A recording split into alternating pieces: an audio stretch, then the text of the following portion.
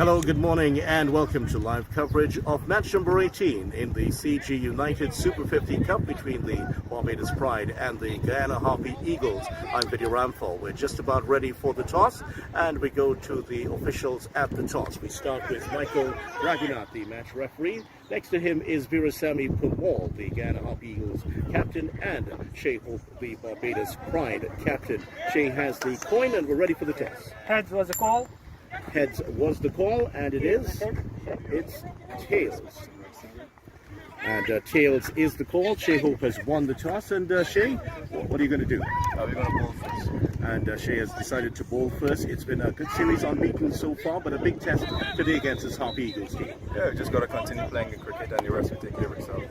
Any changes to your team today? One change. Kemar Smith is making his debut today for Akeem Jordan.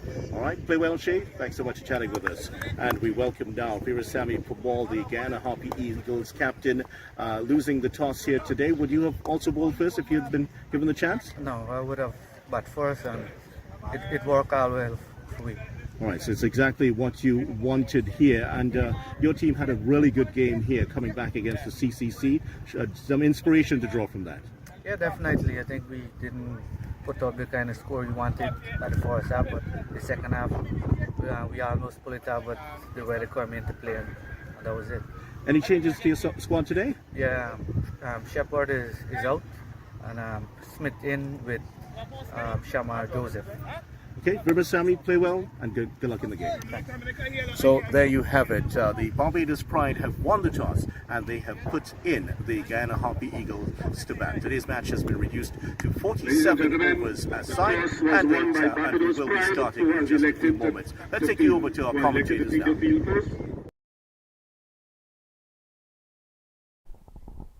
Well, it's 47 overs aside. That is the situation for the teams Barbados Pride versus Guyana Harpy Eagles in match number 18, CG United Super 50 Cup here at the Sir Frank Worrell Memorial Cricket Grounds in Trinidad. Vidya Ramphal alongside Riyad Emrit for this one.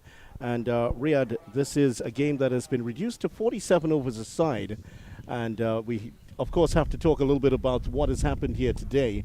And the match has started. It was due to start at 9 o'clock. We're starting at 9:15, and that is because there was an issue with the equipment. The equipment was on the field. The covers were on the field, and that was because it is reported that a member of staff who was in charge of all of those things was not able to make it some personal emergency, and as a result, the game starting an hour and 15 minutes late. Good morning, Vidya. Good morning to our viewers around the world. Yes, Vidya, it's very late start, our own 15 minutes, due to technical difficulties beyond our control. It's a lovely day. It's a lovely morning for cricket. Beautiful sunshine, and I'm sure the guys are eager. They are here very early, and they'll be eager to get on the park, which they are now. Guyana Harpy Eagles taking first strike.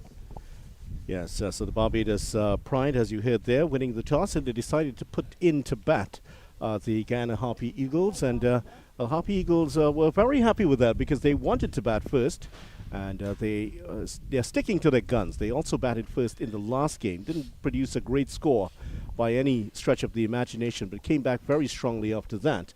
And they've sent out their two young hawks, if you want to put it that way, for the Eagles. Chandra Paul Hemraj and Tevin Imlak. Imlak especially has been in some fine form. Hemraj still to catch fire in this competition. He's facing up to Mayers.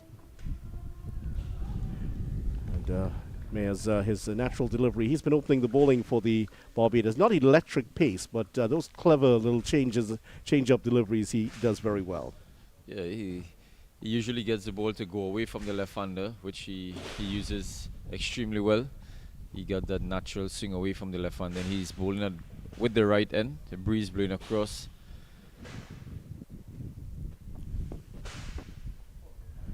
Nice teasing line to start off here. Good judgment shown by Chandra Paul Hemraj.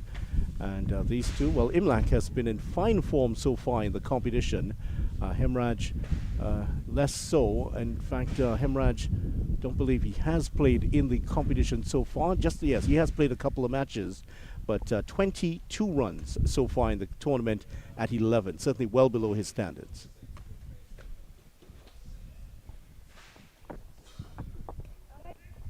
Won't get the run and off the mark, as in contrast, Riyad Imlak, 179 runs. He's averaging just under 45 for the tournament, and not a bad strike rate also, just under 75.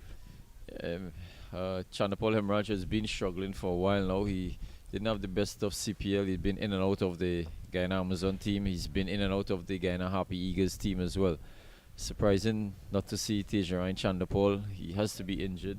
He's not in the starting 11, so Chandapal Hemraj gets another opportunity to show his talent. He'll be hoping that he can seize this opportunity with both hands. Tevin Imlak, on the other hand, has been excellent throughout the tournament. He is the form horse for this team, and he as well will be looking to continue that rich vein of form.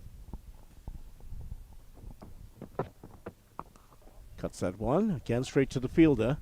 Mayers has only bowled 10 overs in the tournament so far. He hasn't bowled out at any point, just to 1 wicket so far in the tournament, an average of 41, but he's been fairly economical. 4.1, sure he won't be unhappy with that. As he talked about the form of Chandapal, well, Chandapal in his 4 matches so far, just 79 runs.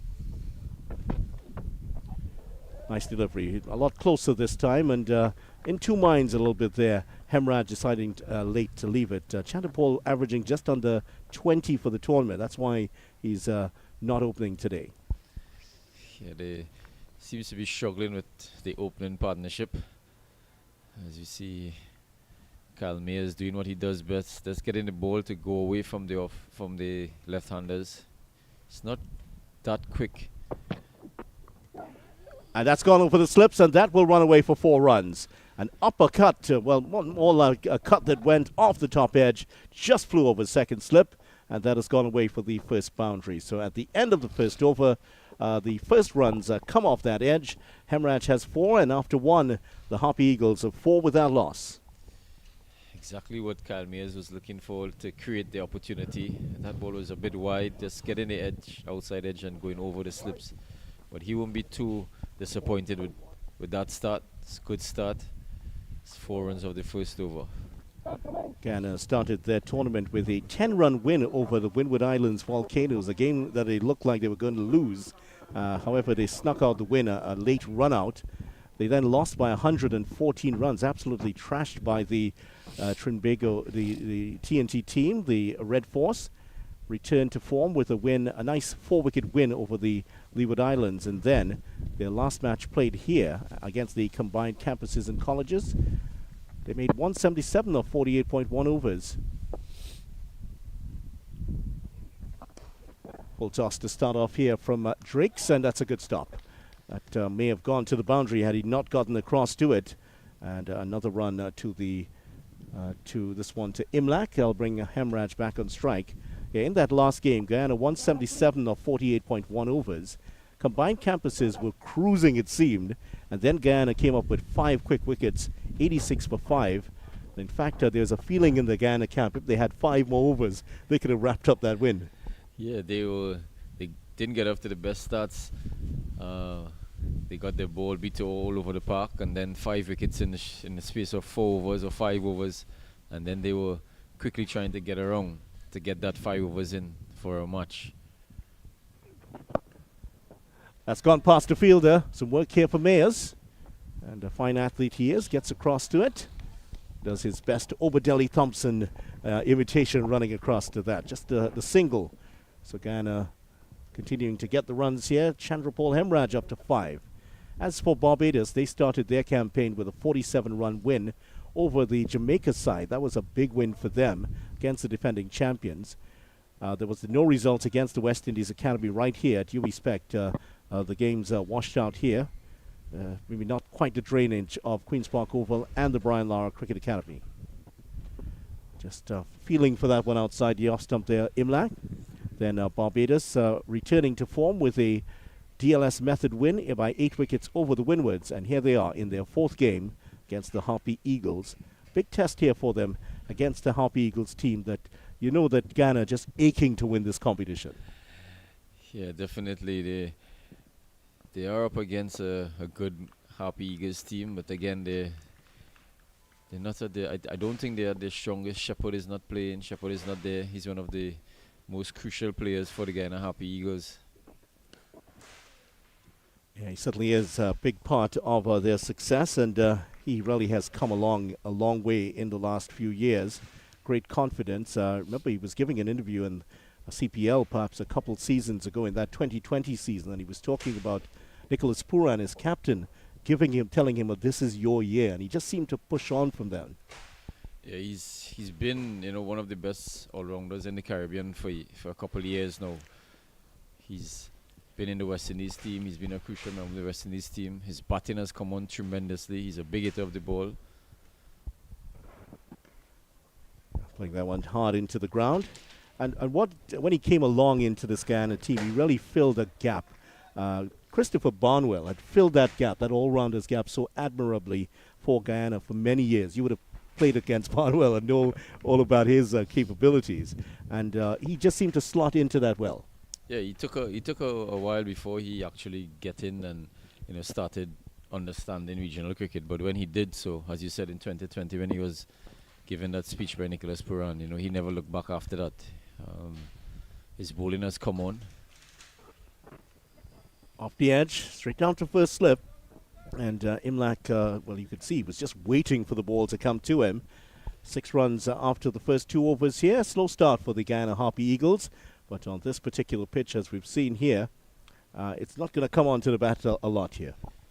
Yeah, it's typical university wicket. What is important for the Guyana Harpy Eagles is that they need to have a foundation. These two need to give them a good start, a good partnership. They don't want to be losing wickets. We saw in the last game that they played, they were bowled out for 177. So they don't want to repeat that. This is a very strong Barbados Pride team. I think they're a very balanced team. They have everything. They cover all the areas. So they'll be looking to get a good score, put a good score on the floor.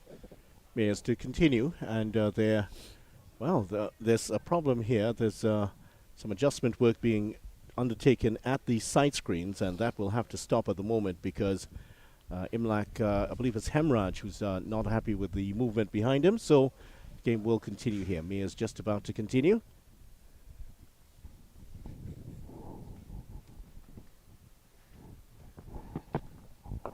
Well, that's hit well, and that has gone back. That's going to bounce away towards the ropes. Well, in fact, it just dropped and stayed there. Wow. Did he hit that with a 9-iron? That one didn't go anywhere at all. Normally, that would bounce away for 4. It just tells you how much rain there's been around in the area. Yes, we've been used to this at the university ground, when the ball's gone up and it keeps plugging in the ground. So it's not really a fast surface. The outfield has been waterlogged with all the rains on Wednesday, so still hasn't dried out as they would want it to. As we keep saying, it's not the best of drainage like the Brian Lara facility or the Queen's Park Oval. Goes for another big hit here. He takes the edge and he's caught behind. And there is the first wicket, and Hemraj, his poor run in the competition continues. He's caught behind for 7, and the Pride strike early here. It's 8 for 1 in the 3rd over. Not a good looking shot there from Chandapal Hemraj. He won't be happy with this. We know he's very attacking. He's attacking by nature. But this is what Kyle Mayers can do. He gets the ball to slant across the left-hander all the time, and it's not a good looking shot there from Chandapal Hemraj. He won't be happy. This team won't be happy. They were looking for a good start from him. He's one of the senior batters in the team, but he's gone.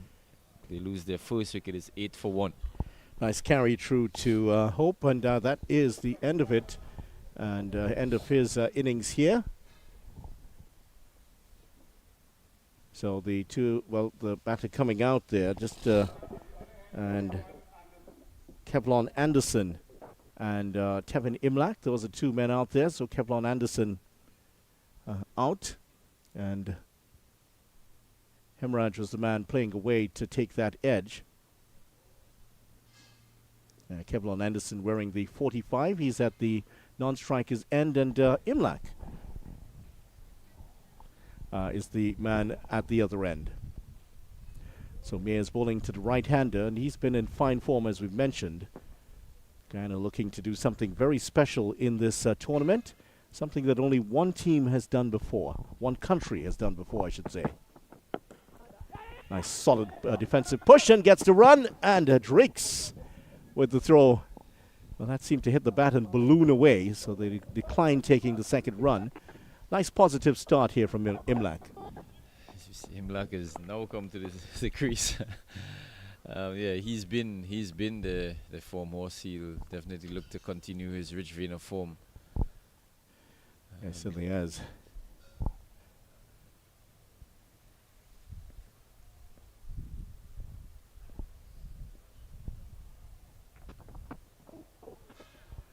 That's good. Good running here from these two again. Two young, quick, exciting batsmen.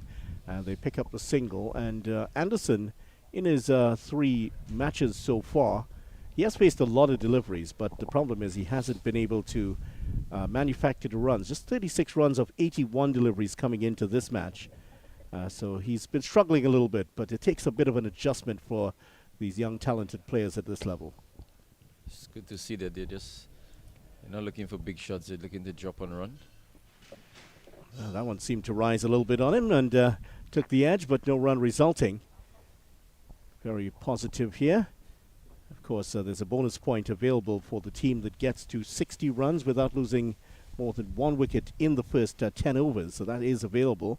Today's match reduced to 47 overs aside. A delayed start here at UWI Spec.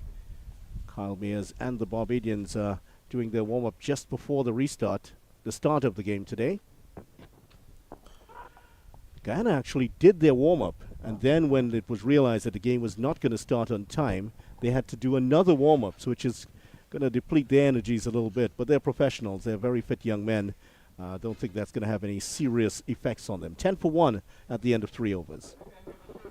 Yes, as cricketers, you don't want to have to do 2 warm-ups. You just want to warm up and get into the game as quickly as possible. So they will probably be dejected, having to warm up and then rest and then warm up again. But as you say, they are professionals, so they should adaptate and get used to it as quickly as possible. So Guyana looking to do something that only Barbados as a country has done before, hold all 3 of the regional titles available. Tell you a little bit about that shortly. Oh, that's a good ball from Drakes, the big man. Left-hander just slanting it across Anderson. And good carry also to Shehope once again. It's good pace and bounce here from Dominic Drakes. Getting the ball to just hold its line. Anderson good thing he wasn't following the ball, he just played the line as well. So good carry, good bounce from Dominic Drakes. And back in 2014, Barbados won the first-class title and the Super 50 title. Not going to get a run this time, and they also the Barbados Tridents also won the T20 title. That's the Caribbean T20 title that year. So Barbados the only team to hold all 3 titles as a country. To hold all 3 titles. Guyana have the first class and the CPL title. So this is their chance to emulate their opponents today in terms of holding those. I'm sure you remember that 2014 tournament, Riyadh.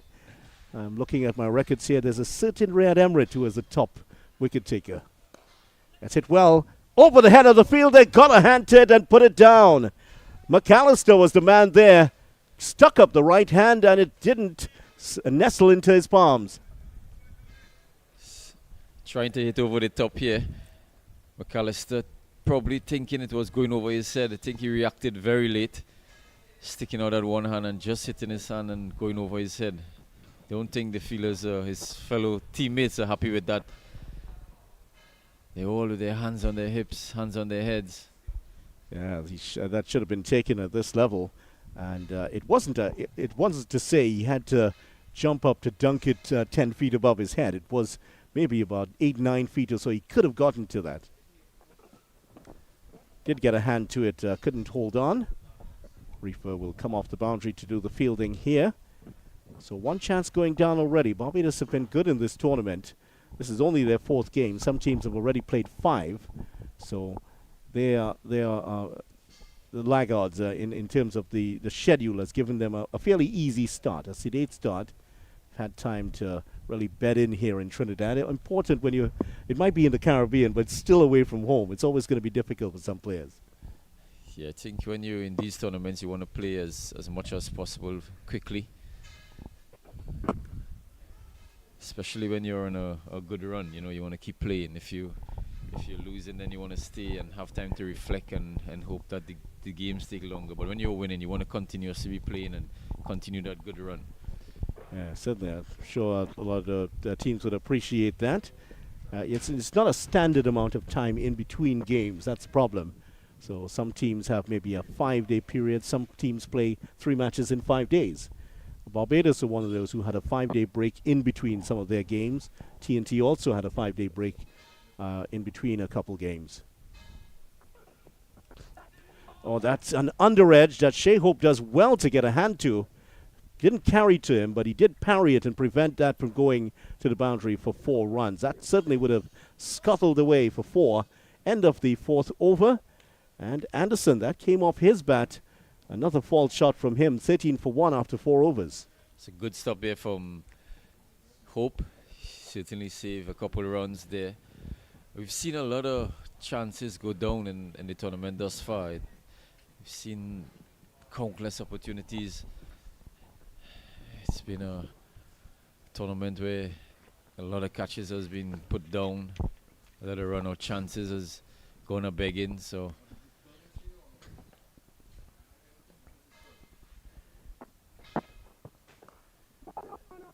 square the wicket and not a good bit of fielding. That's Rustin Chase running across. And this tournament is a bit of a bugbear for Guyana fans because the last time Guyana won this tournament was back in 2005, 2006. And they beat Barbados in the finals that year. That's the last time. It's quite a gap here for such a quality side as Guyana not to win this tournament. And during that period, they have lost a couple of finals. Lost to Trinidad and Tobago in the 2010 final. Again to Trinidad and Tobago in 2015, 2016.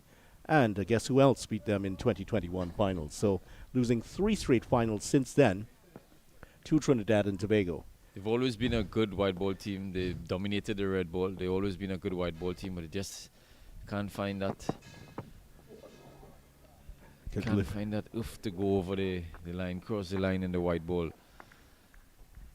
Yeah, that's certainly the case here, and the fans will be hoping that they can turn it around and get the win. The thing is, they have produced players who have had championship quality. Gudike Shimoti was the top bowler in the 2021 competition, and a couple other players have produced some fine displays for them. Down the leg side and a wide. That natural delivery for Mayers, just starting it a bit too wide here at Dewey Speck with the very strong crosswind. You have to be so careful where you start this delivery. His natural delivery is coming into the right-handers, so he can't afford to start too straight. Again, with the slight breeze from left to right of us, he needs to start just on off stump. He's done this before, so he knows exactly what he has to do. He's played well. There's some work out in the outfield. And that's some good work out there. The man coming across to make the stop, Kemar Smith. Looks a fine athlete.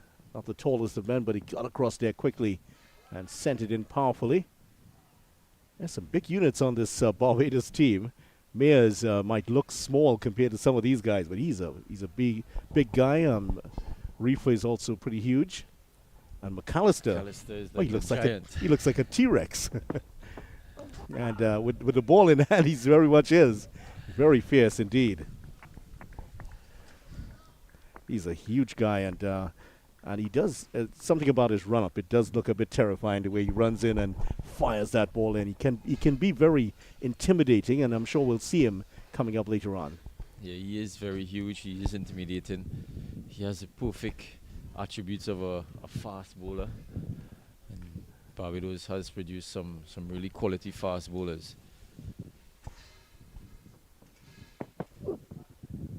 Out the leg side, and another wide here from Mayers. And perhaps the best of them all came out of Barbados. Many would rate Malcolm Marshall as the best. The great Malcolm Marshall. And you think about the likes of Joel Garner, still one of the most frugal bowlers ever in the history of white ball cricket. They've also had some really fast bowlers who wasn't that big in size. Fidel Edwards, Tino Bess, Kemar Roach. These guys bowl, they could bowl in the 90s or close to 90s consistently. 5 overs gone, 16 for 1. And also there's some Barbados bowlers have made their records all over. The first man to dismiss Sir Donald Bradman in Test cricket was a Barbadian, by the way, Herman Griffith. I mentioned that because he was born in Arima in Trinidad here. Yeah. And just like Ryan Austin. Ryan Austin, born in Trinidad and represented. And born in Arima to boot. Yeah. Born in Arima, representing Barbados and going on to play for the West Indies. A very unusual pathway for them. Griffith known as a very feisty competitor in his day.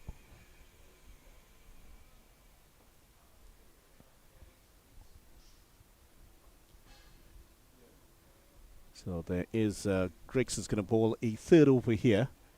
So they were into the 6th over of the morning. 16 for 1 so far. Well, he kept that down well. That one was rising on him. That was a quality shot there from the man in, Kevlon Anderson. Just the way he kept it down and guided it down to third man. Nicely played by Anderson, just looking to use the pace of the ball, running it down to third man. Hasn't seen any real terror in the wicket thus far. This looks like on Drakeson is coming on really nice. He obviously has a lot more pace than Myers.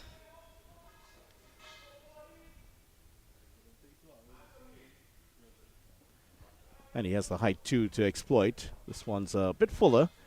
We'll just get one. There's McAllister coming in to do the fielding. And that very swanky haircut of McAllister looks like something out of Vikings, doesn't it? Sure, you've seen that that miniseries. Yeah, he has his locks flying all over. See a lot of guys in the Caribbean now growing their locks. For a while, left-hand spinner from Barbados had his. It's off now. Nicely guided down to third man. That's a shot that Desmond Haynes, who is here today, the chief lead selector for West Indies cricket, he is here and watching the match. A shot he played very well in the ODI setup. The 1980s. great Desmond Haynes. Yes.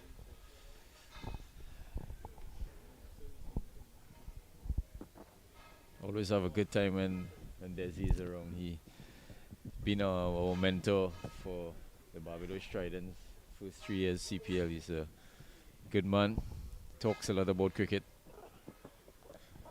Well, that was a little bit too low to cut and allowed to go through. And of course, as the lead selector, a chance to really influence cricket in a meaningful, very much meaningful way in the Caribbean.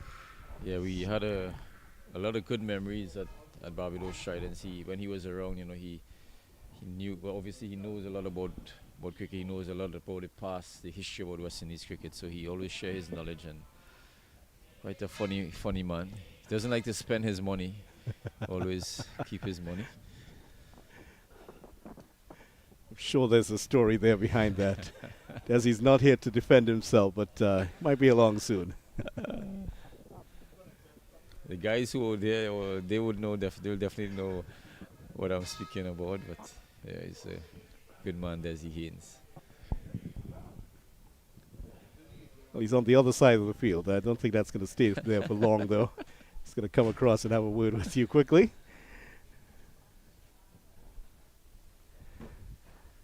But for those who would have seen him bat in the 80s and early 90s and so on, before that, fine batsman, really one of the greats of West Indies cricket.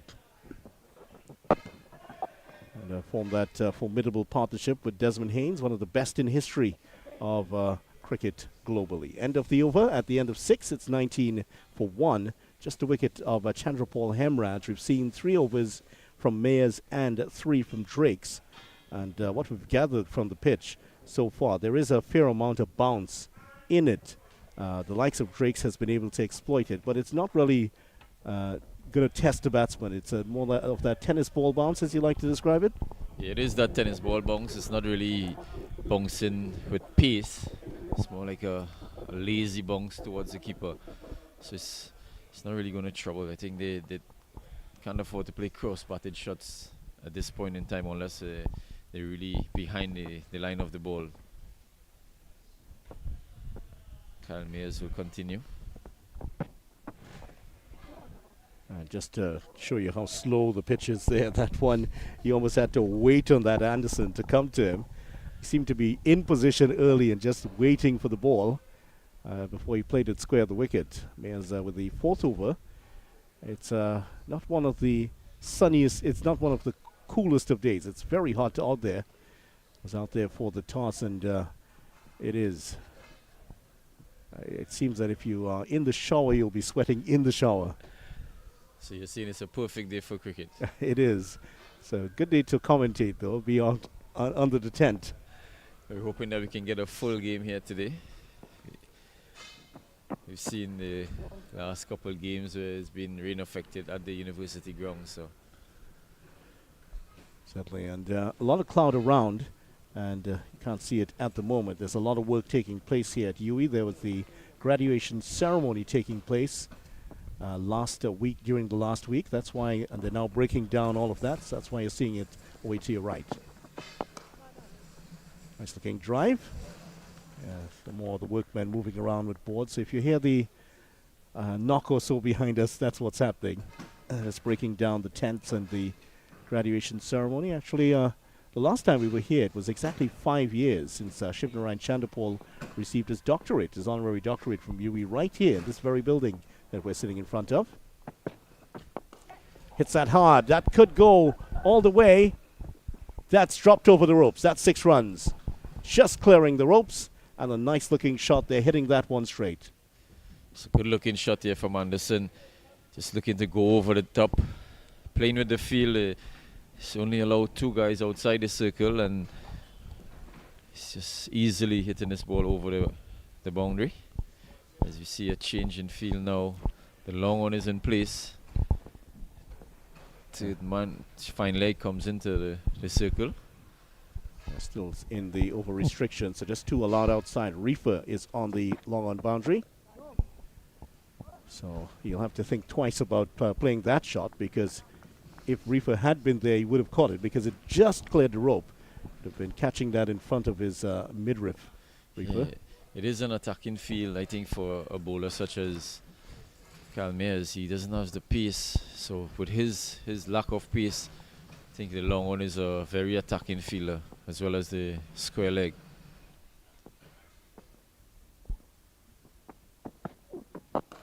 Goes for another one, and that's a good bit of fielding by McAllister, and he just gets along. That was traveling along the ground, and Zachary McAllister just dropping to his right, got his body behind it. Nice stop. It's good stop here from the big fast bowler, getting down. It's a long way down to his right and making the stop. We saw yesterday Shannon Gabriel executing a run out. Probably one of the most unlucky batters in the Caribbean to get run out by Shannon Gabriel. Will get one this time. It was a fine piece of fielding by Shannon Gabriel. The pickup, the release, hit it, maybe had a stump to aim at. The celebration afterwards, if you haven't seen it, take a look back at that match yesterday, Trinidad and Tobago Red Force versus the West Indies Academy. It is a fine piece of camera work also. I'm sure Shannon was as surprised as the batter who was run out. But yeah, he always rates his fielding. He thinks he's Ricky Ponting. When we are doing our fielding drills, he thinks he's Ricky Ponting. So excellent work there by the big fast bowler from the Trinidad and Tobago Red Force team. Flights of fancy, you say? It really was a very good piece of fielding. I was on commentary at the time, and if you didn't know, Yeah, it really was really good. It hit the stumps. The celebration, they ran all over the Imran field. Tahir saw the celebration. Yeah. The whole team was running behind him. It looked like there was an impromptu carnival fete at the Queen's Park Oval. That's because the entire team was surprised of Shannon Gabriel hitting a stump, but excellent work by the big fast bowler. I'm sure he'll be talking about it for the rest of his career. That poor batsman will have to be reminded of that every time that Shannon sees him now. Of course, it's Kevin Wickham. Poor Kevin Wickham, who batted very well yesterday. Won't get the single. That's another nice stop there. Barbados outside of that drop catch. They've been very good here today. And Wickham, nobody's going to remember his 31. And he played really well, Kevin Wickham, yesterday for that 31. Of course, they'll remember that he was run out by Gabriel, a very rare occurrence.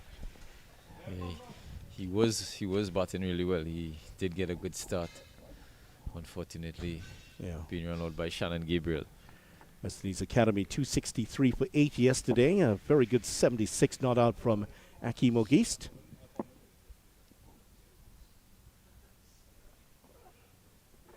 Ooh, no footwork at all. Just hanging the bat at that Anderson. Naughty shot. Lucky to still be there on 14. And Jason Mohammed, a really polished 70 yesterday. A fine innings from the Warrior to win the match for the Red Force, winning that match by 4 wickets. Yeah, I thought he batted really well. Hold up the middle order and the lower order really well. I think they should have gotten in excess of 280.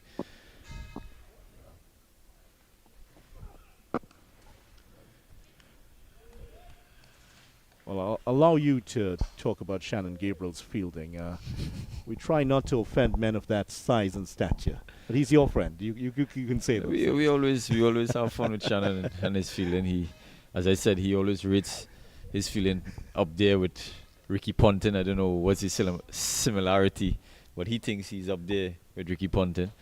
And when he do take a catch or he execute a run out, which is very rare, run out. You would see that celebration, that Imran Tahir like celebration. Lifts that over the infield. This could run away for 4. It gets a rather heavy bounce and almost plugs in the surface, so it's not going to go to the boundary. So those type of airy shots are not going to yield a lot of runs here today. They're going to have to keep it on the ground. Every shot we've seen that has been driven along the ground has gone for 4, but once you get it in the air and it hits that surface, it just seems to produce a big dent in the surface. It stays right there. Yeah, it's not the fastest outfield. It keeps plugging every time it gets hit in the air, and it just drops and, as you say, make a big dent in the outfield. So they need to run all their runs. Every run here is very important. Certainly is. Golfers love that sort of thing. Cricketers less so. 8 overs gone, 28 for 1. Anderson, when the ball is just outside the off stump, he seems to be flirting with danger. Anything that is close to him, he's easily working it onto the leg side. So I think they need to bowl just on about off stump, just outside off stump, and see if they can create an opportunity, an edge for caught behind, or even a catch at cover point. A lot of options here for the Barbados Pride team. Primus, one of those left out today. And they do have the leg spinner Javed Leacock in there. Zachary McAllister on the field. He's still an option. Mayers is going to continue, though. He has another over. Mayers going to get his 5th over here. 4 overs, 1 for 18. Tidy from Mayers. Got the wicket of Chandrapal Hemraj. They still have some options. Akeem Jordan hasn't gotten a look in so far. Raymond Reefer, the left-arm medium fast bowler, he is on the field, so he's also an option here for them. Do have a lot of options.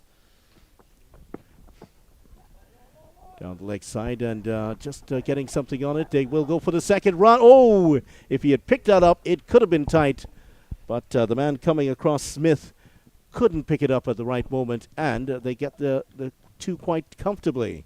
Kevin Imlak is extremely quick across the turf. He keeps pushing the fielders, which is very good. Kevin Anderson, on the other hand, he seems to be jogging the first run. He needs to keep up with Kevin Imlak.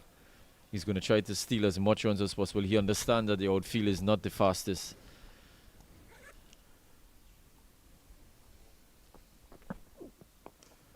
Well, that one seemed to keep a little bit low, but the vertical bat didn't defeat the vertical bat of Imlach, the right-handed wicket-keeper batter. Another fine young talent here. He's had a good series. He's also pretty good behind the stumps. Another one to challenge for a place in the West Indies team. Seems like the slower bowlers is going to get the best out of this pitch. Not much to work with, no pace to work with. Again, Calmeers is just pulling that ball just on about off stump. Trying to get it to tail back in. That's his stock ball, that's his stock delivery. Devin Imlach. Just looking to build that innings, as we keep saying about this, trying to bat these first 20 balls and get set. He's already faced 13 balls. Well, when you talk about building innings, no better exponent to that than a man with the wicket-keeper gloves on at the moment. Shea Hope, the most successful West Indies batsman in the last 5 years at 50-over cricket. Up till the last game they played, he was the leading run scorer in the world. Since 2019, he was overtaken by Babar Azam, who's playing at the World Cup right now, which tells you a lot about how far ahead he was. He has been exceptional for West Indies in white ball cricket. He's been our best batsman for a while, and he'll be looking to continue his good form. He's leading this Barbados Pride team.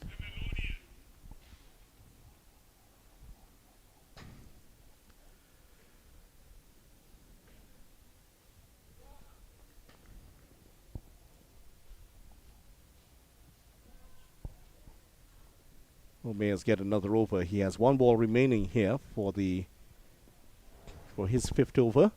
Haven't seen too many bowlers bowl more than 5 overs. A few of the spinners have bowled out their 10 overs in a row. And that's outside the off stump. A couple of deliveries keeping low in that over. That's the only misbehavior we've seen from the pitch so far. But after 9 overs, slow going here from the Guyana Harpy Eagles. 30 for 1, in no danger of earning that extra point for getting a fast start. Yeah, very slow start here from the Guyana Harpy Eagles, but it's important that they can build a foundation. They don't want to lose too many wickets. They already lost the wicket of Chandapal Himraj. So these two are looking to build a good foundation, have a good partnership for the guys at the middle and low order to finish off the innings. As we see a bowling change from the southern end. Raymond Reefer replaces Dominic Drakes. Yeah, Raymond Reefer was getting some refreshment just before the over. He left arm medium pacer. Has played Test cricket, of course. Raymond Reefer now on for the Barbados Pride. A big part of that Guyana team that won the first-class championships 5 times in a row. So coming up against his former franchise here. Yeah, Raymond Reefer has been integral member of that Guyana Harpy Eagles team in the first-class tournament. There's an edge here. They're appealing for it, and that's out. That is the end of the innings here by Kevlon Anderson, getting the catch, feathering a catch behind, and Anderson is gone for 16. So that is the second wicket down for the Harpy Eagles, and they slip into further trouble here. It's been a slow start, and now 2 wickets down. Anderson goes. It's not the perfect delivery here by Raymond Reefer, just on the leg stump. A little tickle down the leg side by Kevlon Anderson, and easily taken there by Hope. He won't be happy with that. It's one of the deliveries that he won't be happy as a batter getting out with, but he has to go, and they lose their second wicket at 30 for 2. Yeah, he certainly wouldn't be pleased with that at all, but look, the identity of the man coming in. This is Shimron Hetmeyer, one of the most feared batsmen in the world. When he gets going, he can really change a game very quickly. He hasn't had the best of tournaments so far, but this is a man that he's always going to command respect. In his 4 innings so far, just 59 runs, averaging just under 15. that is way below what we expect from him. Yeah, it's way below his standard. He will be looking to make an impression in this game. The Guyana Harpy Eagles will definitely need his experience, will need a big score from him. He needs to deliver in this game if Guyana Harpy Eagles is going to look to qualify in the top 4. And to break that drought of no titles in this competition. Hetmeyer just 26 runs away from 2,500 runs in List A cricket, averaging just under 33.5 for in his 82 matches. 700s and 1050s during that time. How they'd love if he were to improve on those stats today. They'll definitely be hoping that he can get a very good score here today. He'll love to improve in these stats. He'll need all his experience here today. Lefty Hetmeyer with a slip in place. And stylishly gets behind it, and famously part of that West Indies under-19 team that won the World Cup in 2016. Captained that team and got a huge amount of social credit from that. Everybody was so enthused with him. And look at his experience playing at international cricket. He's played for so many teams, including the Delhi Capitals, the Rajasthan Royals, Royal Challengers Bangalore, of course, part of the CPL winning team this year. Drives that one straight to the fielder, no run this time. Really worked that one from the offside onto leg. Yeah, he has a wealth of experience. He has a wealth of franchise experience. He's been around international cricket for a while. He needs to come good here for the Guyana Harpy Eagles. Barbados Pride, on the other hand, will be looking to get rid of him and see the back of him as quickly as possible. Yeah, they'd love to see that his poor form continues in this competition. And yeah, he's getting behind the deliveries well. It's a measure of his class. He's into line very quickly, picking up the line and length so well. Actually was part of a very unusual dismissal last year. I don't know if you saw it. First ball he faced in a first-class match. Knocked it down. The ball was bouncing towards his stumps and he hit it a slap. And was out hit wicket. And immediately as he touched the ball, you could see he knew that he was going to be gone. Walked off immediately. That's hit straight well. And that will run away down towards the boundary for 4 runs. Shimron Hetmeyer gets off the mark in a fine way. Lovely lofted straight drive for 4. Excellent looking shot here by Shimron Hetmeyer, hitting it straight back over Reefer's head into the boundary for 4. It's funny you say that, the way he got out in that first class game. There was a lot of heckling and giving him talk about that dismissal. He knew he was out immediately. He said it was just instinct. Gets it behind this one nicely.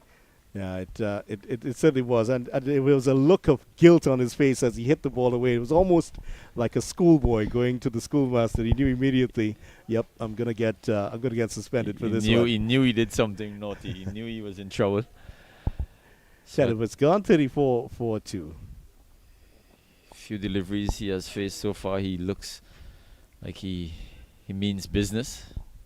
It's not as attacking as the last few innings that he's played. Needs to come good here for the Guyana Harpy Eagles today. Reefer making the breakthrough in that over his first, getting the wicket of Anderson, caught by Hope for 16. Wickets falling so far at 8 and 30. 16 runs of the first 5 overs, and the next 5, the last 5 overs, 18 runs coming off it. So Guyana have not improved too much on their scoring here. In the meantime, they've lost a couple of wickets. Imlak still there. Hetmeyer is there. And once Hetmeyer is there, it's always going to be a sense of jeopardy or danger for the fielding team. Now we're going to see Roston Chase, who shot up to great heights in Test cricket. Second match against India he played in his Test career, 100 and a 5-wicket haul to help the West Indies to a draw. It is very difficult to achieve that sort of record in a Test match. Very difficult, but this man did it. It's not surprising that he's on this early. We're looking to get rid of Hetmeyer as quickly as possible. We're bowling at the top end. Black will pick up a single behind square. They might think about a second here, but Hetmeyer's deciding he doesn't want to go for it. And we talked about Hetmeyer's record in this competition. Pretty good record, but given his quality and class, one would feel that an average of 33 is below where he should be, perhaps at this time in his career. As for Roston Chase, another fine servant of the Barbados team. Just the 5 wickets so far in the competition.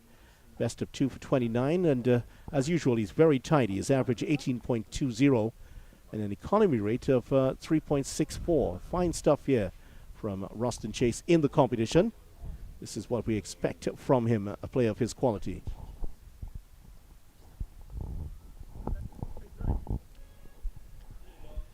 He will be fancying his chances against Shimron Hetmeyer. There's always this thing about off spinners bowling to left-handers early up in their innings. Hetmeyer drives that one into the gap. Short cover in place. And there is also a slip in place, but he got forward to that nicely, Hetmeyer. In full flow, he really is something to see. I mean, you played alongside him. You know, you've seen him in practice. He is a fine hitter of the cricket ball. He is someone that when he's on the go, he's very, very difficult to contain. He just can't seem to get going in this tournament, but he is very difficult to bowl to when he's on the go. Straight to the fielder again, and Roston Chase, 60 wickets in his 87 list A matches, best of 4 for 19. Actually, he's been a lot better than his career average in this tournament. His career average is in the region just under 33. He's about half of that so far, so he's having a good tournament with the ball. Hetmeyer used to be someone you could have bowled on off stump and tried to contain on off stump, but he has gone back and... Big appeal, but maybe going down the leg side. Roston Chase certainly was interested in that. Certainly going down the leg side. Again, Hetmeyer has gone back and he's worked on his offside play, and he's really worked a lot and dominate the offside now. So he's very strong, both sides of the wicket. Important to keep reinventing yourself as an international cricketer. That one almost getting to the boundary. A couple of runs there. And that is the end of the over. So 11 overs in the books now. And Raymond Reefer has trotted across to the other end. He's about to bowl his second over here of the day. And the Barbados Pride in a good position here. 38 for 2. Well, we talked about Hetmeyer, but a little bit about the Guyana team. Have they been a bit unconvincing with their batting for the tournament so far? In their first match, 229 for 9 they got against the Windward Islands Volcanoes. Won that game by 10 runs. Bowled out for 176 against Trinidad and Tobago in 33.4 overs. In their third game, 248 for 6. That's their best score of the tournament to beat the Leeward Islands by 4 wickets. And, of course, in their last game played, bowled out for 177. So it hasn't been altogether convincing for this Guyana Harpy Eagles team in this tournament so far. Yeah, it's been very inconsistent, up and down from the Guyana Harpy Eagles. With their batting lineup, you would expect a lot more bigger scores from this team. Hetmeyer, that's nicely, just punches that into the onside, doesn't get the run. And remember, this is a team that contains Shimron Hetmeyer and Sherfane Rutherford, 2 of the most destructive batsmen in the world. And they're struggling for runs. So it just tells you a little bit, maybe not everything totally okay right now with the Guyana team. A few batsmen out of form. Rutherford has 100 though. Rutherford has 100. He scored 100 in one of the innings. A big disappointment is Chanapol Hemraj. Drives that nicely. That's beaten the bowler. Fielder will cut this off. Just a 1 run. Chanapol Hemraj certainly hasn't lived up to his expectation. He's been given a fair amount of opportunities and haven't delivered. He's a very, very attacking batter. When he's on the go as well, someone that can destroy any attack, he's not giving them the starts that they need. Tejaran Chanapol, he's a bit slow, but when he gets going, he can score. haven't got much runs from him, so the senior batters hasn't given them the runs that they've been looking for. Yeah, I'm sure that many in Ghana would agree with that. They haven't been getting the production rate from their senior batters. Good chance here today for Hetmeyer to redress some of that. Of course, given that brilliant 100 from Rutherford, 105 not out, he got it very quick time. He's averaging 56.66 for the tournament and a strike rate of 124. There's nothing wrong with that at all. Yeah, I'm sure he'll be looking to continue that good form. I'm sure he'll be looking to address the West Indies selectors as well. Has he taken the edge here? He's already walking. That is the end of his innings. And Imlach is gone and Reefer struck again. Wickets in consecutive overs. And Imlach reaching for one outside the off stump. His tortured innings of 22 balls is gone. And he is caught behind for 7. Third catch here for Shea Hope. Again, another poured shot from Devin Imlach. These Guyanese batsmen are really looking to give away their wickets. Wide ball outside the off stump and again flirting with danger. Easy catch for Hope behind the stumps. Raymond Reefer producing another wicket. 39 for 3. That's going to hurt Guyana because Imlach is the top scorer in the competition for them so far. 179 runs before this one, so getting up to 186. But Rutherford is the next highest at 170. No other batsman from the Guyana team has gotten over 80 runs in the competition. It's a huge shortfall in run production for this Guyana team. So worrying signs here already for the Harpy Eagles. Yeah, we see the inconsistency in their batting continues at the university ground. They didn't have a brilliant batting display in the last time at the crease. They were bowled out for 177 and 39 for 3. Seems to be going down that same path. Still some good batting still to come. Just like of Rutherford. Hetmeyer is still there. Savary, who's just come to the crease. He's a good young player. So let's see what he can offer here. Savary. And give you a little bit about him here. Savary, so far, just the 2 games. 29 runs in the tournament so far. Another one who is short of runs in this competition. And the left-hander has another left-hander at the other end. Gets the run to start off. That's good. Just push and run here between these two. Hetmeyer responded very quickly. The problem here for the Guyana Amazon Warriors, yes, they got 177. They recovered to get 177 against the combined campuses and colleges in the last game. Imlach got 80 in that match. He's out already for 7. After him, the next highest scores were Shimron Hetmeyer 10, Rutherford 13, and Romario Shepherd, who's not playing today, on 19. So problems here for Guyana all round.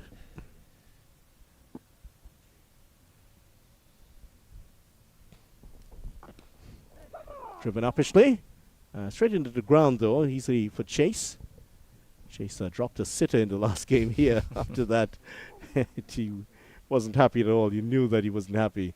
2 wickets here for Raymond Reefer. 2 for 6 his figures after 2 overs. 1 wicket for Kyle Mayers. That's all she wrote so far. And what a good start here from Reefer. Maybe not the 2 deliveries he will want to remember for a long time, but it doesn't matter. In the papers tomorrow, they'll say it's 2 for 6. Yeah, it's still 2 wickets. It doesn't matter how you get them. Most important thing is you getting the wickets, and that's his job. To get wickets for the captain. He's gone 2 overs, 2 wickets for 6 runs. They'll be looking to put some pressure on the new batter, Savory. As you said, he's not gotten any starts in the tournament thus far. The batting woes continue here for the Guyana Harpy Eagles. They definitely need someone to put up their hand, or a couple players to put up their hands. Still a lot of overs to be bowled. Chase is going to continue his second over from the northern end of the ground. Sunshine, if possible, has seemed to get a bit brighter here. Blue sky above, some puffy white clouds just above what you're looking at the moment.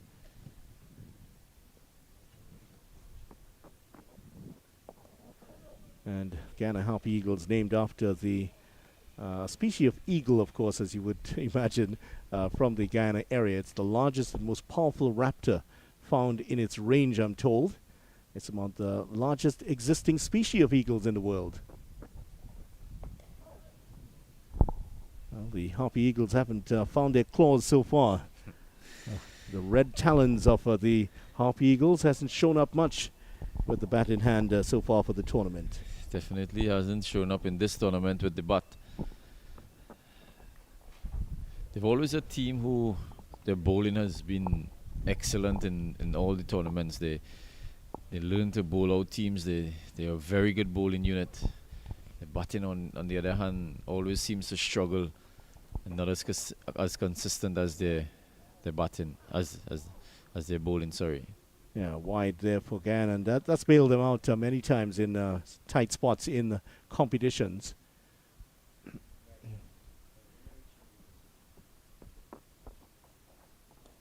Ooh, almost played that on, just hitting the inside of the pads.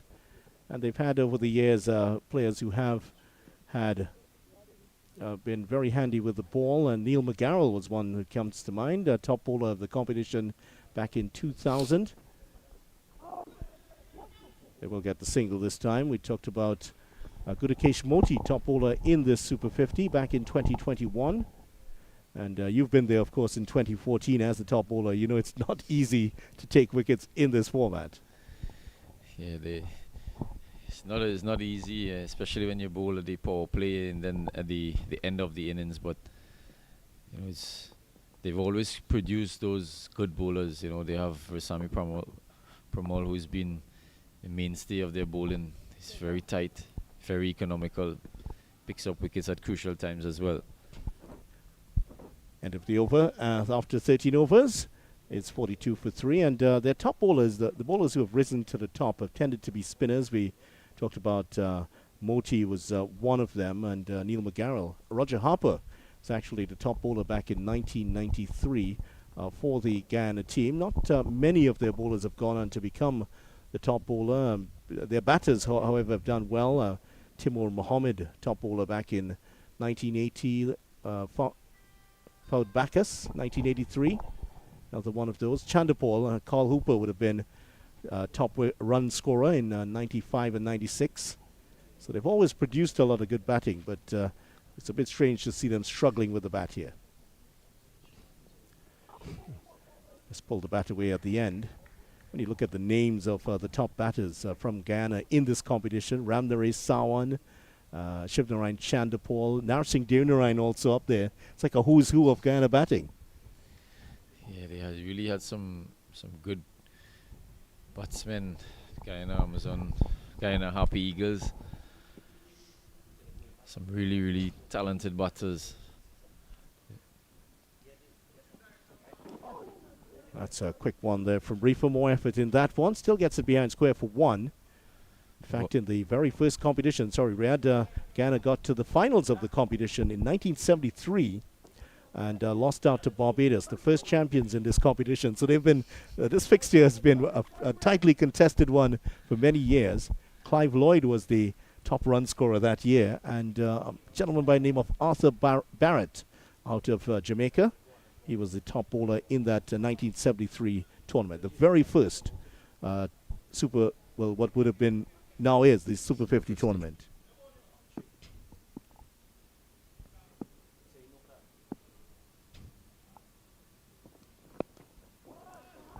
We'll get the single. Hetmeyer just a few stutter steps at the start as he just gets that body of his going. Raymond Reefer, every time he delivers, you always hear a snap. That snap is his hand hitting his leg. He's been doing that for a while now. Every time he delivers, his hand just keeps snapping on his leg. It's a big sound. Kevin Cooper used to have that same issue. T.N. Webster, he has that issue sometimes. Yeah, that left hand just whips across his body and smacks into his right thigh. Might have to put on a thigh pad on that right thigh when you're bowling. He's a very fit man. He's a huge man. You see, he spends a lot of time in the gym. Very fit, indeed. So, just a mosquito bite for him. Yeah, he does spend a lot of time in the gym. He's fit. He always keep working on his game. He's not the fastest of bowlers. He uses his variation well. That's what he does a lot. He's driven straight to the fielder. A run this time. The identity of the fielder, of course, Craig Brathwaite, the Test captain out there. He is serving under Shea Hope, the ODI captain for the West Indies. Yeah, that Barbados-Jamaica game was quite interesting. You had the Test captain, ODI captain, and T20 captain for the West Indies involved in that game. All of the leaders of the West Indies team in one game. Played well. Good delivery from Reefer. He really put a lot of thought and effort into that. Still a big smile on his face, wondering how that didn't get through. 14 overs gone, 44 for 3. Guyana Harpy Eagles still trying to build a platform here, and which they can provide some sort of an assault later on. So far, we haven't seen in the bowling, we haven't seen Jem McAllister just yet. He is in the lineup. We haven't seen him bowl, so he's still an option to come on later on. Yeah, he's probably the fastest of the Barbados Pride bowlers. I'm sure he'll be eager to get some bowling under his belt. He just have to wait at the moment. There's two left-handers batting, and skipper Hope is looking for his experience, Ruston Chase, to get another breakthrough. Chase getting that one to get past the edge here. He is getting some turn. You do get some turn here at UE. It's not the fastest of pitches, but there is a little bit on offer to the spinners. Tries to force that through the gap. That's good fielding. Nice diving stop there by Leacock. He's another of those who is available to bowl, the leg break bowler. Now, you were making the point, and a very good point, that the leg spinners have been dominating the competition. I don't think it will be long to see before he comes in. Yeah, it's been one of those tournaments leg spinners has dominated. Surprising. Played through the gap again, this time beating Leacock. And in terms of the wickets in the tournament, the top wicket taker, Yannick Carrier of the TNT Red Force, 14 wickets. Didn't play in the match yesterday. Daniel Dorham of the Leeward Islands, 10 wickets, a 7-wicket haul in there. Left arm spinner. Surprising not to see Yannick Carrier playing yesterday. Oh, that's a naughty looking shot. Well, it was explained that he does have a niggle, so he was off the field. He was on the field as a 12th man, bringing on the water and so, but he didn't participate in any of the warm-ups, so that may have been a clue that there is something. Played nicely onto the leg side. And Mansingh, Abhijay Mansingh of the CCC, 9 wickets for him, another leg spinner. Hayden Walsh Jr. also with 9 wickets, leg break bowler in there, and Sunil Narain. Not a leg break bowler, but he turns it like that Dusra ball. That's still like one. He does everything. And we'll get a run here, possibly a second if they hurry. No, they decide against it. Yeah, Sunil has bowled all sorts of different deliveries. There was even one as the over comes to an end here. 15 overs gone, 47 for 3. And they've gotten only 13 runs in that 5-over block. Their worst production rate just yet. Yeah, it's been tough going here for the Guyana Harpy Eagles. Very disciplined bowling by Barbados Pride. But they need to keep these wickets intact. Can't afford to lose wickets consistently as they have been doing throughout. They need a proper partnership. They need a big partnership from these two. They have one of their senior batters, Shemroy Hetmeyer. He'll be looking to carry his bat.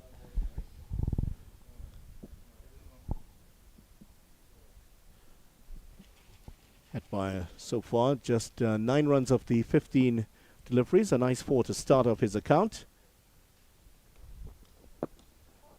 Make that 10. He's into double figures now. So far, so good for Hetmeyer. He gets a couple runs. Outside of that drive that went for 4, we haven't seen anything outside of that for Hetmeyer in terms of attacking shots. It's like he's really committed today to building an innings. Yeah, he does look good. He looked compact from the very first ball that he faced. Seems like he mean business today. They will need all of his experiences here today. They need a big innings from Shamron Hetmeyer. He'll be hoping that he can take his team over the 250, 260 mark.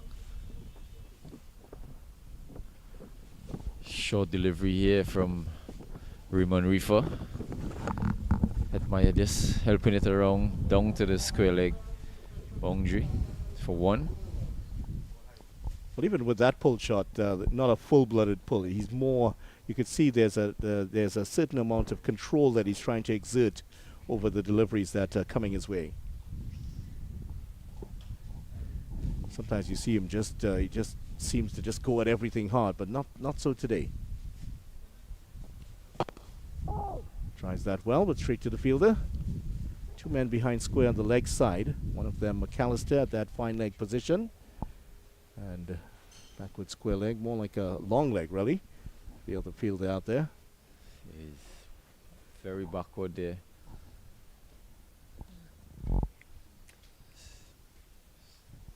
It's probably because of the slowness of the pitch. He's in that position.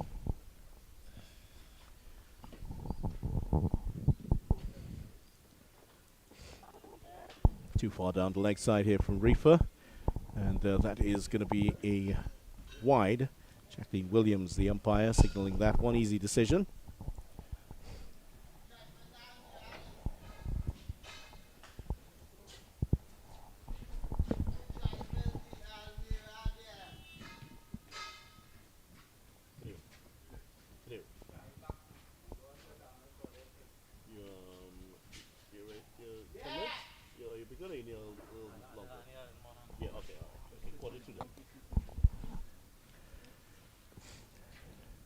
Yeah, so that's driven away. Just going to get, well, played behind square actually for 1. So the 2 lefties out there at the moment always makes it a little bit easier for the bowlers to bowl to 2 left-handers.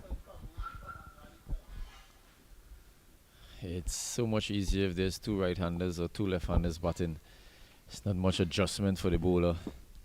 His lines is probably going to be the same. His length is the only thing that needs to be adjusted.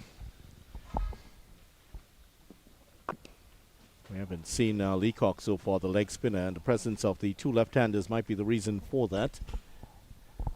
So that's what's happening.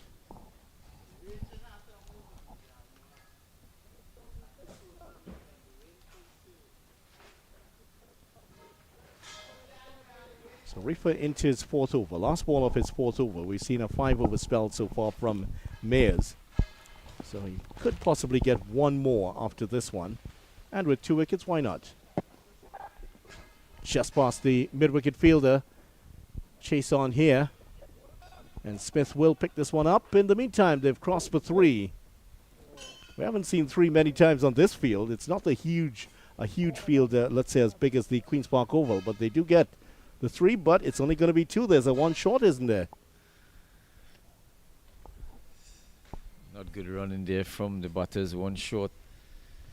Well, excellent looking shot there from Hetmeyer. That's the Hetmeyer we've known. Just clipping this on the leg side. Excellent looking shot. Well, so at the first water break, the Guyana Harpy Eagles are 54 for 3 after 16 overs. We'll take some drinks ourselves and we'll be back with more after this.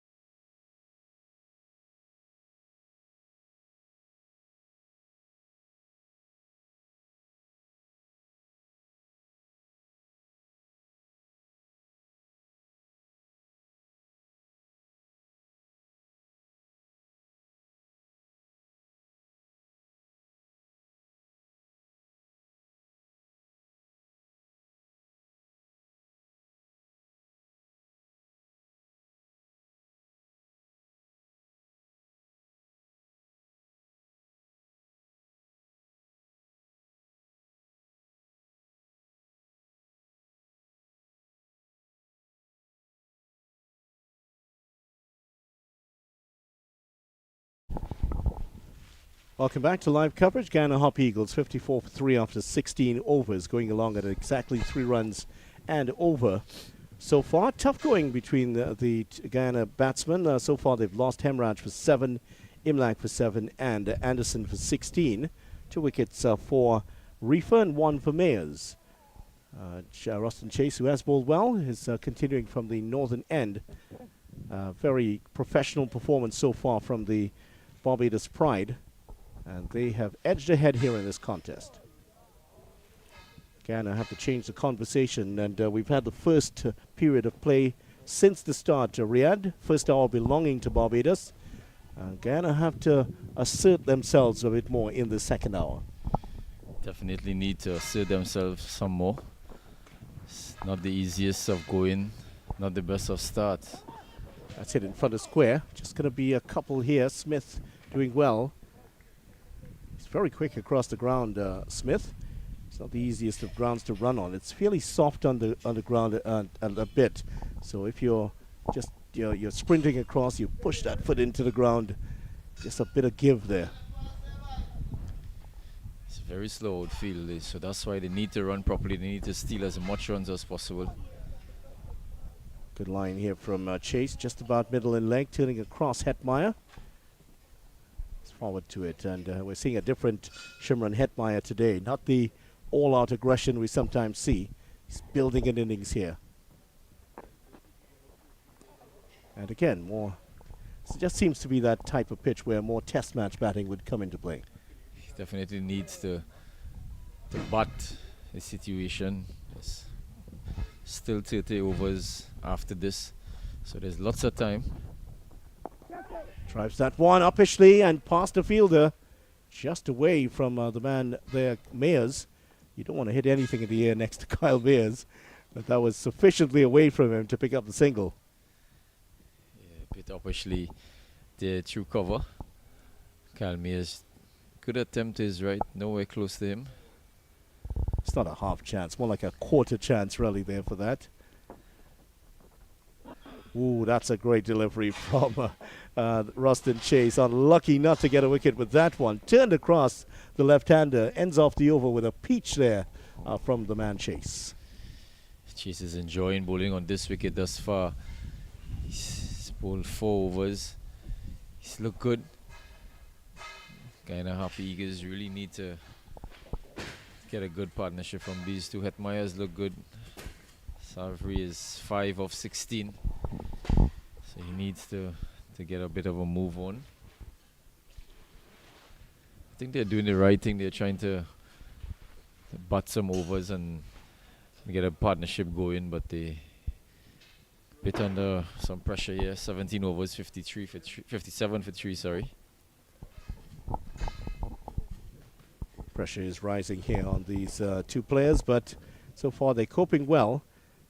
Shea Hope just behind the stumps there, so we see some more spin being introduced. We're wondering if Reefer might come back on to add to his overs, but he is off now. And is this Kemar Smith I'm seeing with the ball at the other end next to Jacqueline Williams, the umpire?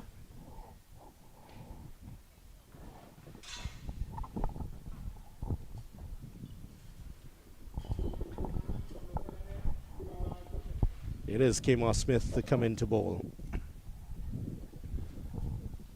Another off-spin option for the Barbados Pride. They think they have every situation covered. They have a left-arm orthodox, they have a leg spinner, they have off-spinners, they have left-arm seamers, they have right-arm seamers.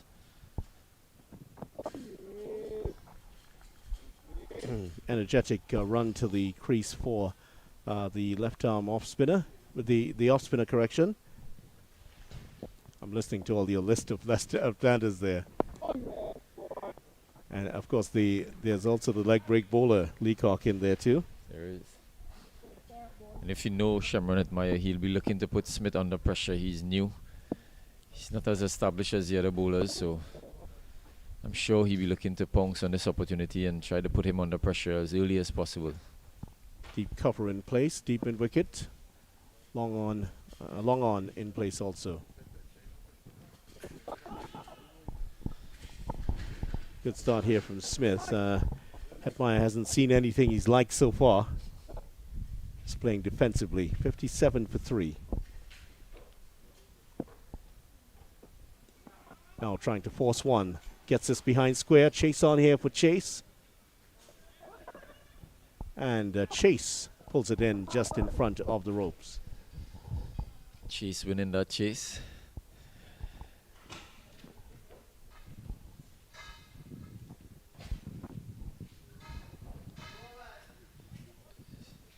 No big flight from Smith so far. He's just bowling fast into the wicket, just on about off stump. Yeah, I had thought he could have gotten that one through the gap there. Straight to the fielder. Over comes to end. 18 overs gone. 15-9 for 3 so far here with the Barbados Pride in control of this contest. And you can just see that there's a certain amount of frustration creeping into the mind of Hetmeyer at the moment. His reaction after he hit the fielder that time spoke of volumes. He's not really getting much help from the other end, so he has to do it on his own. He's 19 of 30 balls. Savory is 5 of 16. Most important thing for Savory now is to try to bat and bat through. You don't want to be soaking up so many dot balls and then getting out, putting pressure on your other batters to come. So they need to build this partnership, need to take it as deep as possible. Obviously, the most important thing here is to rotate the strike.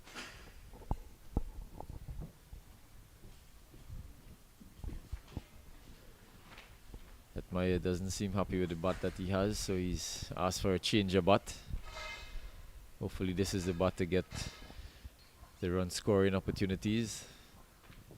Well, with a change of bat, is that going to signal a change of fortunes also for him? He's back at the non-strikers end. Ruston Chase will continue. Ruston Chase just 4 overs, none for 12. He's bowled some fine deliveries to the left-handers here. He's enjoying his stint against the lefties.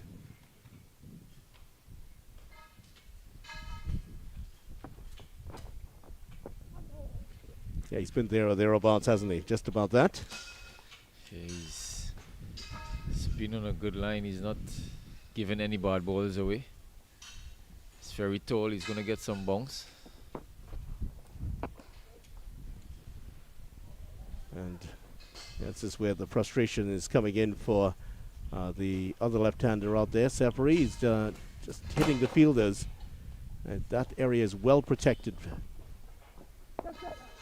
Has to really work this one in front to the left of the cover fielder.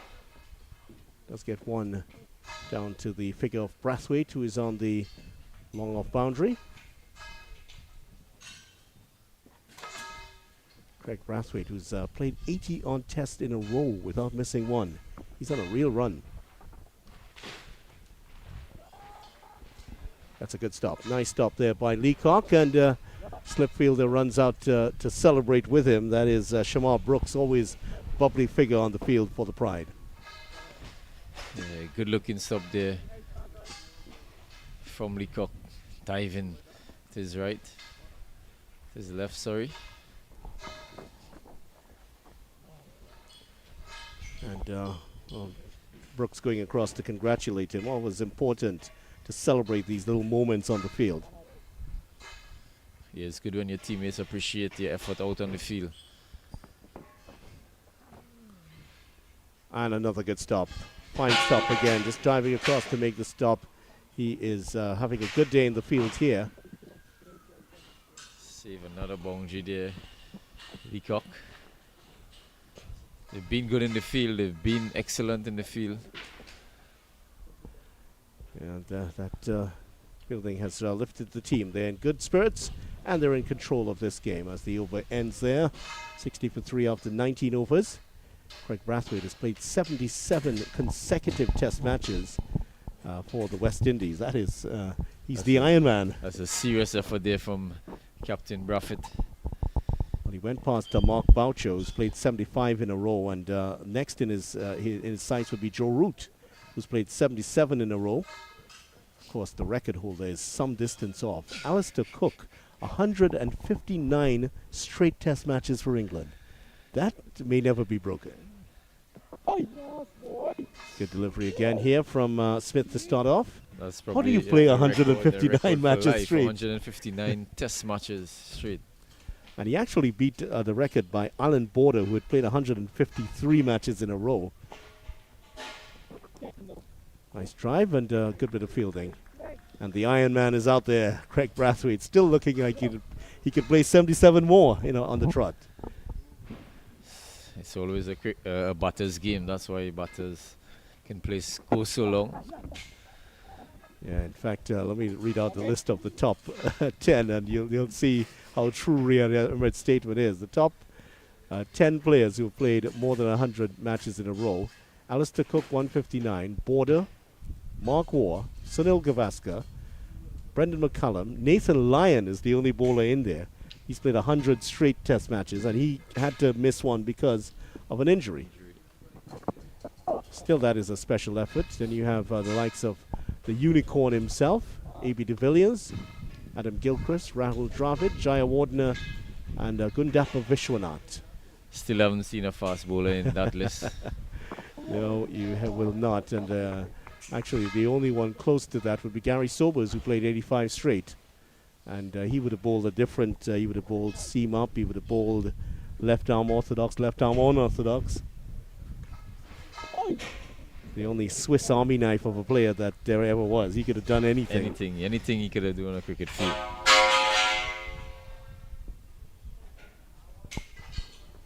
In fact, the first fast bowler to appear on the list, it was Kapil Dev, 66 straight matches. So it is very difficult, very, very difficult to play that many. And It's very testing on a fast bowler's body to play test matches for so long.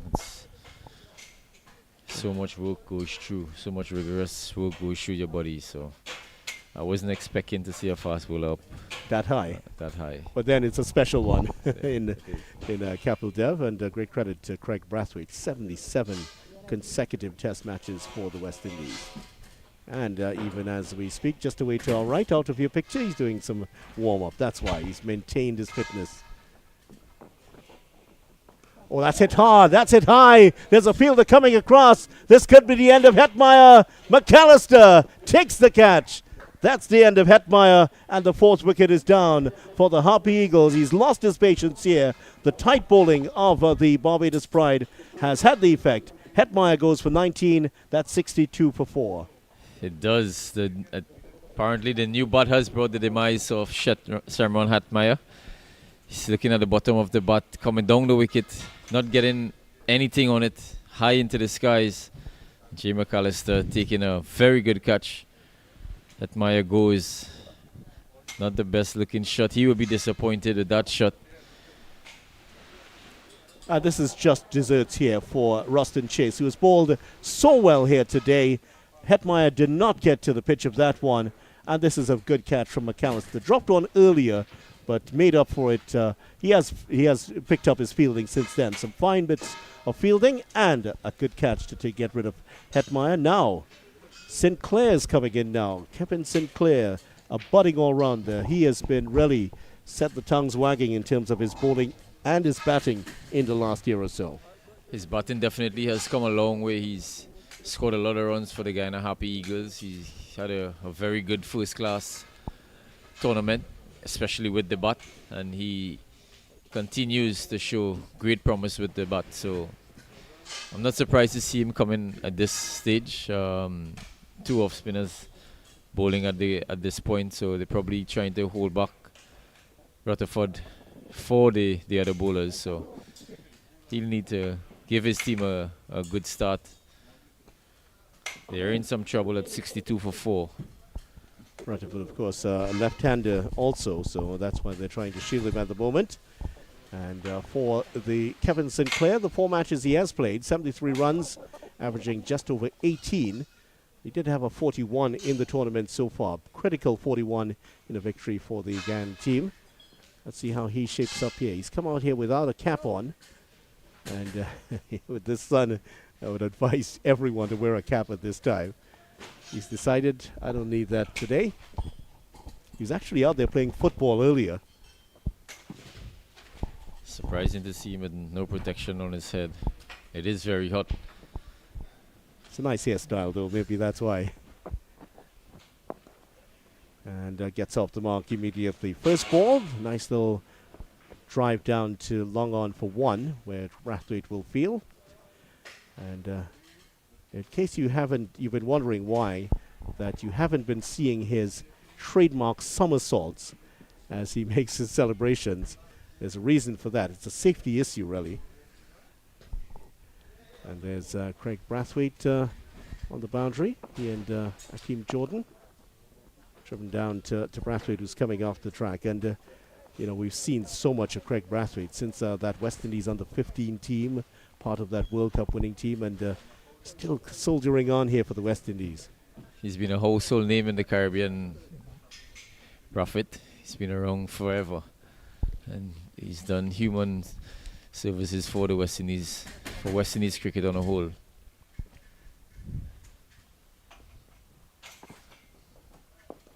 Well, actually, before he made his way into the West Indies team, his reputation had already started to grow internationally. There's an international company called SNTV. They went to Barbados and did an interview with him and shared it just around December of just around 2010 or so. And it was known that even internationally, people knew that this was going to be one of the future stars for West Indies. And they talked about the double hundreds he's made as a young man. He's been scoring double hundreds for a long time. He definitely hasn't let down the people of the West Indies. He's been very prolific in Test cricket. He's been one of the mainstay. Sometimes they say if Craig doesn't score runs, West Indies would not score runs. So he's been that sort of player. And he's into action again here today. This is the third time in the textbook style going down to make the stop. End of the over. A successful one for Chase. He's picked up the wicket of Shimron Hetmeyer, caught by McAllister for 19. Ill-advised drive down the ground. Lofted drive, went for the big hit and was caught well by McAllister. Sabri on 10 and Sinclair off the mark already for the Guyana team. Not a great situation here. You could almost hear the Guyana fans at home groaning at this performance so far. Who is going to put their hand up here today for the Guyana team and pull them out of this hole? Because you know you're going to have to get a score somewhere over 250 to challenge this powerful Barbados Pride batting lineup.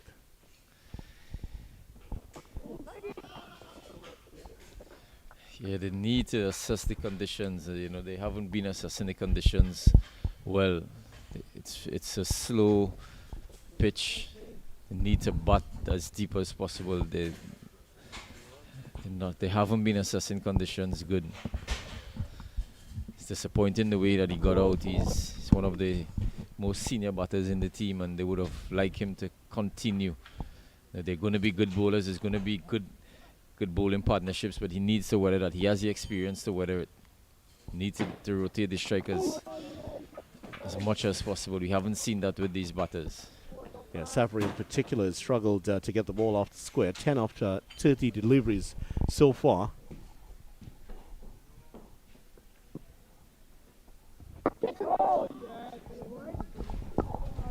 Yeah, so they certainly need to make a better assessment of the conditions at the moment.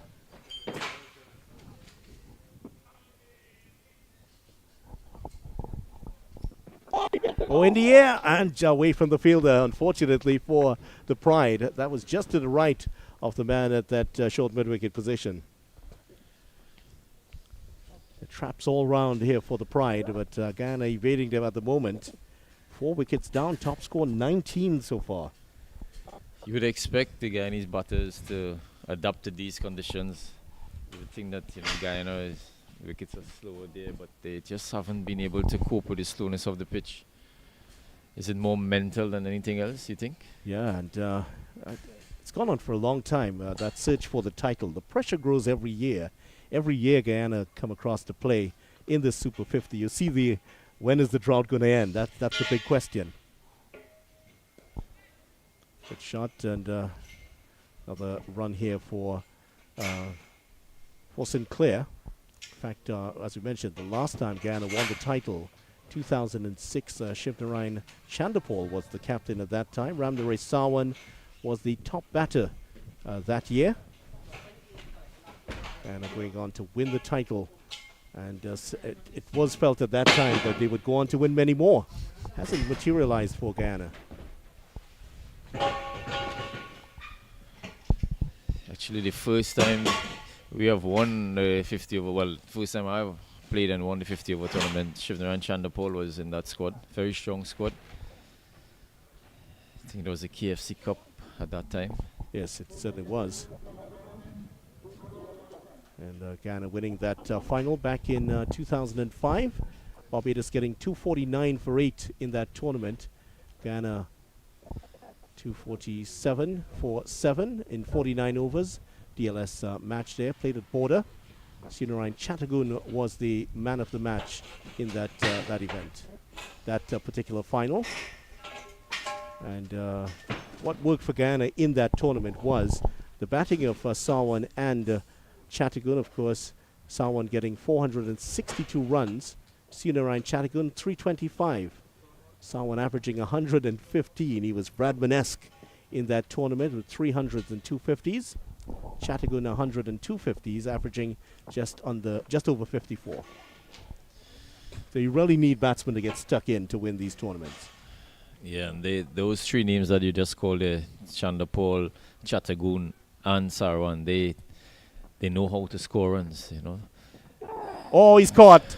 Playing long forward to that, takes the edge and taken at slip.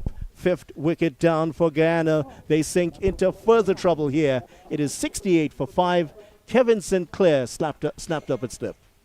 Sinclair pushing very hard at that ball and just hitting the glove or the top part of the bat. Easy catch at slip there from Shamar Brooks. Just a slight bit of turn, just pushing very hard out. He's gone, scores 68 for 5. Another dejected batsman walking out.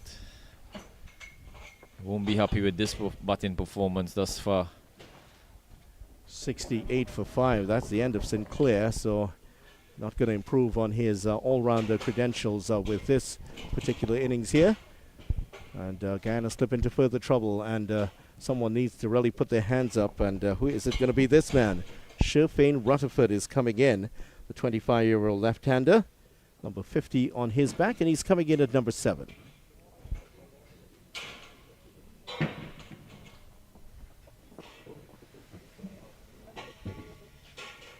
So Sherfane Rutherford, just a couple of games ago against the Leeward Islands, produced an innings of great quality, and that led the Guyana team to victory in that match. And it was a good recovery for them because they had struggled in the previous match against Trinidad and Tobago.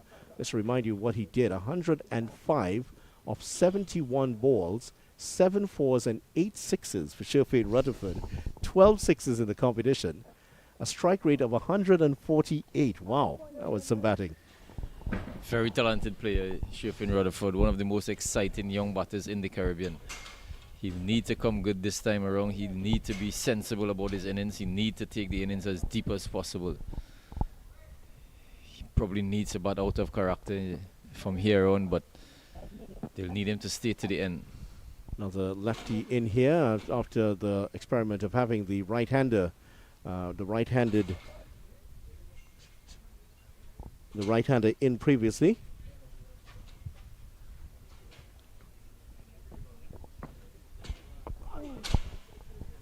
He said that straight to the fielder again.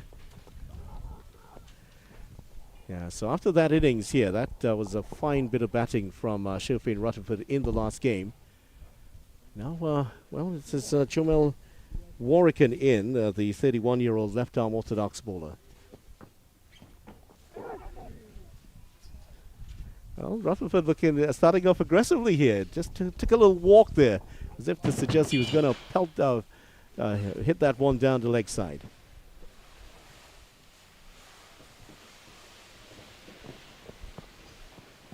Oh my, what a poor shot that was, and lucky to get away with that. Well, third ball he's faced, and he's trying to play a reverse sweep here. Certainly not the right mentality for the situation here, Riyadh. It's not the right shot. The ball is coming into him as well. You know, you're wondering why is he looking to play that shot? There's nobody on the offside boundary, but still That's needs better. to. Better gets that one down to fine leg to pick up a single here. Luckily, he got away with that, but that could have been Shirfin Rutherford heading back to the pavilion early. Yeah, it's a naughty-looking shot from Rutherford. He needs to get going. He needs to rally the troops here. He's the most experienced batter here now. Yeah, he certainly is. And here is Warrican continuing, almost reaping a wicket off his first over bowled. Spinner's doing the job here for the Pride, and that one just escapes past the keeper, and they will pick up a run here.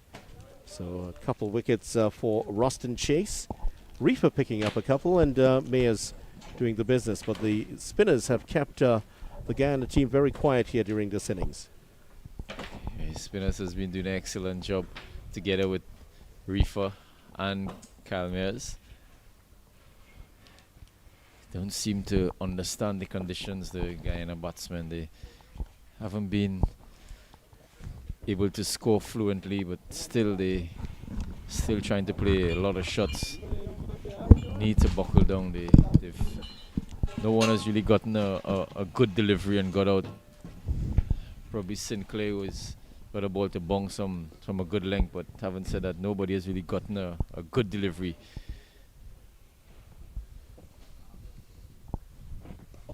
Smith, and Safari continues to plug away here. That's only his 12th run that he scored so far. So despite the carnage around him, he came in at number 5, just after Hetmeyer. And despite that, he's seen the dismissal of Sinclair. And a few nerves, I'm sure, would have crept in as he saw that shot from Rutherford. And the lefty, Rutherford in here. One of the great talented batsmen, and certainly a big part of that St. Kitts and Nevis Patriots team that went on to win the CPL title in 2021. And trying to guide that one down past another chancy-looking shot. A lot of jeopardy in that shot there from him. Yeah, he'll need to buckle down here now. He hasn't shown that commitment to try to bat long. He's only faced 4 balls, but those 4 balls he's been playing all different sorts of shots. Just need to get himself settled here mentally. It's much better. And do things like that.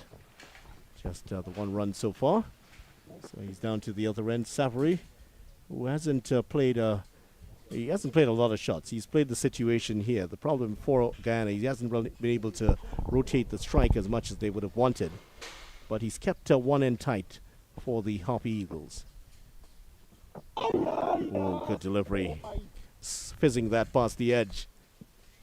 The condition of the game so far, you would say he's been doing an excellent job. Yeah, His wicket certainly is falling on the other end. He's probably batting out of character and just looking to survive.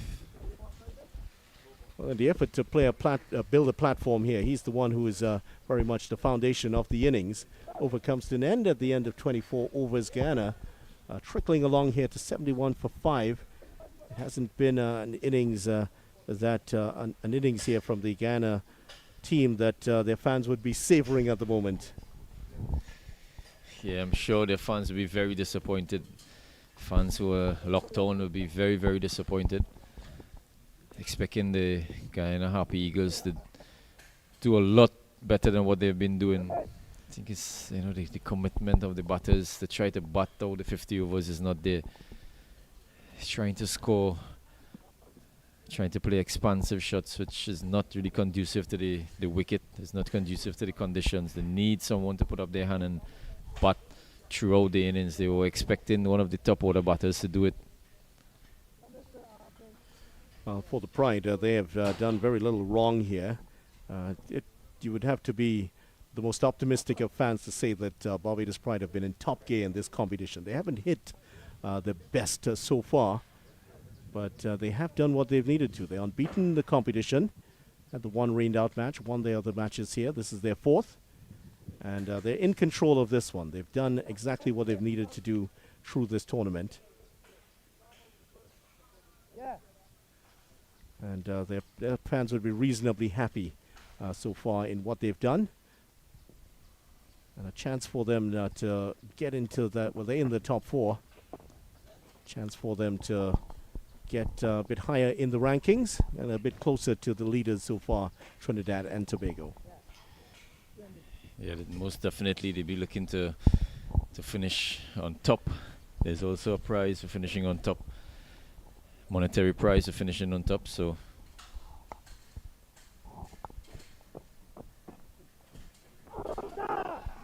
big appeal, but not entirely convincing there from Warrican, doing his best imitation of the Shane Warne appeal, going down on one knee. that ball not really bouncing too much. It's in very low. It's one of the few deliveries I've been seeing kept low in this innings so far. Well, he's trying to do something here, Savory. He's just trying to use his feet and guide the ball into the gaps now. And even he is also feeling the pressure here. His strike rate under 30 at the moment, under 33 at the moment.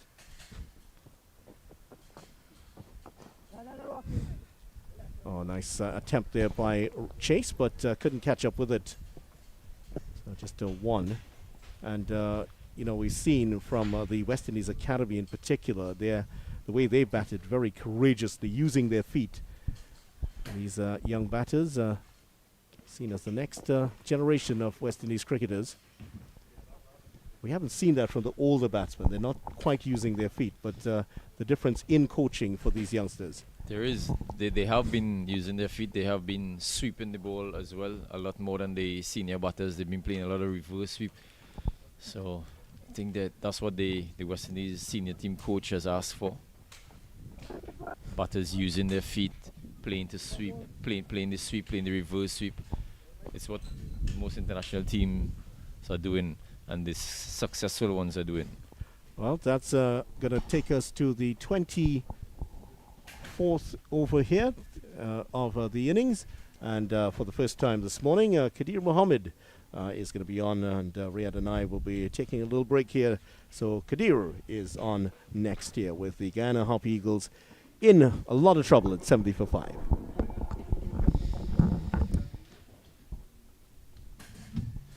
And for all the cricketing fans around the world, some news from the World Cup. India 229 for 9.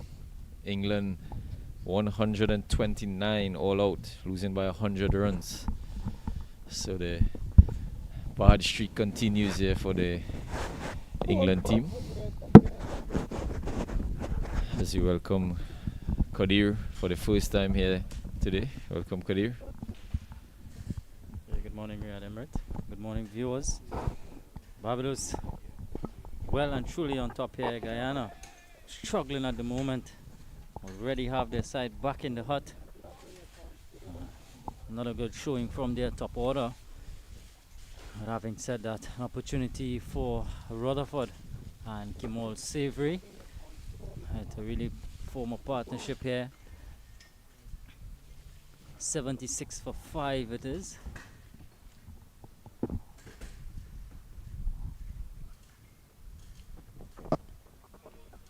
Rutherford cutting away nicely. He's just gonna get 1.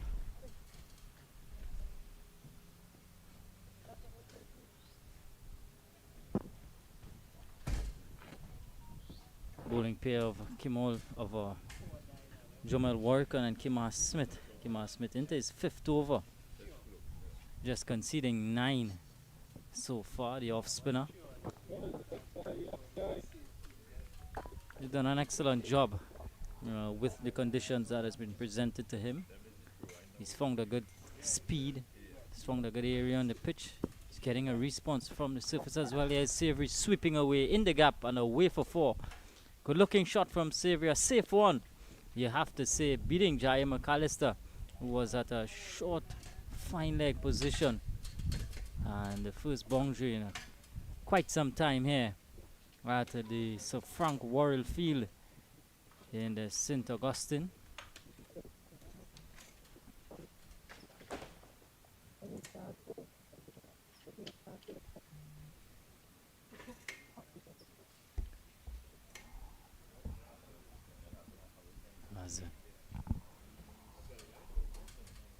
26th over comes to an end, and it's 81 for 5. Jamal Warwick going to continue from the northern end.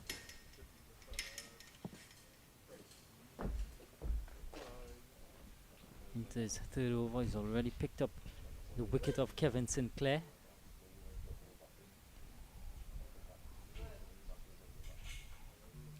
Leg slip now being employed for the left-handed Rutherford. Leg slip in Shamar Brooks. The deep fielders are at a deep point. For turning one on the leg side, he's going to get an easy single. Exactly what is required in this situation. Just got to pick up the singles on offer. Once he gets in, he can be really, really destructive. There's a Shafin Rutherford. As we look at the deep fielders for Savory, there's a deep point, there's a long on, a deep mid wicket, and a deep backward square. Savory getting another single.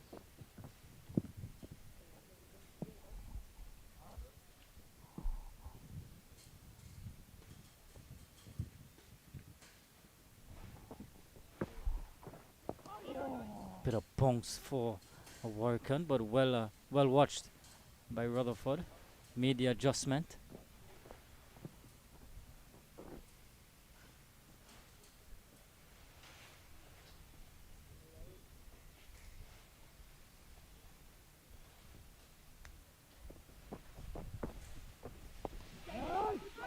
Again, turning one into the onside. Shy of the stumps here, but I think Savory was well home.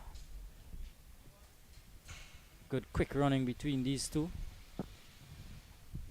Just looking to apply some pressure back onto the opposition.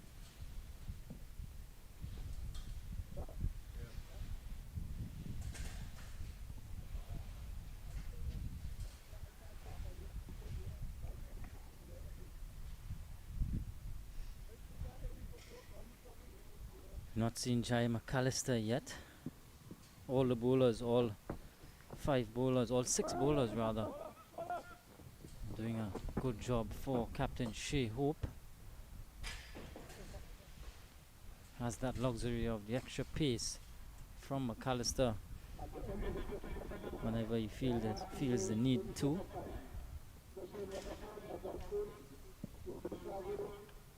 .84 for 5 after 27. Harpy Eagles going at just about 3 runs to the over, but of course that's not so much the thing for them. The wickets column that is going to be a bit of a concern for them. Want these two to bat long, bat deep. Weather has been good here today. Smith to continue into his 6th over. He's done a splendid job, Kimar Smith.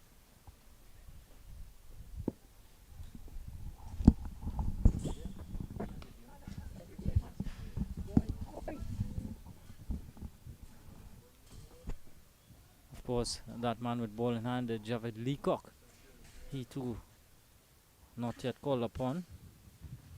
A lot of options for the Pride.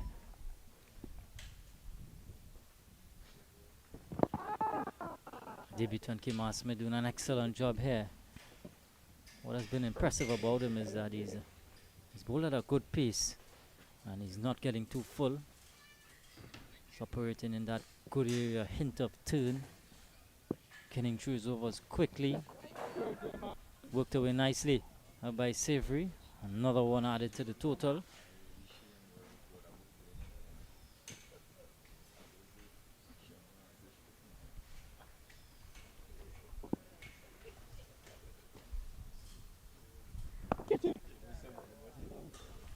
Another well-flighted delivery.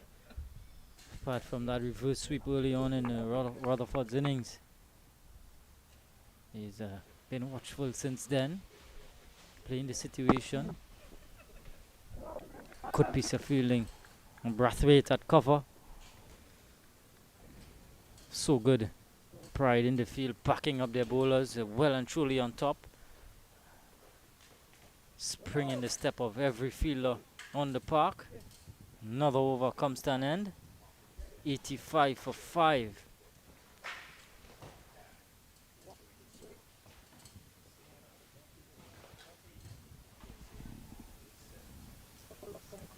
They're the bowlers so far. Raymond Reed for the pick of them. 4 overs, 2 for 15.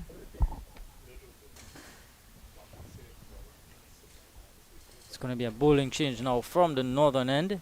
It's going to be Ruston Chase replacing Jomel Warikon.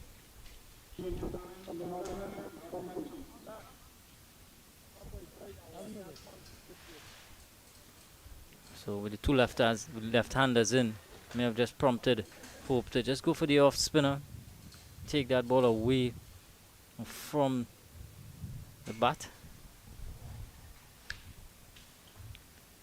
Interesting field set here for Savory. He is driving nicely down to long off. Another comfortable single. There's a slip and a short cover in Kyle Mayers. There's also a backward point and extra cover. There's a man on the sweeper boundary.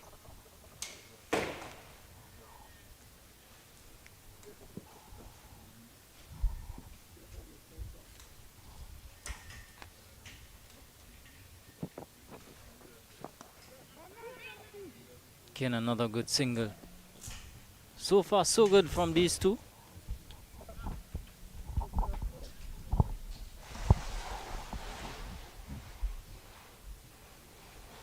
Playing the situation.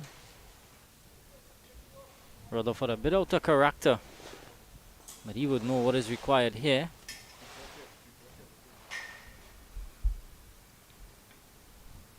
Savory has gone up to 21 in the meanwhile. He's done extremely well. Stemmed the flow of wickets from one end.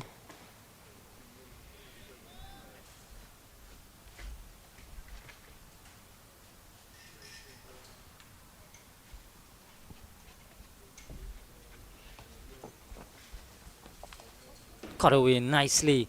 Backward of point. And this should get to the boundary. In fact, it does. Good back cut from Savory. A bit of width offered by Chase. And pounced upon by Savory. Look at it. Watching it right onto the bat. Making good connection. And picks up another boundary. He's now starting to pick up the boundaries here and there. Rotating strike. Getting into his innings. Exactly what the Harpy Eagles would want from him.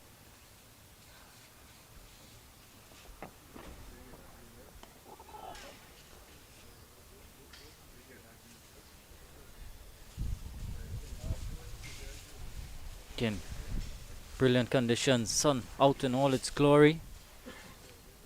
Fingers crossed it stays like this. He is again just guiding this one away past slip. He's going to pick up a couple of runs here now. Is Savory with productive over so far already. And in fact, that's the end of the over. 8 coming in it. 94 for 5.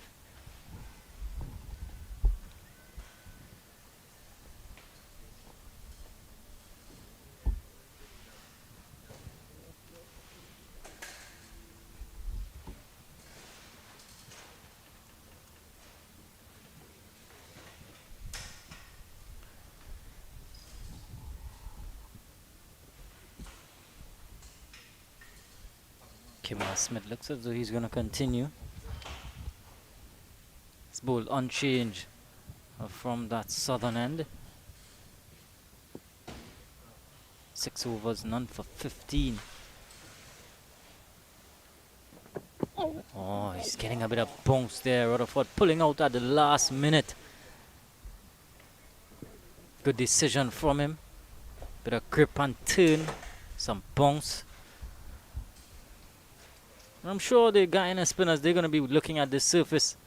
The likes of Versami Pomal, Agudakesh Moti, Kevin Sinclair, and they're going to be thinking, once we get a score here, we're going to back our bowlers to do a job here. We try to restrict the Barbados pride.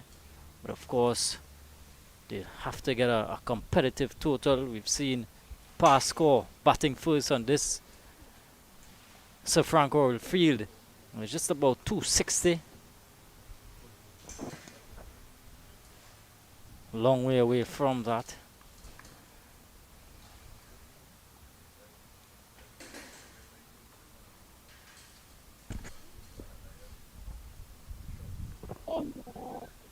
Bit more air.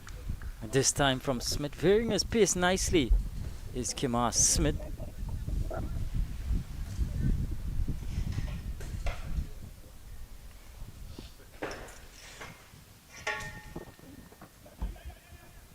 Yeah, good deft touch this time from Savory, hitting up the other end.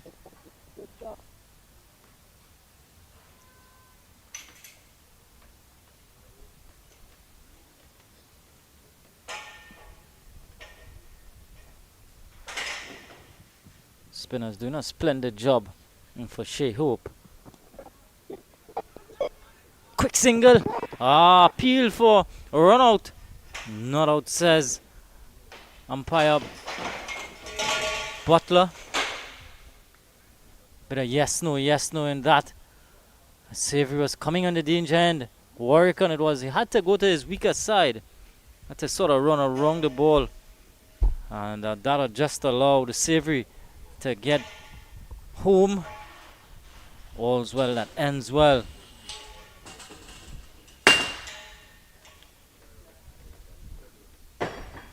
.98 for 5. 30 overs gone.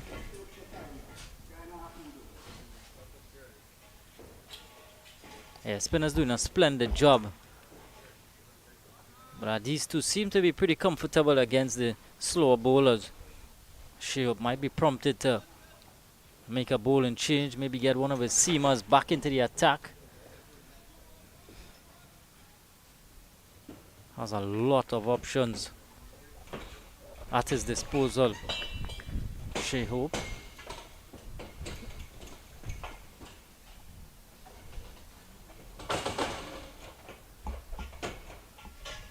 Ruston Chase to continue. This one is in the air. Brathwaite is getting on it. And one bounce away for 4, away from Brathwaite. Slight breeze just taking it away, further and further away from Brathwaite, who was at long off. And good looking shot from in to out from Rutherford. Safe in the end. Brathwaite may have felt that he was in business for just for a tiny moment. Another welcome boundary. Brings up the 100 for the Harpy Eagles. 102, 103 now for 5. Decent little partnership here between these two. Projected score 158 at the moment. Of course, game reduced to 47 overs aside due to a slightly late start. Delayed start, rather.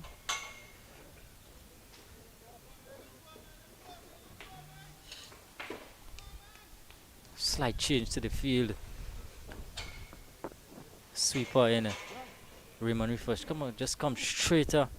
After that shot, a good touch into the onside from Savory. He's going to get a couple of runs.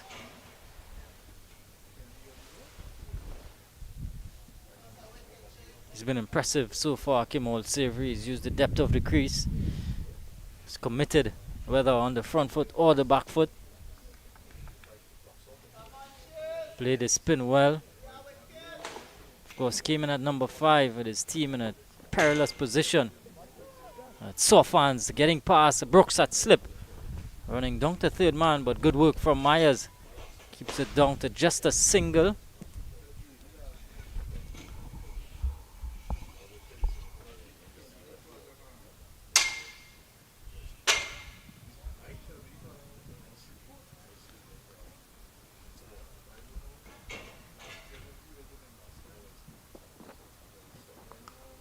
Cut away nicely in the gap.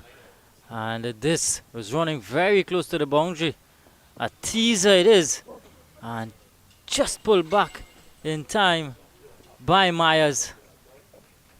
But they're going to complete 3 runs. A good chase, good committed chase from Myers, helped out by Reefer. And the 3 runs added to the total. So another good decent over from the Harpy Eagles.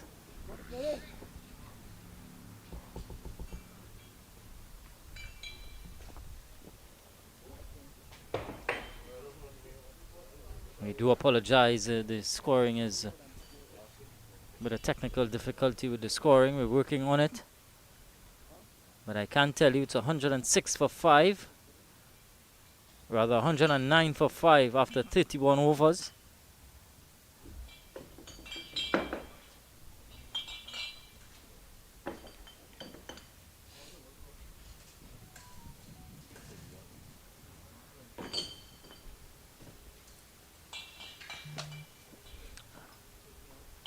Batters to go so far. Chandrapal Hemraj, when caught behind, Shehope Bowl Myers for 7.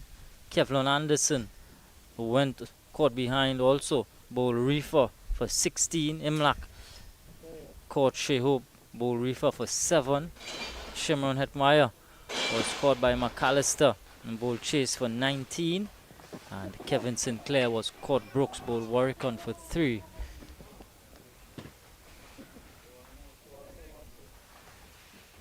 Kimmel Savory is now 32 at the moment.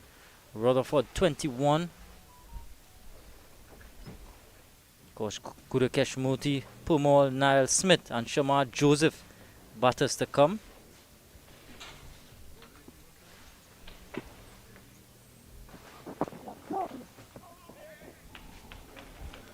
Good work from McAllister at short, fine leg.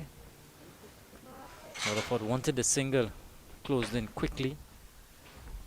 Deep fielders, a deep extra cover, long off, a long on, and Raymond Reefer at deep mid wicket.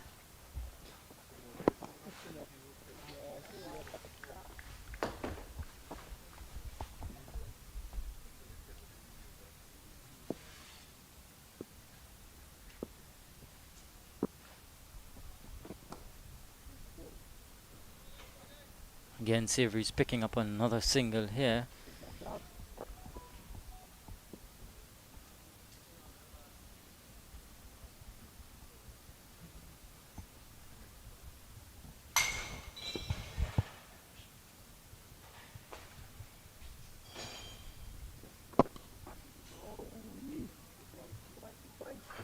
Very important game for both of these teams.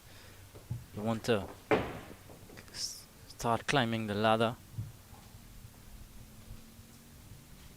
getting to that business end of the tournament.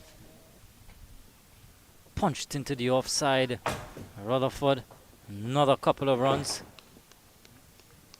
Of course, Rutherford is in a rich vein of form, coming off 100 at the Queen's Park Oval, a match-winning one at that.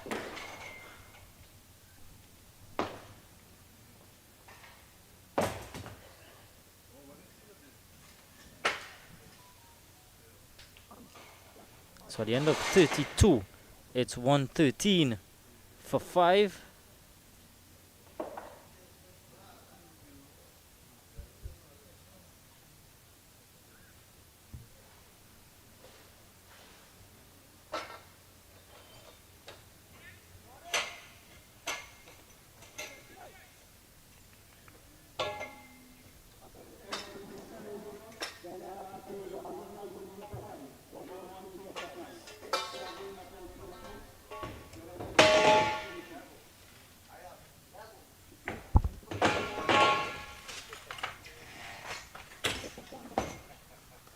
Another bowling change here.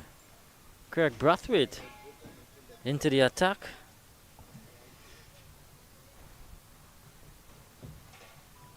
With a wealth of options at the disposal of the Pride, we just may have forgotten that Craig Brathwaite bowls a bit of off spin. Yeah, he is into the attack.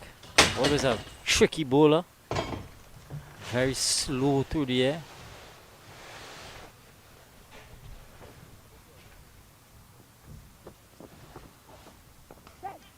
pull away. Savory. Work for Drakes to do. Keeps it down to just one.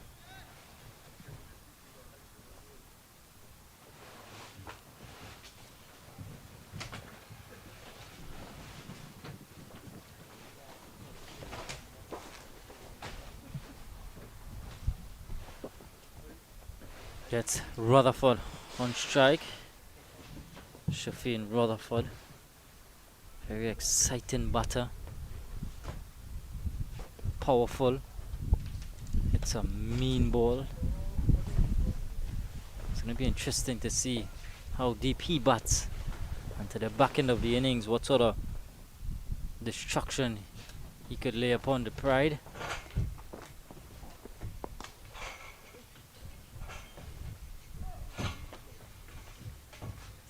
Doing exactly what is required at this stage.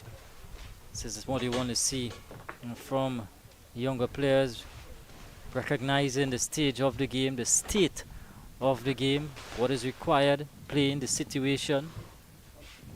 Sometimes it may require you to bat out of character, to adjust to conditions. You have to say these two have done that extremely well so far.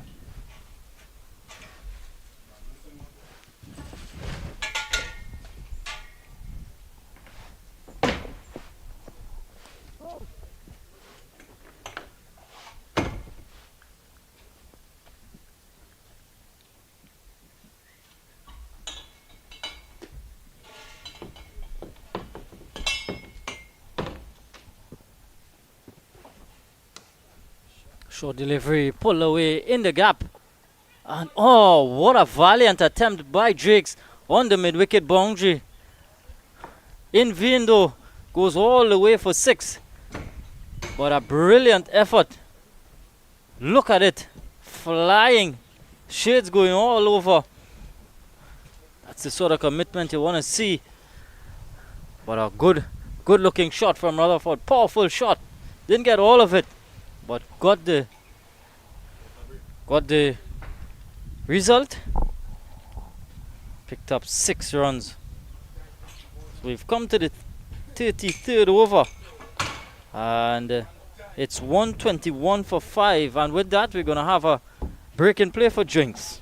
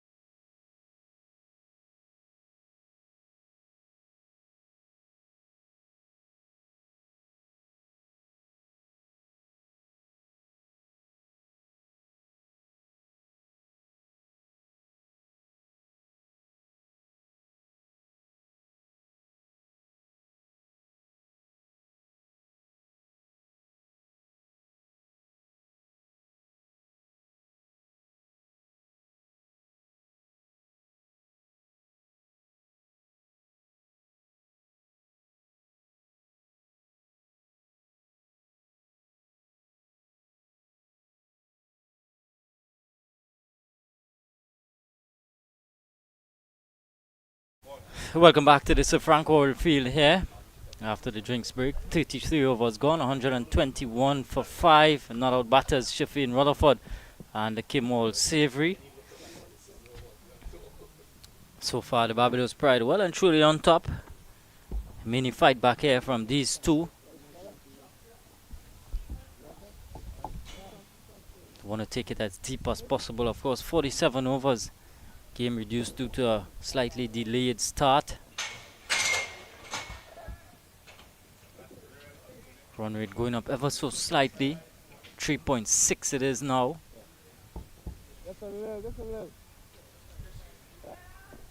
Kimar Smith, he's done a brilliant job. Into his 8th over now. In fact,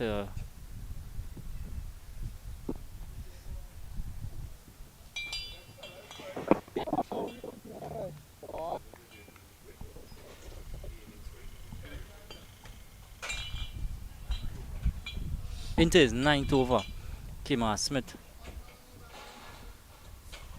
What a splendid job he's done. Oh, some spin there. Quick through the air too. Extracting that some spin. Grip on the surface. But you might say it's slow turn. Oh, Savory in the air. And another safe catch. Leacock taking the catch down at long off, and Kimar Smith being rewarded now for his perseverance, his persistence. Kimol Savory just maybe looking to take him downtown and just screwing off the outer portion of the bat and splicing it in the end. He has to go for a well played 40.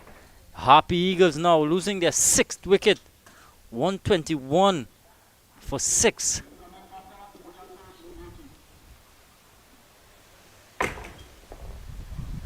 How often we see this right after a break, a drinks break, get a wicket.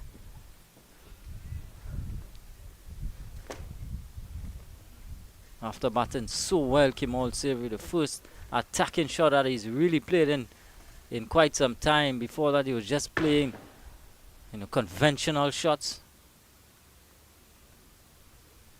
This time, it's led to his downfall. Gudakesh Moti in at number 8, left-hander. And he likes to get on with things. Be interesting to see how he sees this particular situation.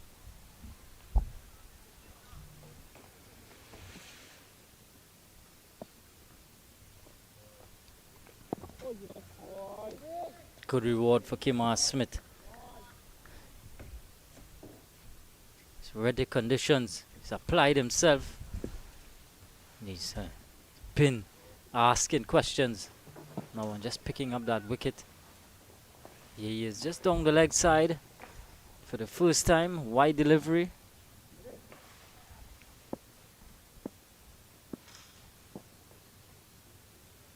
Moti quite a handy batter down the order.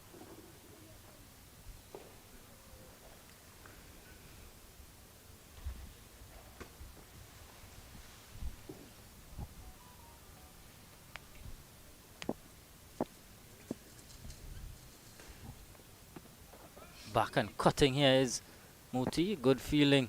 Chase. End of a successful over from Smith. A wicket maiden. Score remains at 121 for 6. Brilliant bit of bowling from this young man, Kimar Smith, on debut.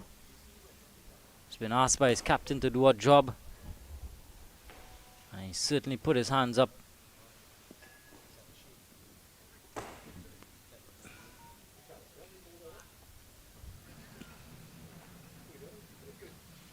So, man who took that catch, the dismissed Savory, Javed Leacock, he's going to come into the attack now. Leg spinner. Another sort of variety for Shea Hope. He must be a happy man to have all of these, so much variety on on offer. Has seam and swing of Kyle Mayers, extra pace of McAllister, left-handed options in Raymond Reefer, Dominic Drakes, left arm spin in Jamal Warrican, leg spin in Javid Leacock, off spin from Ruston Chase, Kimar Smith.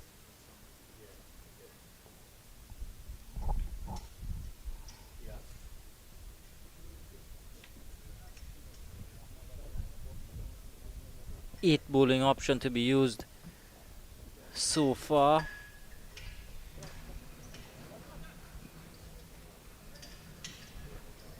And he too has quietly been having a good tournament, Javid Leacock. Picked up his career best 4 for 43 right here at the Sir Frank Worrell Field early in the tournament. Starts with one down the leg side.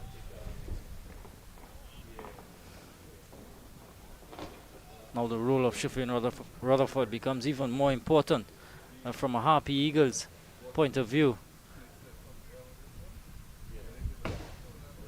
Still 13 overs remaining in the innings.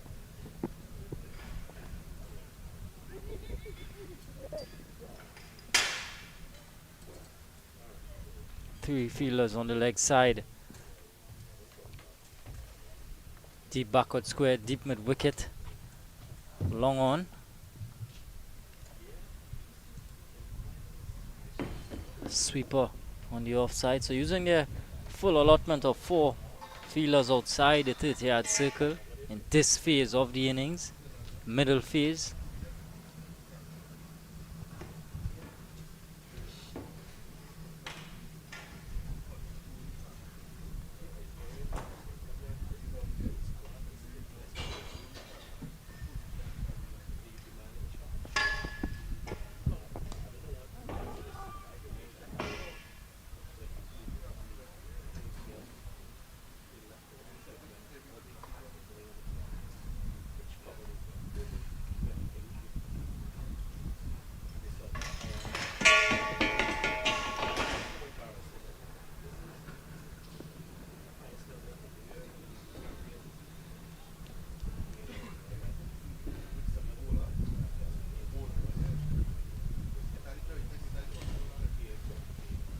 Wind picking up here now.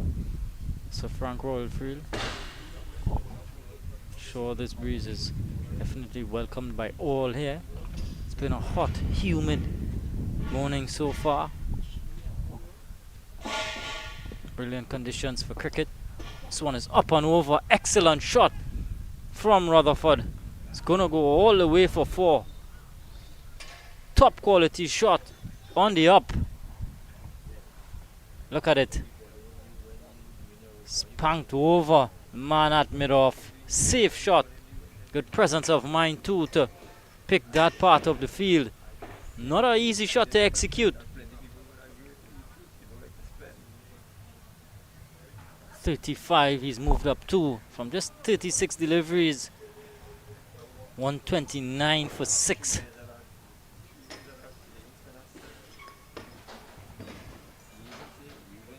Harpy Eagles would know that once he's there, runs will come.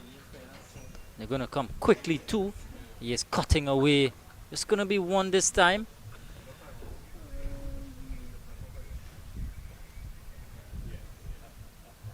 It's just a matter of someone to just do what Savory did and just build a partnership.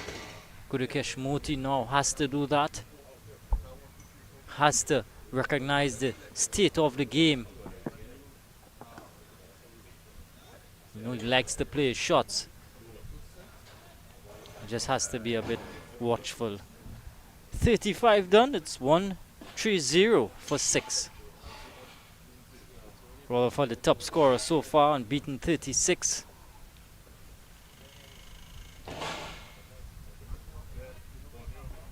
Apologies, Kemal Savory, the top scorer so far with 40. Rutherford, second best, 36 not out. So Kimar Smith going to bowl his 10th and final over. He's ball unchanged. So that just tells you how well he's done.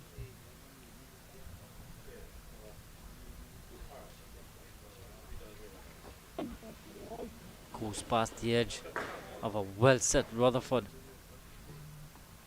Rutherford has to, he would know that you're gonna have to expect that from a surface like this.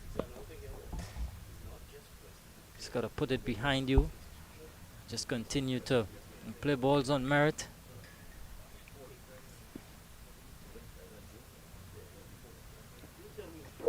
Oh, and he's back and looking to pull Rutherford.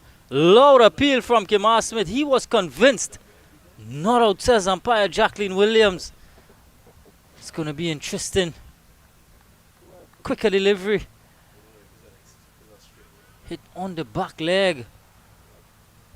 Oh, may have just been going down the leg side.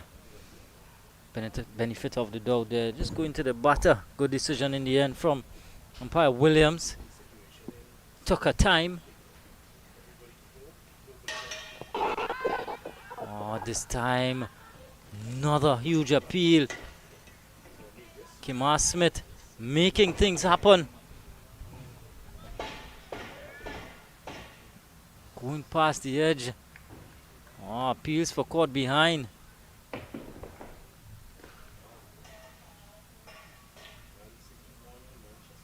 Good thing from a Harpy Eagles point of view is that he's into his final over. He scores a lot of problems. It's made batting difficult.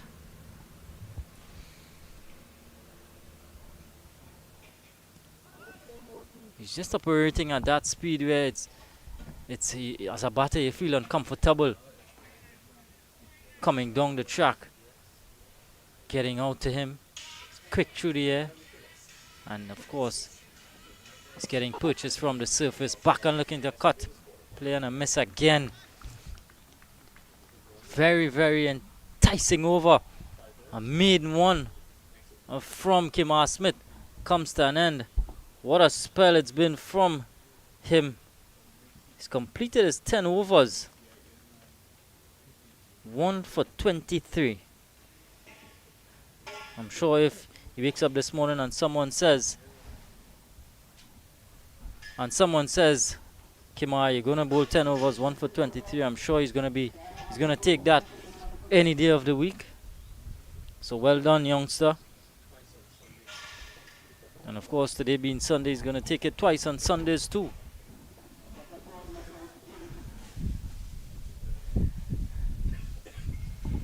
Javed Leacock to continue. 130 for 6, projected score 170. Lazy looking shot from Moti, just looking to help it around the corner, not making contact. Leg by the signal.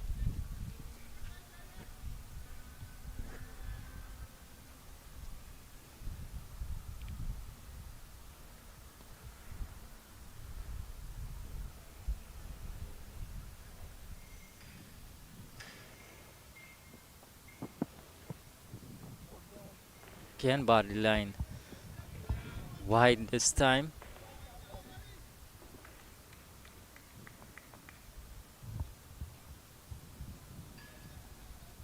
Of course, we're getting to that phase now of the innings where back end.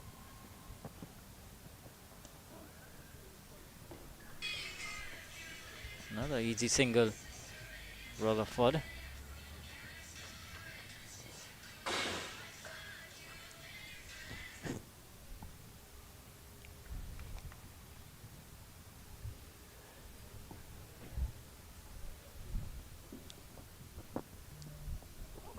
Leg spinner's doing so well in this competition.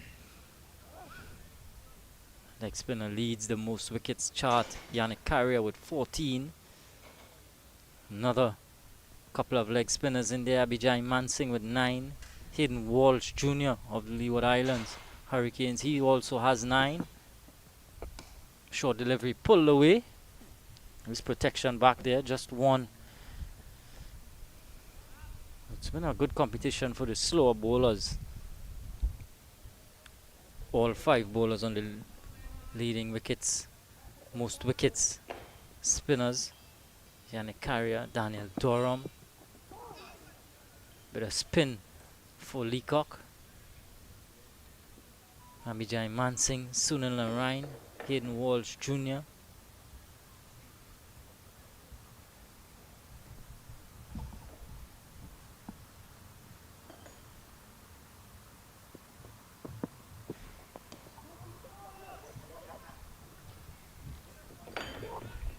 Thinking about 2. Good call in the end, just 1. End of another over here. 37 gone. Score 134. 135 for 6 at the end of 37. I'm going to make my way, and Riyad Emirates and the video Ramphal are going to take you through final 10 overs.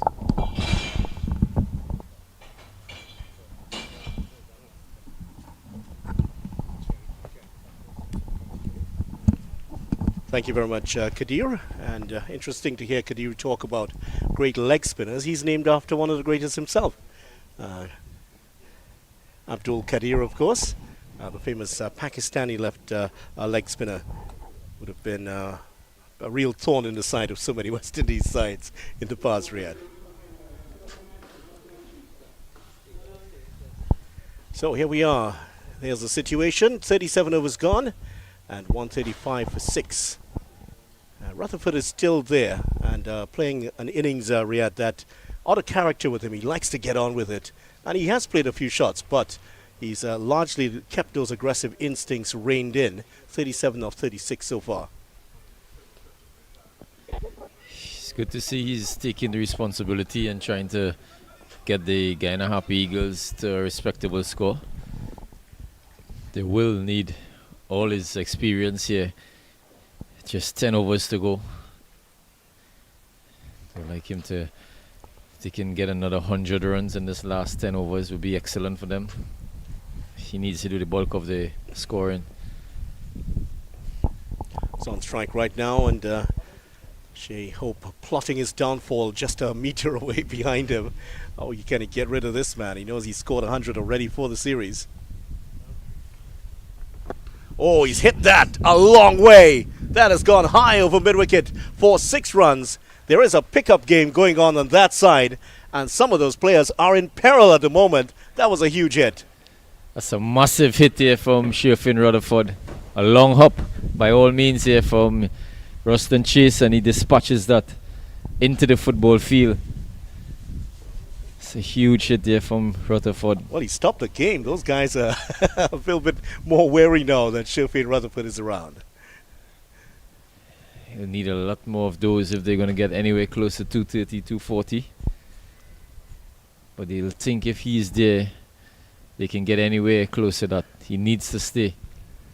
Well, that is a bit of a warning here, because if you allow Sherfin Rutherford those types of deliveries and he gets a sniff of any sign of weakness, boy, is he going to make you pay.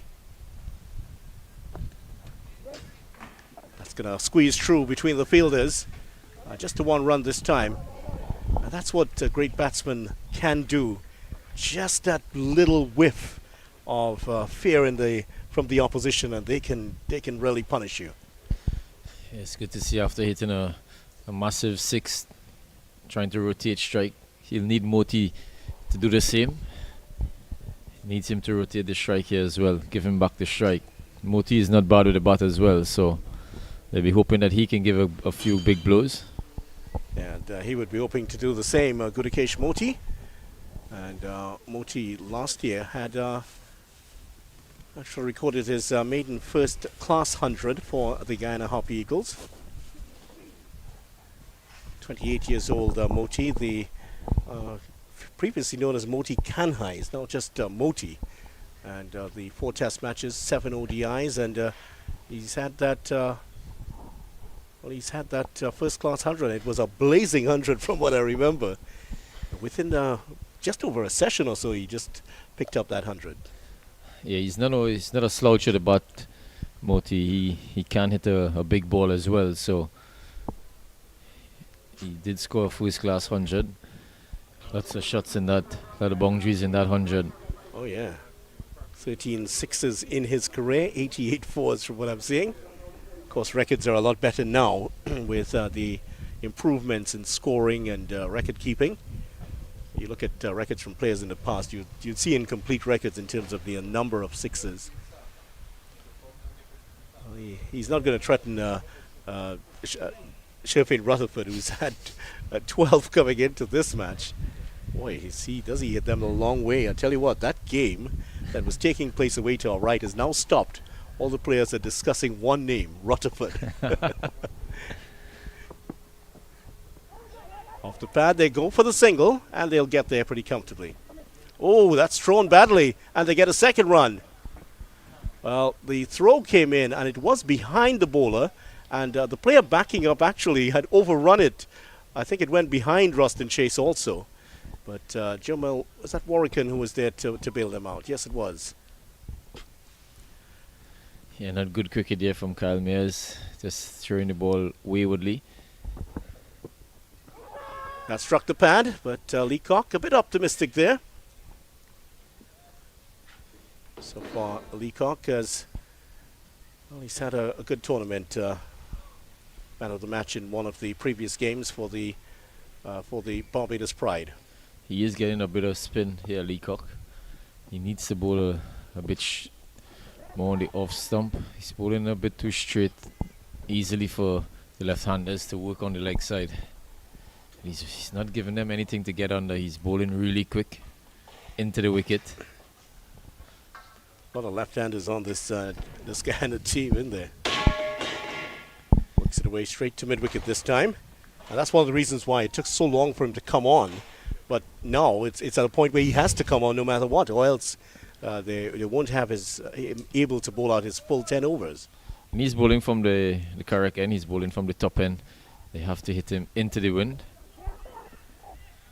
Now, Sherfane Rutherford is quite capable of doing that.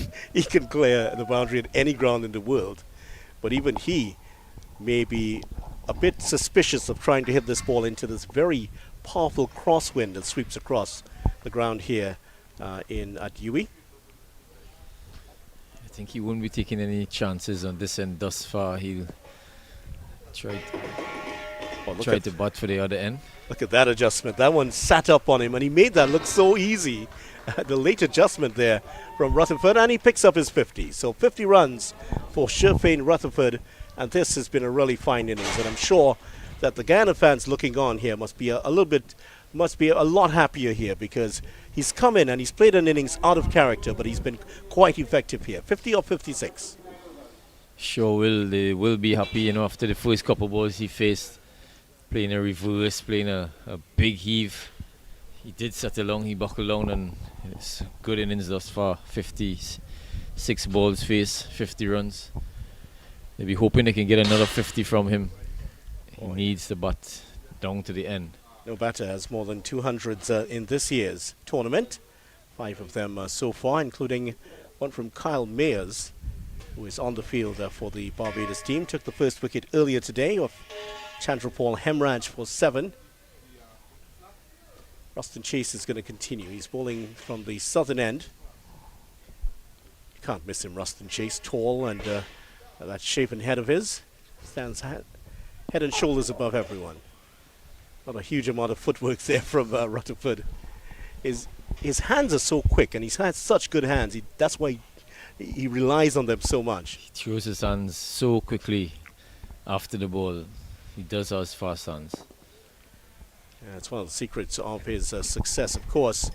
That's one of the reasons why coaches emphasize developing good techniques, because that hand speed starts to go as your career develops. Well, there are those good hands, hitting straight through the line of that one, and that's into the boundary for 4. Hit that one nicely over the extra cover region. Just a nice easy lift for a boundary. He's another one similar to Hetmeyer, who can hit the ball on the offside. He hits the ball over extra cover region really well. He plays a reverse sweep, so he can score on both sides of the wicket. And goes for another one. There's a fielder coming across. And is he able to stop it? No, he can't. It goes across the rope. A second boundary. That was not going to be catchable. But McAllister maybe just overran it a little bit. Perhaps a little bit of spin on it also. It went behind him. And a second 4. Yeah, apparently it looks like Kyle Mayers. Mayers, yes. He's the one at the long on boundary. Won't be happy with that effort. Should have stopped 2 runs there.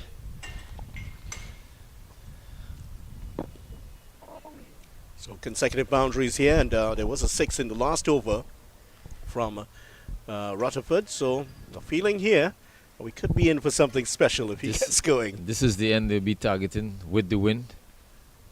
Steps away, hits that one long. That's gone again. 6 more. 2 4s and a 6 in the over. And Rutherford is starting to take control here. Exactly what the Guyana Harpy Eagles need at this point in time. They need him to do the bulk of the scoring, and this is the end they'll be targeting. Going with the win. Shifting Rutherford is lifting this way over long on for a maximum.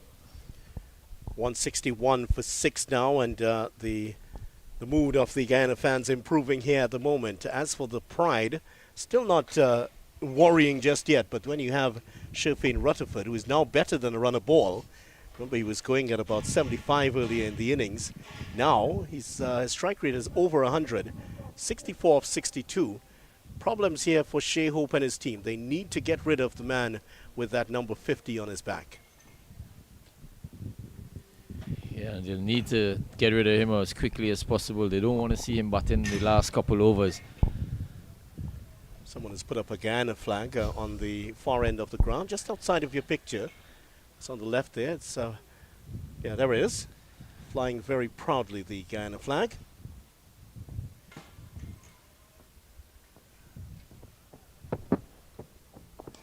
Hits that powerfully, but straight to the fielder.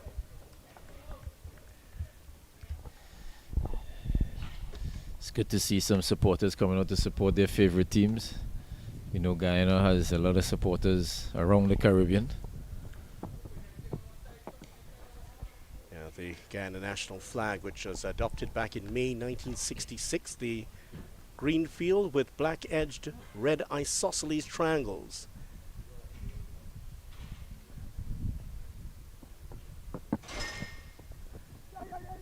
And, they pick up the single just in front of square. Just in case you didn't learn this in social studies, Guyana flag designed by Whitney Smith.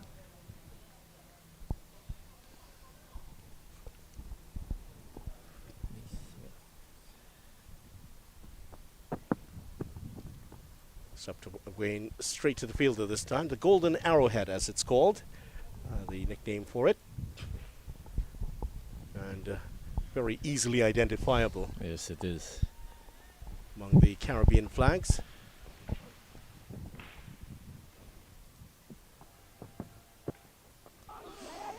They will get the single again. A bit streaky that time from Rutherford, but he won't mind. He's going to get the run. And in a larger sense, Guyana very much the country on the move with the abundance of oil reserves and the money starting to flow into the economy. Definitely one of the countries in the Caribbean who has got a lot of oil now. They're on the move. Ooh, he came down the track looking to really put that one high over the onside. Good to catch Moti. Just getting the bottom of the bat on it. End of the over. 41 overs gone. 163 for 6. Certainly a lot of business opening up in Guyana. I'm surprised you're not there doing commentary already. There's a lot Next of week. opportunities there. You may see me there in the near future. You never know. Well, you have played for Guyana very successfully in the past. Lots of opportunities for Caribbean people, and I know a lot of Trinidadians who are there at the moment, setting up business And working there. And all still saying curry chicken. And always saying curry chicken. That might change though within a couple of years in Guyana. Definitely chicken curry is reigning in terms of the economics.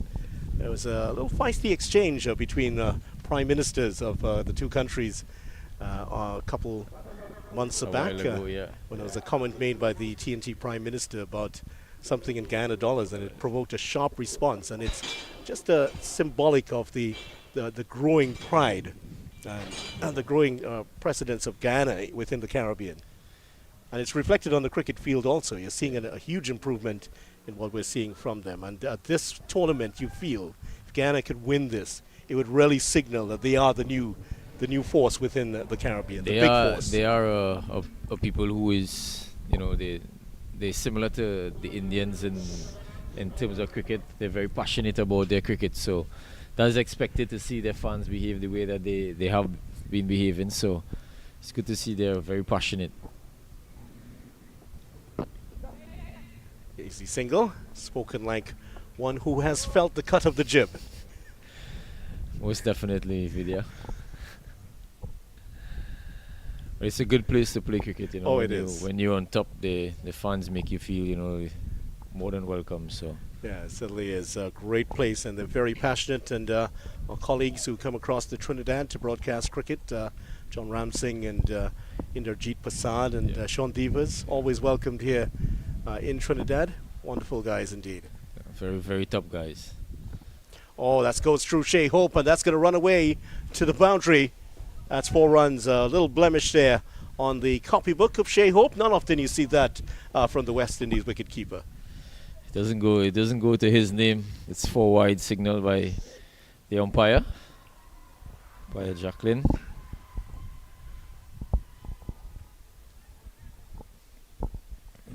He's just trying to bowl that off stump line reef. He doesn't want to bowl too straight where Rutherford could easily pick up and hit with the wind. He's looking to hold that off stump line. Moti's on strike, sorry.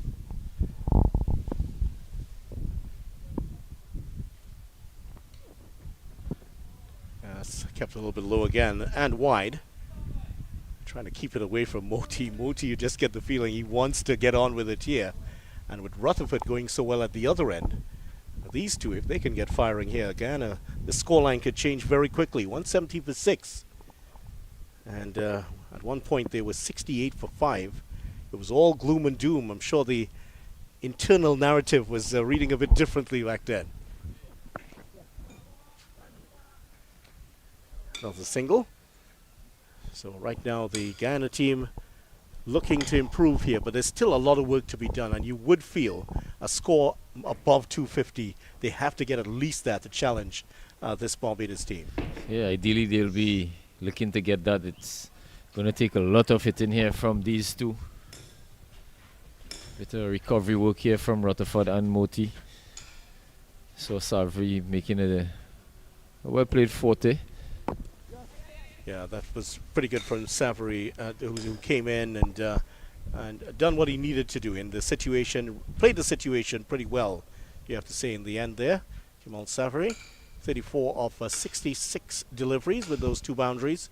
Those came way at the end when he had started to really blossom. Yeah, I think he did exactly what was needed. Wickets falling around him. He couldn't really flow the way he wanted to. Down the leg side again, and Hope had to reach across with his right hand to make the stop. So a little bit wayward here from the bowling of Reefer. His first spell, he got a couple of wickets, but he hasn't come back here in a special way. Already 2 wides to go to 3 wides, in fact, to go in the over. 3 wide deliveries, I should say. It's already 10 from 3 deliveries, so Guyana will be welcoming these 3 runs.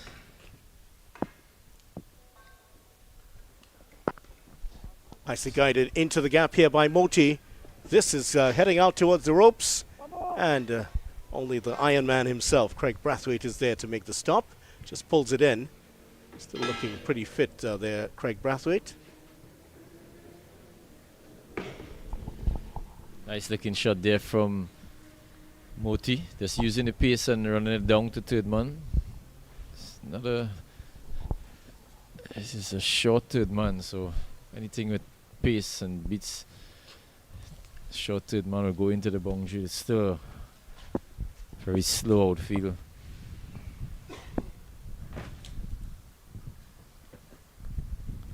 Same shot, and this time to the right of Brathwaite, who makes the stop easily. but they still get the single. Now it is 176 for 6, but given how slow this outfield has been, I reckon they may have lost about 15 to 20 runs in the field. They could have actually been in a much better position than this. Probably, yeah. This could have easily be 200 for 6, 195 for 6. So it's not a bad position, but it's not exactly one you would ask about. That was very close indeed. And Rutherford, who was pretty quick, was struggling to get to the other end and just couldn't find the stumps there. Where's Shannon Gabriel when you need him? End of the over. 176 is the score for 6 after 42. 8 overs remaining. actually 5 overs remaining because 5 overs, correction, yes. The lost in time that we had earlier on. So yes, a lot of discussion about that. Still, I understand, all over. Shannon Gabriel will be happy that we're including his name in fielding and runouts. AKA Ricky Ponting. AKA Ricky Ponting, that's right.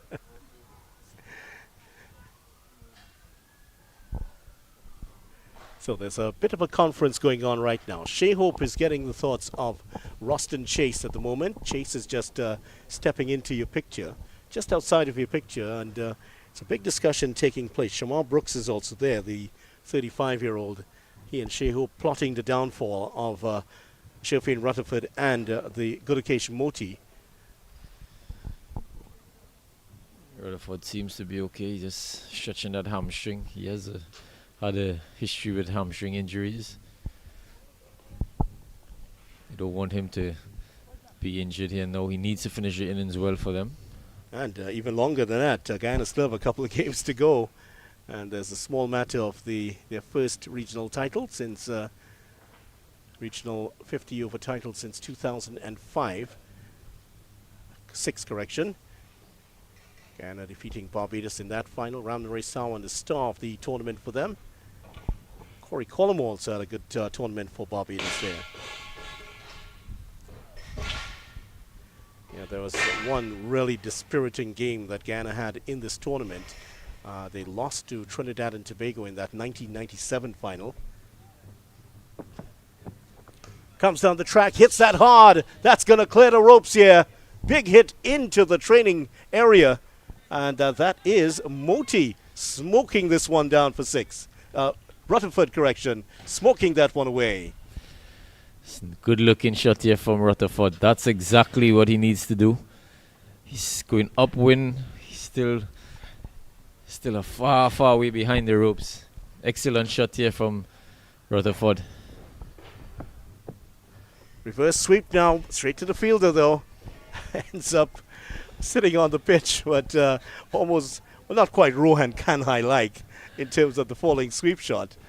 But got some good contact on that. Unfortunately, hit the fielder. I think that's a perfect ball to hit straight back. Nice full toss. Down the Full wicket toss again. Oh, this good trouble to the fielder. He is caught on the boundary. Mistimed that one, and that's the end of his innings here. He's asking if that was maybe above the height of the waist, but I think he's very disappointed more than anything that he didn't quite get a hold of that one. That is caught on the boundary, and that's the end of Rutherford. He's out for 74. Yeah, it's not a good time to get out here, Rutherford. He's very dejected. He's looking at the bottom of the bat, but was a full toss, and keeps saying that, you know, there's a win factor on this side of the ground. Would have wanted to hit that a lot better. Didn't hit it well, and straight to Drake's at deep mid wicket. Rutherford goes 184 for 7. Yeah, it was a good hand here from Rutherford. 74 he got here at the end, and it is a good innings. He's the top scorer in the Guyana team now for this tournament, but I don't think he'll be satisfied with that. He would have felt that there was 100 for the taking again. That would have been something for him, 200s within the space of 3 innings. Yeah, definitely. He would have been looking for 100. He knows, I think he knows the team is more important than his 100. So he's trying to get as much runs as possible, but, you know, losing his wicket, not the right time. It's never a right time to lose a wicket, but Also, the situation of the game there, they would have loved if he can go on and bat right through the innings. Good catch by Drakes, though, on the boundary. The ball's coming towards you, and sometimes with the heavy crosswind, with the ball coming towards you, it does tend to stop and drop a bit on you. You do get that effect if you're standing on the ropes. But held his nerve well. He stayed in front of the ropes and took it. That ball actually would have dropped over the rope. It would have gone for 6. So success here for Leacock. He's taken the big wicket of Sherfane Rutherford for 74. And that'll bring Veerasamy Permaul into the picture here. A little right-hander in, the captain of the Guyana team. Straight to Mayers, better known as Dapper. Isn't that his nickname? That's his nickname, Big Dapper.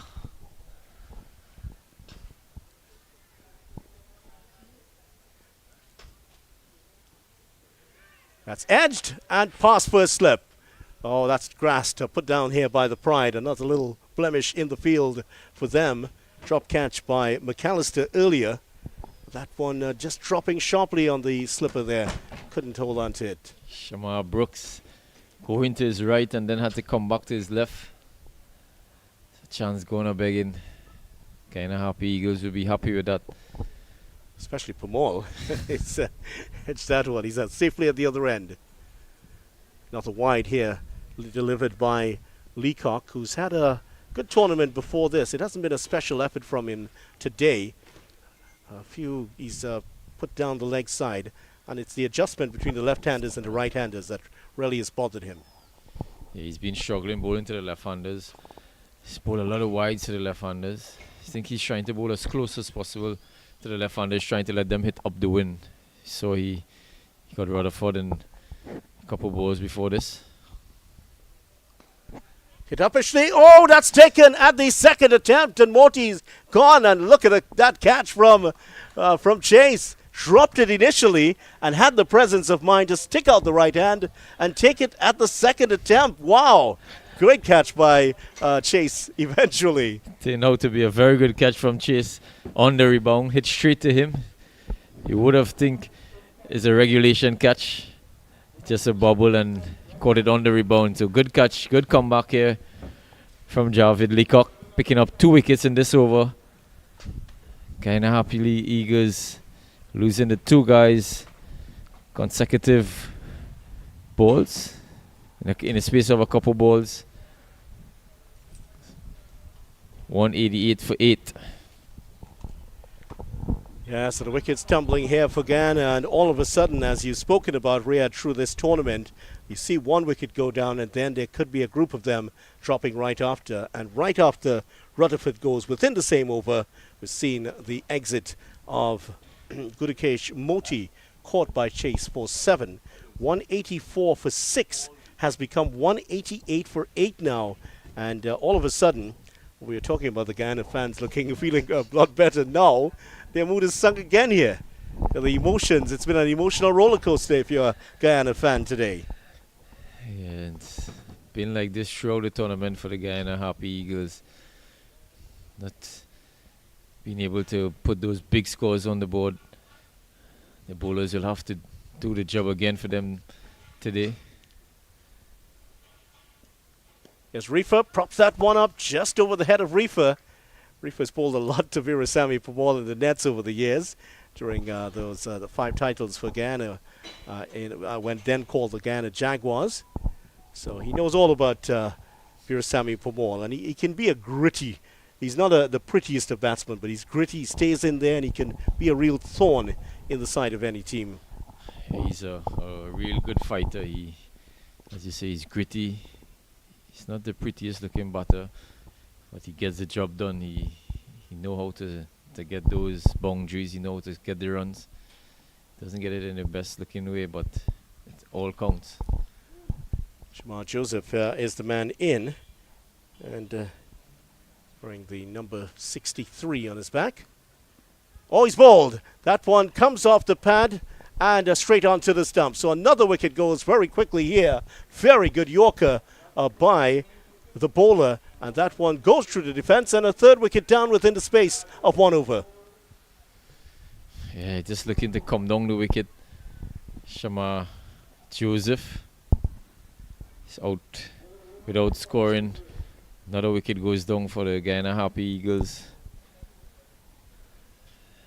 I think skipper Pramod will definitely need to do the bulk of the batting here now. It's just 3 overs after this.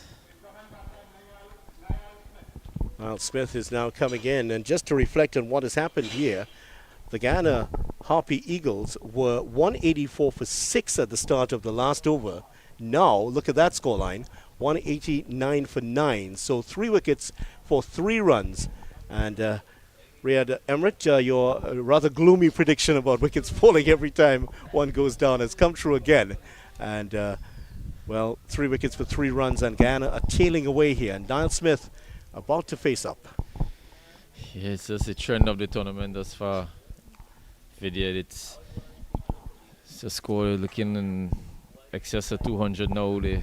They'll be happy to get to 200 from this position here. 9 wickets down. It's not your fault. That's you're just reflecting what's out there. It's been the trend. It's Yeah, been the trend throughout the tournament. certainly has. Rifa will be feeling that he has a chance here to wrap things up in this over. He has 4 balls remaining, and he's bowling to the Guyana number 11, Niall Smith. And a Yorker put an end to Joseph's innings very quickly. Can Rifa now do the same here? And he has 3 wickets already, 3 for 30.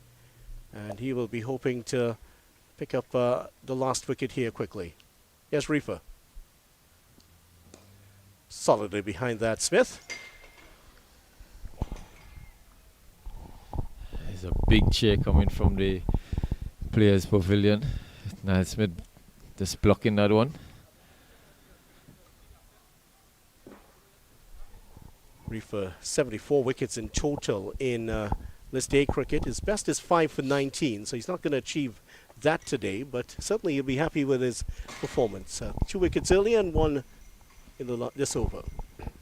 Another good delivery, and Smith getting long forward to it. For Guyana right now, the task is for them to bat out the overs, and that's what they'll hope to get all 47 overs in here. 2 balls remaining in over number 44, and that's what Pramod will be telling Smith. Once we stay here, the runs will come. Yeah, he needs to just bat out these couple balls here and let Pramod do the bulk of the scoring.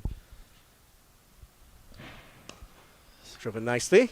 Fielder gets in the way, and that is Big Dapper, as they call him, getting in the way of that. He sets up a big screen, doesn't he, and makes the stop. Sure does. Niall Smith doesn't look like a number 11 with those 2 shots we just seen there. He's just coming on his front foot and stroking it nice to mid-off. Good sound of the bat as well. Well, he has number 46 on his back. That's a familiar number to Trinidad and Tobago fans. If he can score half the runs of that number 6 would be good here for the Guyana Harpy Eagles. Even a quarter of it. Rifa with 87 on his back, a number considered very unlucky in Australia. Good short ball, just too high over. That's a wide. Too short there from Rifa. Yeah, 87 because it's 13 away from 100, so it's considered unlucky in Australia.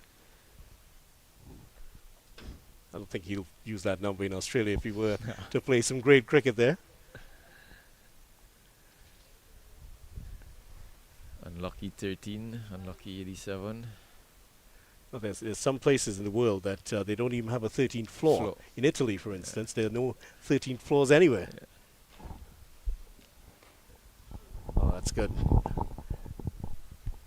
Better delivery here from Rifa, and that ends off a successful over hit for him. 6 overs, his figures looking pretty good. 3 for 31. Guyana Harpy Eagles 190 for 9. They have 3 more overs to face here. Can they bat out all 18 deliveries remaining? He needs to bat these 18 deliveries or as much as he can. Scoring has been very difficult apart from Rutherford. Savory struggled, but he did exactly what the team wanted. Just spot some balls, build partnerships. Yeah, for batsmen who love to play their shots, this is not the pitch that you want to come in on. You really have to graft and build an innings here. And certainly Guyana have 2 people, at least 2, who can really do that well. And Craig Brathwaite at the top, and also there's Shea Hope, the finest of ODI batsmen in the world.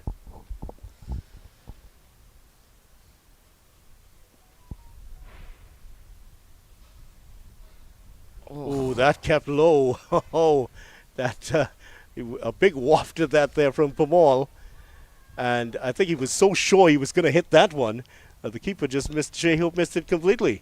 I think he played way before the ball had reached. Shea Hope as well thought that the ball had hit the stump. Both leave alone. 2 byes conceded. Well, the bat speed would have felt like air conditioning for Shea Hope out there. Really swung hard at that. And that too. Hits that away. 1 bounce to the fielder. It's that Brathwaite down there, and just 1 bounce to him. Couldn't get across to make the catch. So did the next best thing, preventing it from going for 4. Good looking shot there from Premal. Surprised that he took a single with 3 balls to go. Niall Smith, he probably has the confidence in Niall Smith to bat out these 3 deliveries. And that's why. Solid looking defensive shot there from Smith. And, well, if they can pick up a couple more runs through Pamal, Smith can squeeze out a few. We could see the 200 coming up, at least before the 47 overs have elapsed. Oh, that's a nice shot. Good Getting looking onto the shot. back foot, yeah. Tell you what, he doesn't look like a number 11 at all. Sure doesn't look like a number 11. That's a really good shot on the back foot and pressing it down to long on. He'll probably be clipping that, what you just said, sending it on the team chat to his captain. Skipper, I need a promotion. End of the over at the end of it, with just 2 overs remaining here in the Guyana Harpy Eagles innings. They've gotten to 194 for 9, dominated by that fantastic innings of 74 from Sherfane Rutherford. Just went at the wrong time. 4 4s and 4 6s. One of those 6s traveling way out of the park here. Actually, I was here at some of the first matches in the 2007 World Cup warm-up matches, which were played here. Cameron Akmal hit a couple onto the field there. Yeah, I remember Cameron Akmal scoring lots of runs in the warm-up games. He enjoyed batting here at the university ground. Oh, yes, he did. Oh, that's a nice-looking shot over the head of the bowler, and picks up the single. So Smith continuing to show what he is made of here. Another run for him. Nice looking shot again from Smith, just chipping it back past Reefer. Sound of the bat is it's really nice. Premal now will be looking to score as much as he can, take that score over the 200 mark. 11 balls remaining. And Pamal, part of the Guyana team that beat Windward Islands by 1 wicket last year at the Queen's Park Oval in the first-class competition. Picks up the run. Yeah, we talked about his grit and determination. At Guyana were a distance away from winning that match, and Pamal came in and he ushered his team away to get the victory by 1 wicket. And that's the kind of character he has. He was actually at the wicket in a previous game against the Windward Islands in first class, where they ended up in a tie. He was the man, I believe, who was out. So since then, he's has worked on his defensive game, and the the work was shown last year.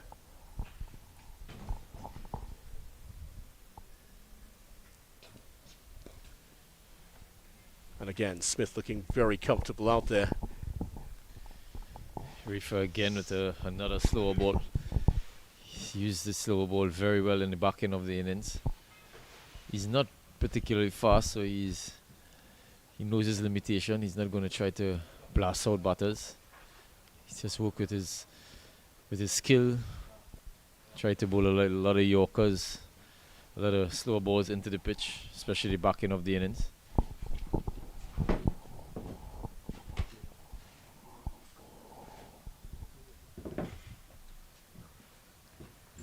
Wide. and called as such by umpire Jacqueline there. Well, talking about blasting out batsmen, a bit surprised we haven't seen McAllister on the ball today. He hasn't bowled a single delivery. I mean, maybe it's not the pitch that you would, you want to bowl at as a fast bowler, but I'm still a bit surprised we haven't seen him at least being tried with 1 over. Yeah, and he's one of the frontline bowlers. He's one of the wicket takers.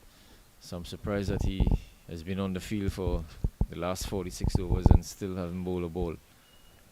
I think they have used 7 bowlers and still no McAllister. In fact, they've used 8. So outside of Shea Hope and Brooks, who don't bowl at all, he's the only one who hasn't bowled. So that's another run there. So Pamal on 4, Niall Smith on 3. Yeah, 8 bowlers used. Just confirming what thought my eyes had deceived me. 8 bowlers used and no McAllister. Down the leg side and another wide here. Another store delivery going wrong here for Reefer. He's had 3 wides in the last over. Now a couple in this one. And Guyana are 199 for 9. So they 200. Definitely Barbados will have to chase 200 plus in this match.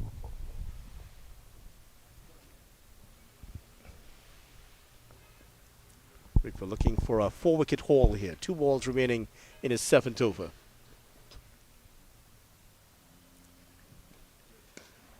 That's nice from Pamal. Coming down the track and very solid looking shot to get 1. And I think he decided not to go for the second run. And that's because he wants to hold on to the strike, just allowing Smith the 1 delivery to face here. Yeah, and that brings up the 200 for Guyana Harpy Eagles. Coming up in 45.5 overs.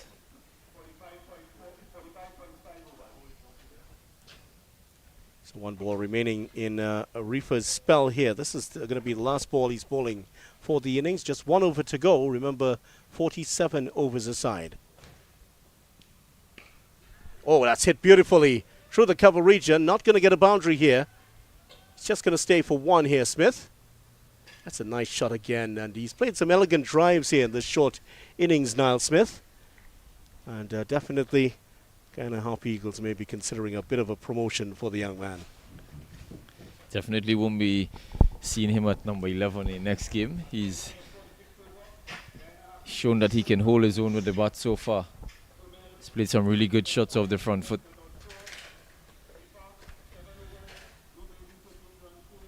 Push that one nicely away. So who's going to bowl the last over? The identity of that bowler is already known. It's going to be Leacock. So 47 overs, no Jem McAllister at all in this one. Very, very surprised by that. But he'll probably wonder how he's surprised if he was told beforehand if he won't be bowling, but he will be playing in the match. Now he doesn't bat high up, so he's basically not going to contribute a huge amount in this game. He's not going to contribute at all, apart from his fielding, unless it comes down to number 10 or 11 where he'll be batting. So I'm sure he'll be disappointed. I'm sure you wouldn't expect that because this powerful Barbados lineup, you feel that if the innings were to end right now, 203 would be a total they would relish chasing. Pulled away, straight to the fielder. They won't go for the single, so...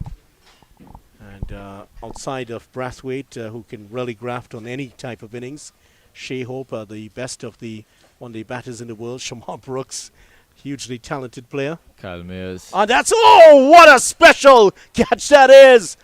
Ruston Chase has produced an absolute blinder. One of the catches of the tournament, and Chase has brought the innings to an end. Look at this special effort. Exceptional catch here from Ruston Chase, diving away to his right. Probably the only guy, apart from McAllister, who's on the field would have taken that. He's diving away to his left, sorry. Plucking it out of the air. And that's the end of the Guyana Harpy Eagles innings. The 202 all out. Barbados Pride will be needing 203 runs for victory in 47 overs. Boy, that was an exceptional catch. We've seen some really good catches yesterday. The Akeem O'Geese catch in the TNT West Indies Academy catch was special, but this is goalkeeper style stuff. He dived away to his left and took that well. Oh, well, he looked like an Andre Onana with that save. I won't be saying Onana name this time around. We just conceded three goals against Man City, but yeah, he did take it like goalkeeping style.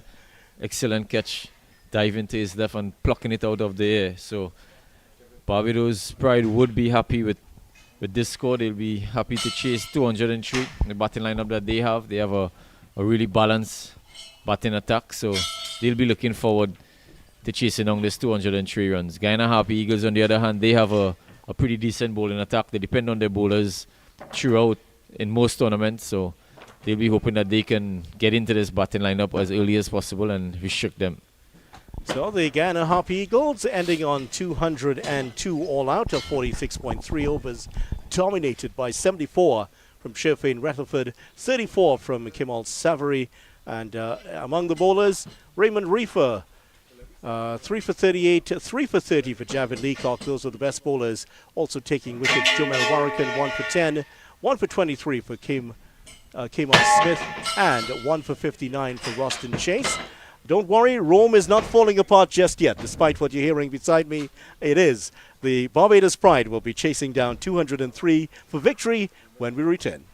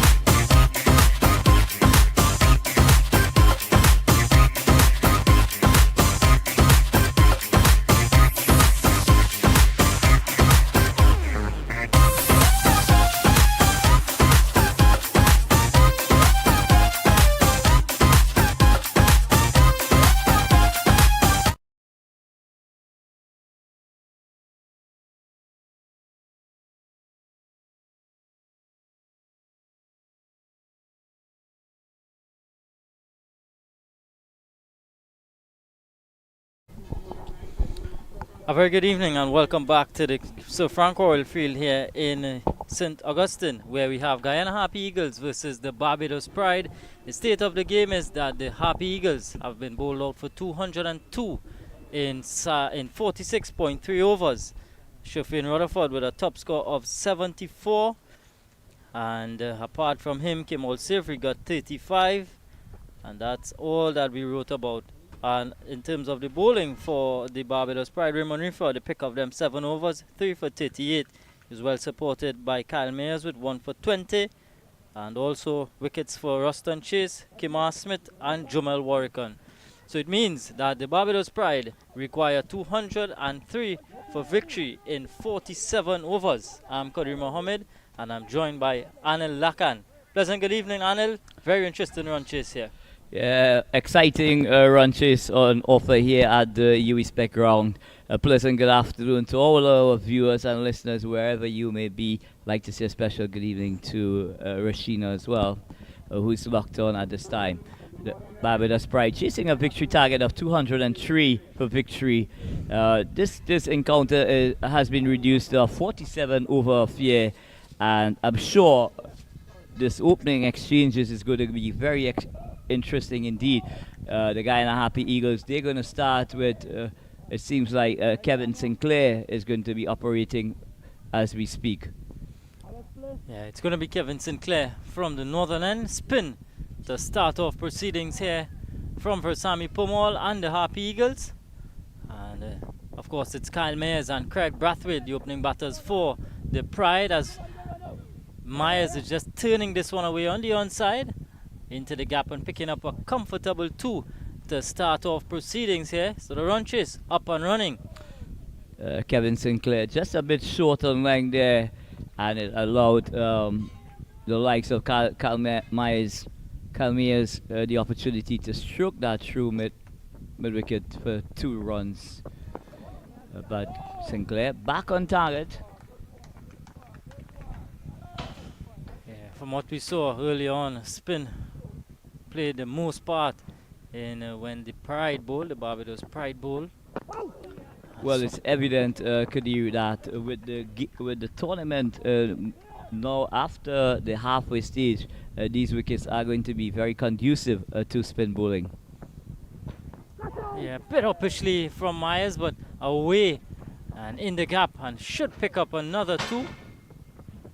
But that edge was a very healthy edge indeed. It just fell away to the boundary there at third man position. So Kyle Mayers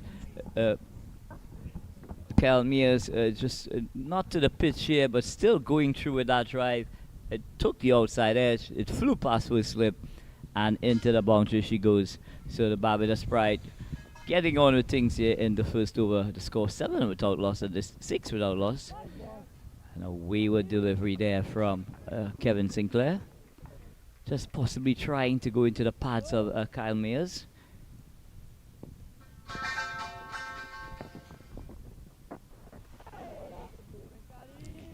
Again, a straight line from Kevin Sinclair. Flat, not much loop there from him. Here's a slip in play.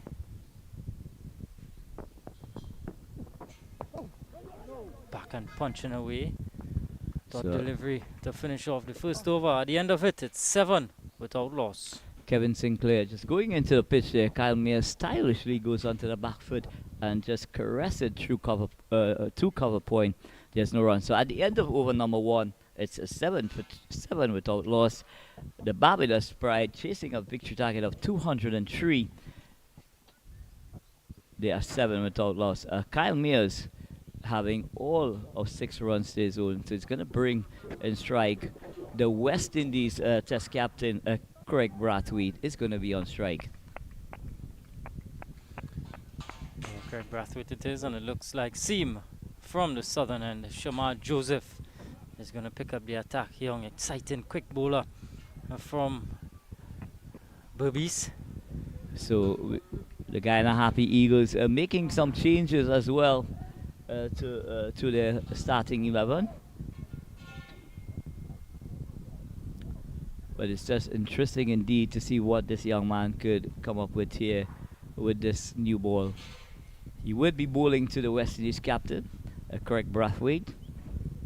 196 runs required in 276 balls. 74 balls, my apology. So here's Joseph. Away into the gap, but there's a third man, so it's just going to be one. Slightly interesting field set. One slip and a gully, but the gully was a bit wide and it went directly split between that gap. Two deep fielders, a third man and a fine leg. Had that second slip been in a conventional second slip position, that would have fallen right in his lap. And sometimes teams do have a tendency to have that fly slip or that wide slip, maybe about a third, fourth slip position. But it's really a Russian roulette sometimes. Oh, very good indeed from Shama Joseph. Kyle Mayers just a bit late to react to that delivery. That one had some piece of it. It just kissed the surface and took off. But Kyle Mayers, we know how dangerous a ball striker he is, and he'll want to give his team he'll want to set his team up, for victory here with a formidable innings of his own.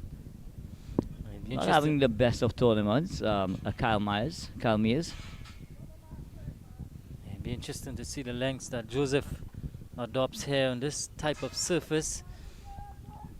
Well, I'm sure it's going to be between that 6 to 8 meter mark.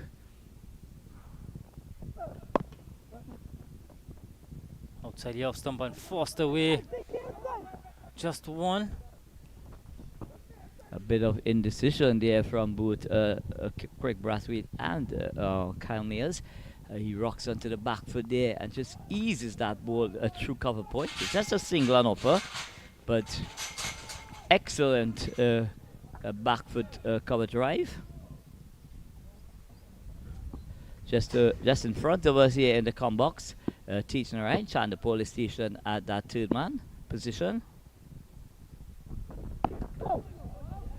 Again, wicket to wicket, straight lines from Joseph. So Joseph showing a lot of hostility here. He's only into his first over, but my word, is he running in and really hitting the deck extremely hard indeed. So Guyana Harpy Eagles looking for early wickets here. A slip and a gully in position.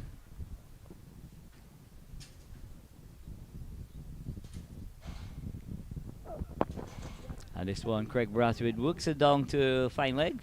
Just got on top of that delivery and ride it down to fine leg. So the score moves up by 1. It's 9 without loss. And neatly played by Brathwaite, just getting inside the line. Working it easy single. So far so good from these two. Just looking at Riyad Emirates there, having a look at this young man there, Shama Joseph, and he seems very excited by this prospect from Guyana. And a loud appeal goes up, but that ball is arcing down the leg side.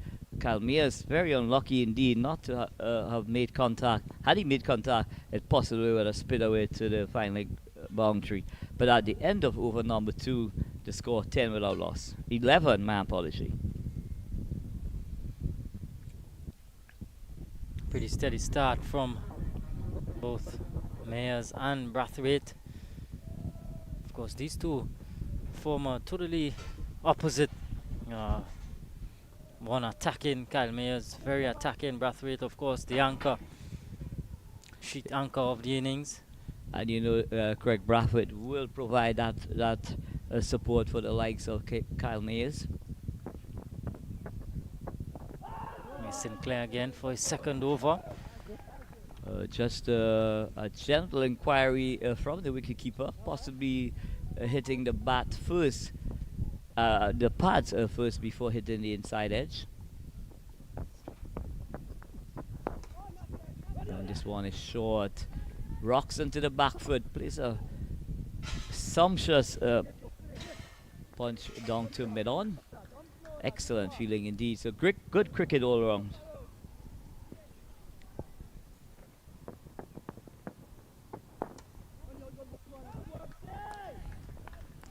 Says Sinclair, not allowing this ball to do much in terms of spin, just hitting the deck really hard.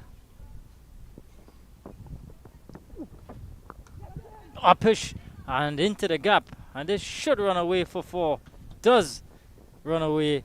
Streaky, but the desired result for Myers. He gets off with a boundary here. Bit of width on offer, and cashing in was Myers. Yeah, Kyle Myers possibly guilty of going a bit too hard there, but luckily for him, he found the gap, and that ball sped away through the into the point boundary. So that boundary takes Myers onto 11. Another easy single eased down to long off. Shimron Hetimaya picking up that ball at long off. So they are allowing the likes of Kyle Myers to hit the ball straight down the park. Yeah, not much flight from Sinclair. Pretty flat in the early goings. There is something in the wicket for the spinners. We see purchase when the Barbados Pride spinners bowled.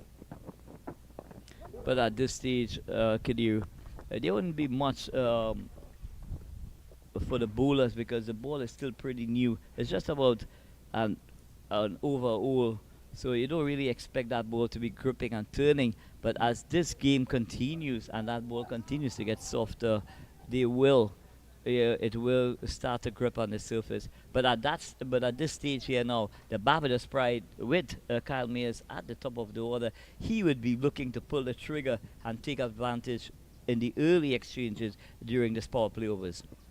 Yeah, that's just the way he plays. 3 of us done, 16 without loss. But exciting contest here between Kyle Myers and Sharma Hul. Joseph? Just outside the off stump, a whoosh from Myers. Yeah, hit the deck type of bowler. There's Shamar Joseph. Well, length. I'm just looking at that delivery there, Kadir. That ball just kissed the surface and really took off. So this young man is generating some very good pace off this UE spec pitch. Something we haven't seen thus far in this tournament.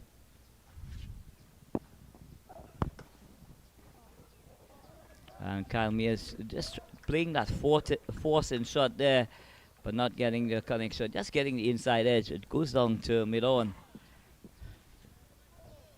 Yeah, just maybe touch of that slow nature of the surface. Not getting all of it. Myers. He's got off to a good start, 12 from 16. And a very naughty shot indeed, yeah, from Kyle Myers. It didn't have the length there to play that pull shot. That ball was through him even before he could have attempted that shot. So a moral victory indeed for Shamar Joseph. Yeah, Kyle Myers, a man in form already. Got 100 in the tournament against the Windward Islands. A blistering 100, 107 not out of just 52 deliveries. The Brian Lara Cricket Academy. Yeah, and the Brian Lara Cricket Academy just seems to be batting friendly at this stage of the tournament. Slashing and maybe an opportunity for a catch. Seems to be Chandrapal Hemraj. It's not gone away for 4. And 2 runs added to the total. A hot one. And Hemraj just couldn't hold on. Yeah, that ball was traveling like a trailer bullet there. But Chandrapal Hemraj, throwing his frame to his right, was able to take some pace of that ball. Had he taken that, it would have been possibly the catch of the tournament, Kadir. Yeah, valiant attempt. Well hit by Myers. See how Joseph would respond. Again a bit uppish. Again it's in the gap. Hemraj is giving chase. It's not going to go to the boundary. It's a bit of a teaser. Pulls up just inside and enough for them to come back for a couple of runs. Living dangerously, Myers early on here. Yeah, Kyle Myers really throwing the bat at any delivery outside the line of the off stump. And this is how he plays Kadir. He will look to stay positive. He will look to try and dominate the bowlers. And with Joseph coming on to him quick, this is a it's going to be a mouth-watering contest between Shamar Joseph and the likes of Kyle Mayers. And this one stylishly getting too straight there was Joseph, and stylishly clipped away by Myers. Picks up another boundary. A good-looking one this time.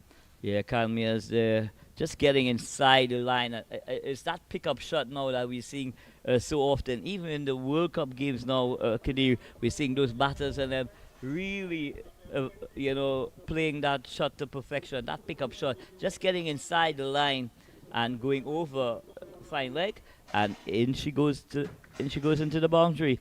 So 24 out loss after over number 4. Very enterprising start indeed, Kadir.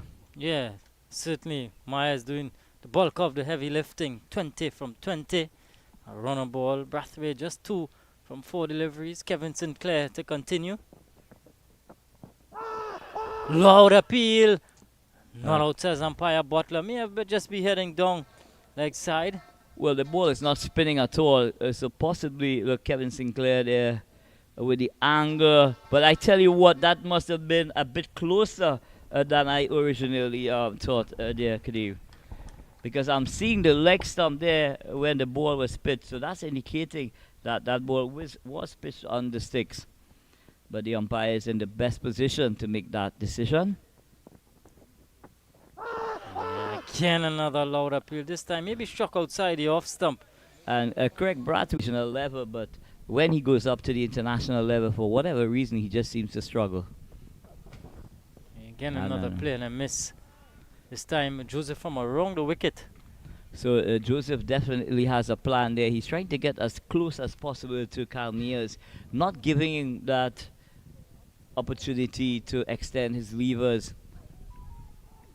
There's a slip in place, a third man, backward point, a cover, mid off, mid on, mid wicket, a fine leg, and a deep backward square on the boundary.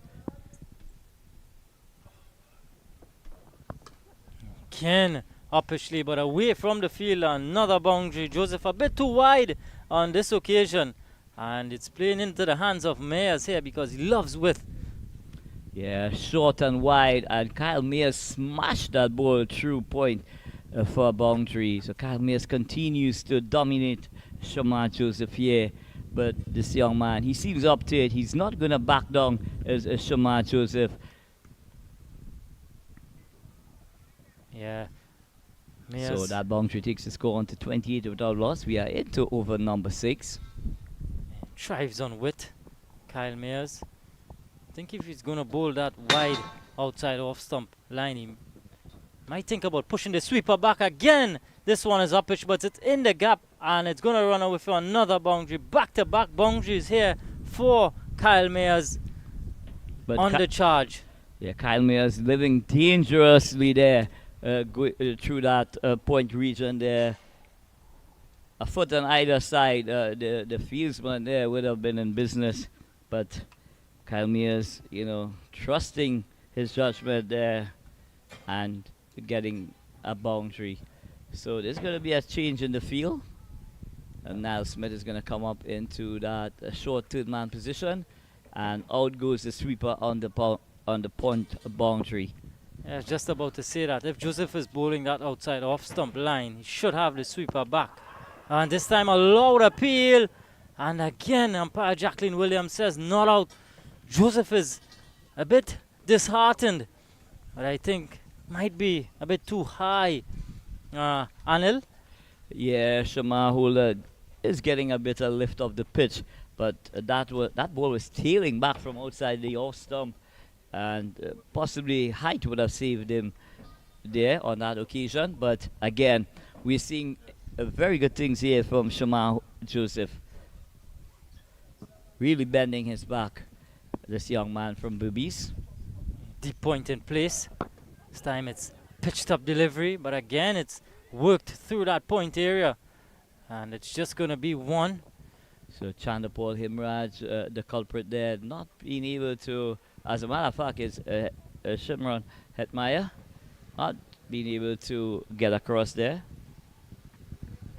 So skipper Versani Permol reacting to the aggression of Kyle Mears.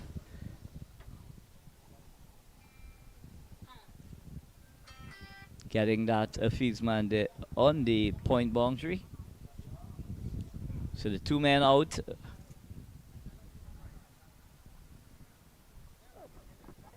Oh, and what a lovely delivery indeed. Just pitching on the corridor of uncertainty and leaving Craig Braffett at the last moment. It goes into the mitt of Kevin Imlach. But a very good over indeed from Shamahula. He did go for a boundary, but he's asking a lot of questions from both batters. Yeah, certainly is.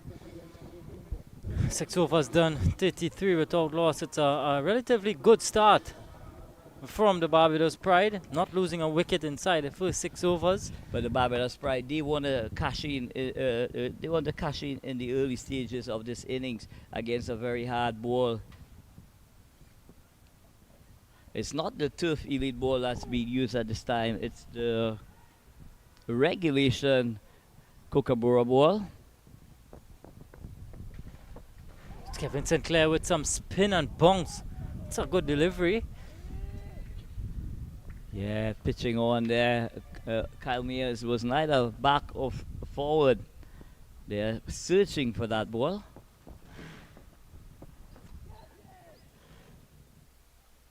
This time clipped away. It's going to be 1. Yeah, Kevin Sinclair bowling with that angle, with that ball angling into the pads of Kyle Mears. He just elegantly lifts that down to mid-wicket on the boundary. He gets a single.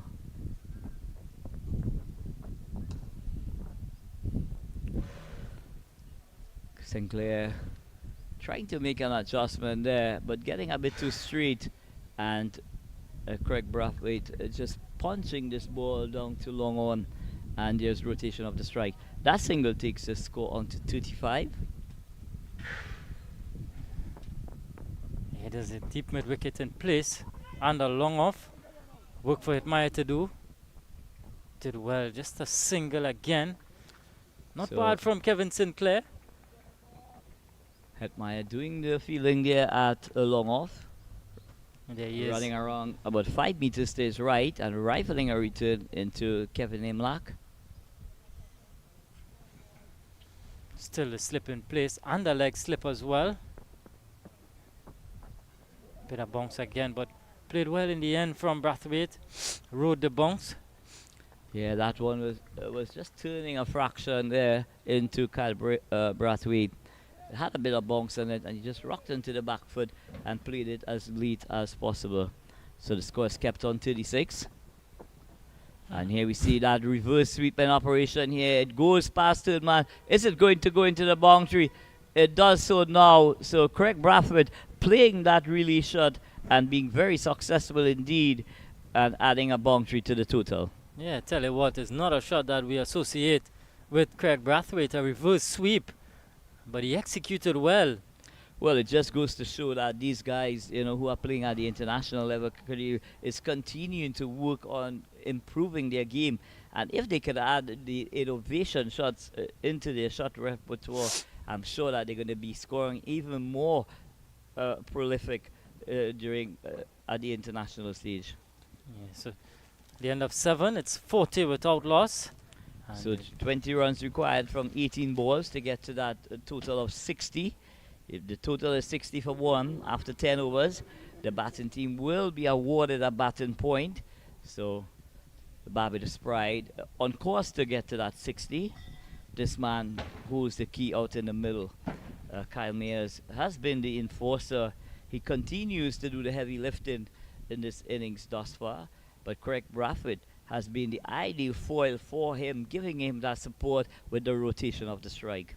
Yeah, bowling change now from the southern end. Shamar Joseph has been taken off, and he's going to be replaced by Niall Smith. So Niall Smith not having the best of tournaments, in terms of, reaping a bag of wickets, but I'm sure that he will want to change that here, possibly try and get some early wickets in the piece here for the Guyana Harpy Eagles. Yeah, the Harpy Eagles do need wickets. We'll hope that Niall Smith can provide them with some. Starts with a pitched up delivery that Myers is just clipping through the mid-wicket area. Again, he's going to pick up a couple of runs. Yeah, half volley on leg stump, and Kyle Mears just drove that through that long on position, and he come back very easily indeed for 2 runs. That takes the score on to 40, and it takes Kyle Mears on to 33. So 42 without loss in over number 8. Yeah, tell you what, Kyle Mears is a difficult man to bowl to because he pitched up deliveries with. You're not going to get away as a bowler. Margin for error slim when it comes to Kyle Mears. So Kyle Mears, Niall Smith going into the pitch there just about that 6-meter mark, but Mears trying to hoik that ball over that short fine leg position, not making any connection. It rifles into his pads and there's no run. Yeah, no. So free hit is on offer. Umpire Jacqueline Williams just indicating that he has overstepped the front line.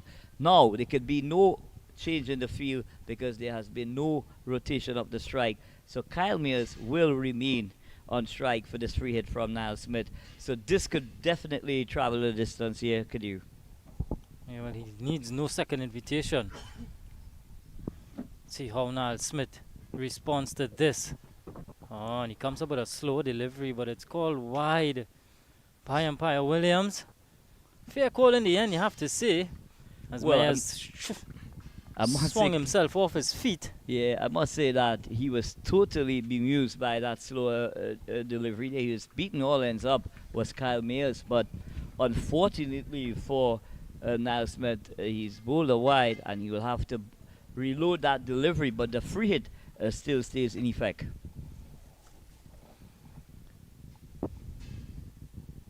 Remember the deep fielders, deep point, deep backward square. Again, it's a slow delivery, but it's in the gap. Work for Pomal to do. He's not going to get to that, so that's going to be a boundary. Another one for Kyle Mears. He's dealing in boundaries right at the start here.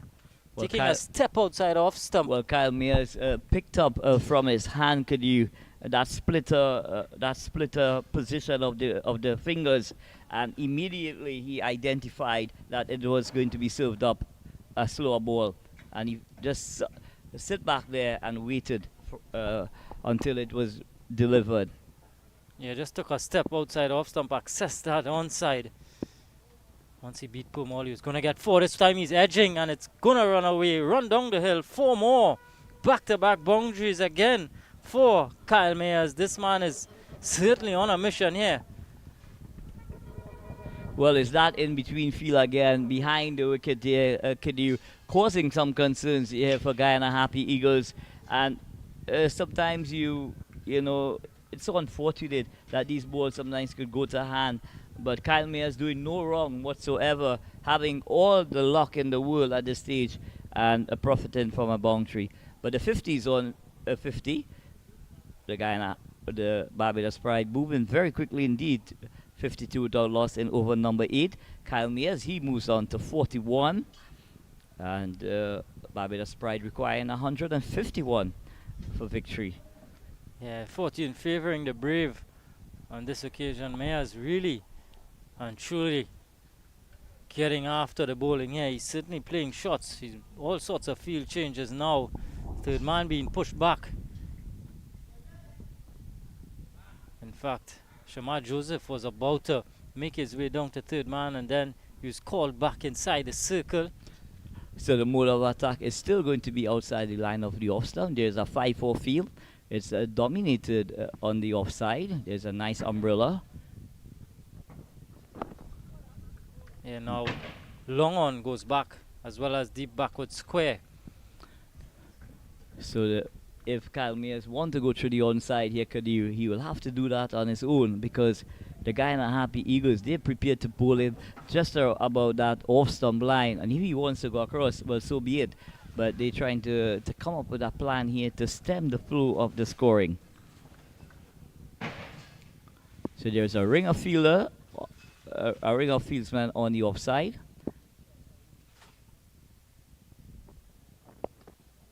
Oh, helping this one away, Kyle Mayers. It's gone a long way. It's gone all the way for 6.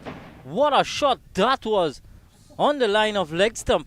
And look at it, just picked it up. And it was coming our way. But tell you what, that's a huge hit. And what a shot. Well, if Colin Murray was on commentary, he would have, gifted the batting team 10. That would have been his equivalent to the size of that hit. Possibly traveling maybe a good 100 meters there. That was very huge indeed. Yeah, what a shot that was. Niall Smith, an expensive over from him. 18 coming from it. It's been a pretty good over for the Barbados Pride. 18 coming from it. 8 done. It's 58 without loss. Mayers is 47. Brathwaite just 7 to his name. Yeah, so Kyle Mayers continuing to do the heavy lifting here, and it's been some impressive ball striking indeed. That last shot that he played was a sumptuous pickup shot, and it traveled like possibly 100 meters here at the UWI Spec ground. It just kept going and going and going. Unfortunately, it didn't get into the classroom here to the back of us here, Canoe. Yeah, what a shot that was. Certainly exciting stuff. And ringing the changes now over Sami Pomal. Gudakesh Moti into the attack. So Gudakesh Moti having a very prolific tournament thus far. Really has come on by leaps and bounds in the last year. You know, having done extremely well against the Indian team when they were here touring. So Gudakesh Moti, skipper Versami Purmal, under a bit of pressure here at UWI Spec. See how Purmal goes there. There's a slip in place. There's a short. There's a slip. There's a backward point. Cover, extra cover. Long off, mid on, a mid wicket, a deep mid wicket, and a short fine leg. Oh, that's a good delivery. Tossed it up outside there, just asking questions. Brathwaite not baited into playing any false shot. Yeah, trying to entice him into that booming drive. But again, bang on target, just arcing that ball into the pads of Craig Brathwaite. And the history will show that when that ball is in swinging into Craig Brathwaite, he's not always on the ball when it comes to keeping it out. So they're working with a plan. Is the Guyana Harpy Eagles trying to get Craig Brathwaite to play around that front pad and bring either the LBW or the Bulldog in position. And here we see another flighted delivery, bounce, turn. So it's all happening here at UWI Spec. But what's required now is a couple of wickets from the Guyana Harpy Eagles to bring themselves back into this contest. Yeah, wickets is exactly what is required. This fast start here from the Pride. Really asking questions now in the terms of the depth of the Guyana Harpy Eagles. Maiden over from Gudakesh Moti. Score remains at 58 without loss after 9. Yeah, Gudakesh Moti coming on and doing exactly what his skipper would want, Versami Purmal. But if Kyle Mayers continue to bat for any extended period of time here at the UWI Spec, this game could really be done and dusted in a very quick time indeed. He's traveling like a trailer bullet. He scored 47 from 35 deliveries, and he's showing no inclination to go any less than he has been. I'd like to say a pleasant good afternoon to Mr. Bonio, the #1 cameraman here at 360. I'm sure Mr. Jason Kailash Prasad will have something to say about that. So Kevin Sinclair, switch events for him now from the southern end.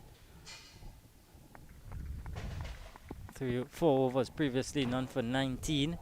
So just change ends. So Kevin Sinclair looking to get rid of the dangerous Kyle Mayers.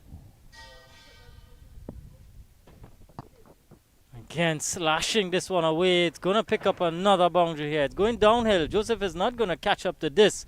And this time, a lot more control on it from Kyle Mayers, and he gets the half century. Look at it, down on one knee and just guiding it stylishly past short third for 4. So Mayers a 51 from 37 deliveries, 8 fours and 1 6. Had he played it any later, he possibly would have been out of this venue. Yeah, and add a bonus point in that too, because they got their 60 inside the first power play inside the 10 overs. And doing it in style indeed is the Barbados pride. This one is played through cover. Just one and offer. Some excellent work there from Godakesh Muti on the long off boundary. They take a single. It takes the score onto 63. Kyle Mayers moves on to, with that single, moves on to 52. So doing some damage here to the Guyana Harpy Eagles is Kyle Mayers. And this one, Brathwaite is just tapping it back to the bowler himself, Kevin Sinclair. There's no addition to the score. The score remains on 63. We are into over number 10 and just one ball away from the end of the power play. And again reverse swept, but Hemorrhage in the way this time. So a dot delivery to finish off the 10th over. At the end of it, it's 63 without loss. And at this time, we're going to make a switch here in the commentary box. Vidya Ramphal and Riyad Emirates will take over from Anil and I.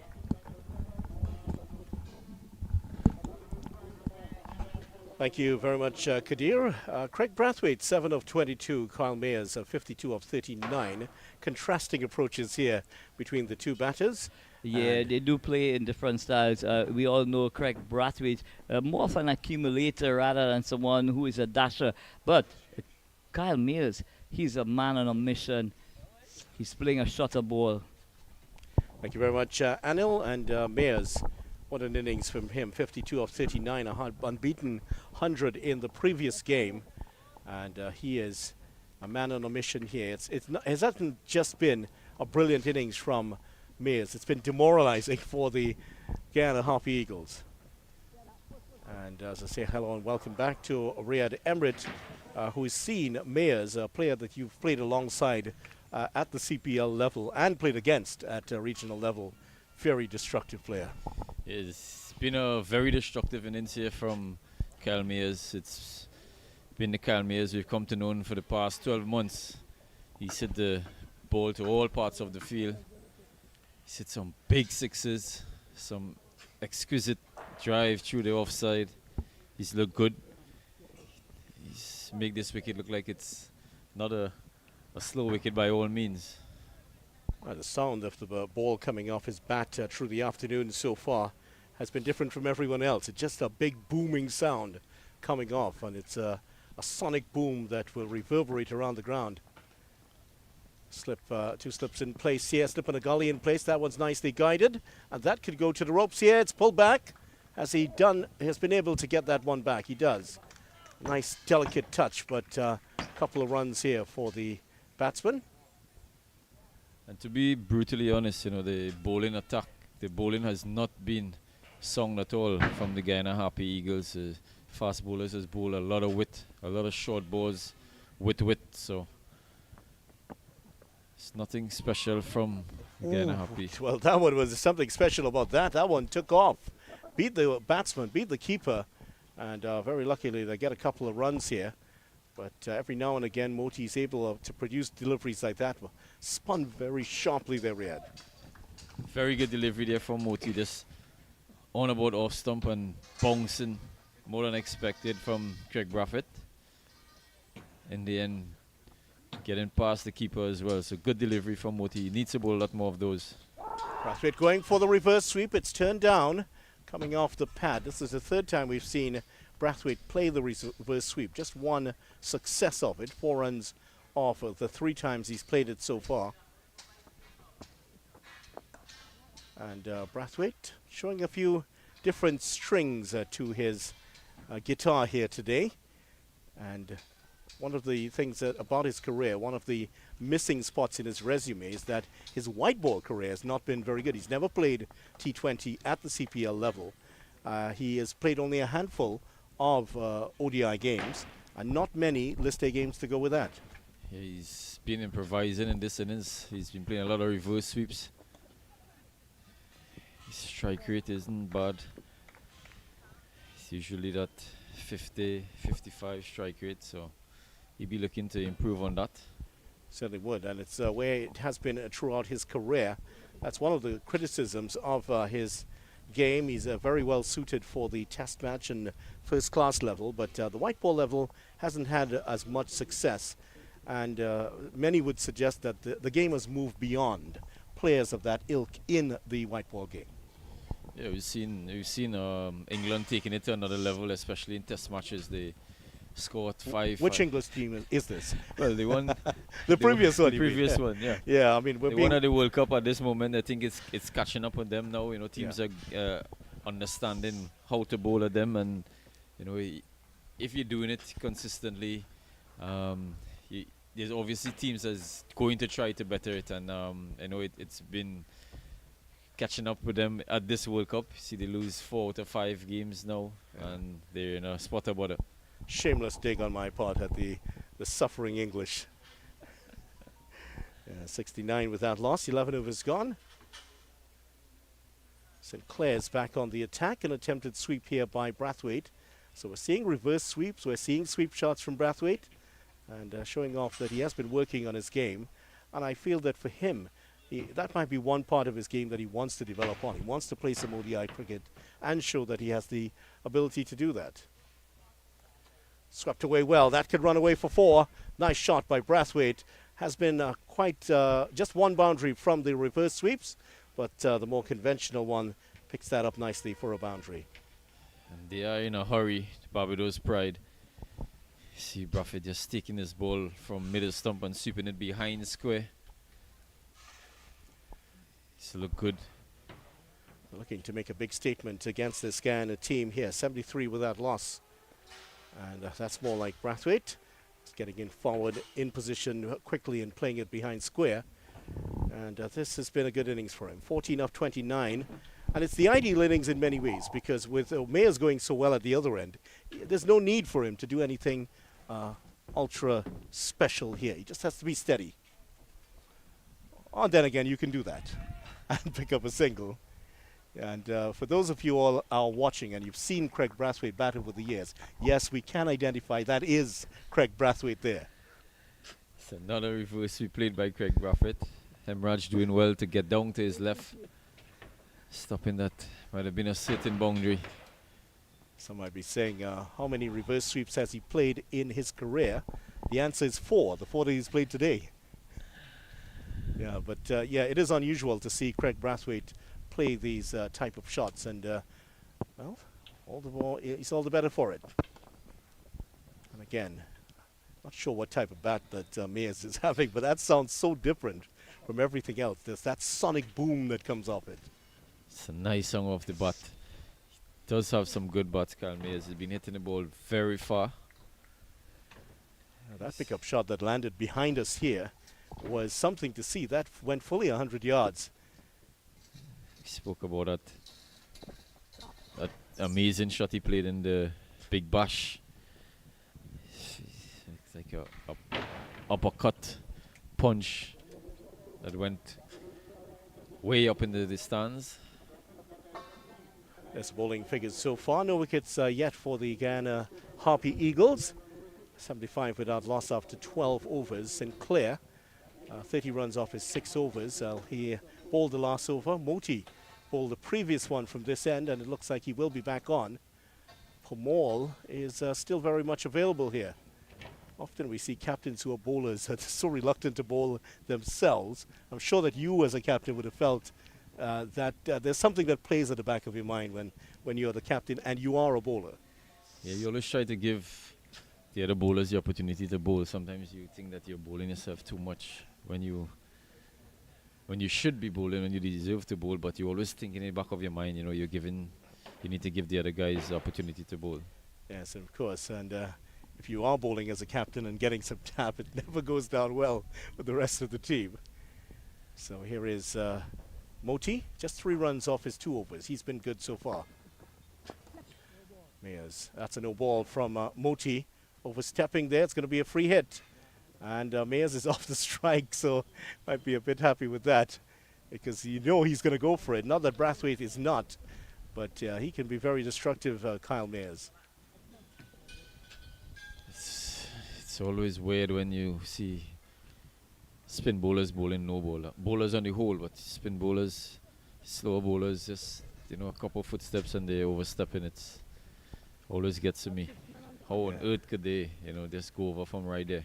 Yeah, that's right. Of course, the longer you run up, the more the margin for error. Yeah. The shorter it should be, the shorter margin for error. Michael Holding, the famous West Indies fast bowler, never bowled a no ball in his career. That's swung away. That was the free hit, and that's not going to go to the boundary. They will get one here. Brathwaite hit that out to mid-wicket, but the fielder was across it quickly. And the reason for Holding's lack of any transgressions in that way, remember that West Indies team at that time produced a lot of no balls. There was a discussion point about them. Holding actually was a long jumper, and one of the reasons why he would have to measure out his run-up in the way that is done now. Many people didn't do it that way as they do now. They're markers and all sorts of things. So he was able to pace himself and get to the wicket without overstepping. Yeah, and a lot of bowlers you see using the tape now and measuring their run up and still bowling no balls. So it's amazing to see that they have all this and still bowls no ball. Oh, that's good from Moti. Turn again to Mayers, who was looking to wind up for a big one there over mid-wicket. And the thing is, if you don't start from a consistent spot, that's going to happen. And you often see bowlers mark out their run-up, and they're not starting from the same spot each time. They're starting a couple paces ahead, and then the no balls come, and they wonder why it doesn't happen, why it's happening. Yeah, it's really amazing. It's confusing. It's driven straight to the fielder, a little bobble, but he manages to get onto it. I've observed a couple of bowlers. They get to the top of their mark, and they don't settle themselves, get their feet behind the line, and then come in. They just turn and go.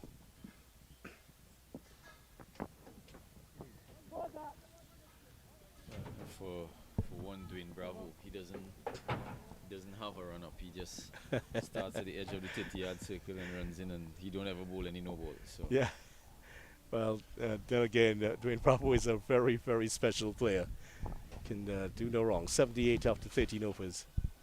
You've played alongside him. How does he manage not to bowl no balls, even though he doesn't have a consistent run-up?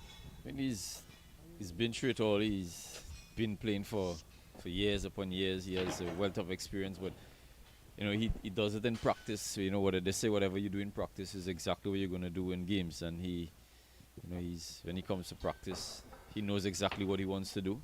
He doesn't necessarily have to practice for the entire 2 or 3 hours.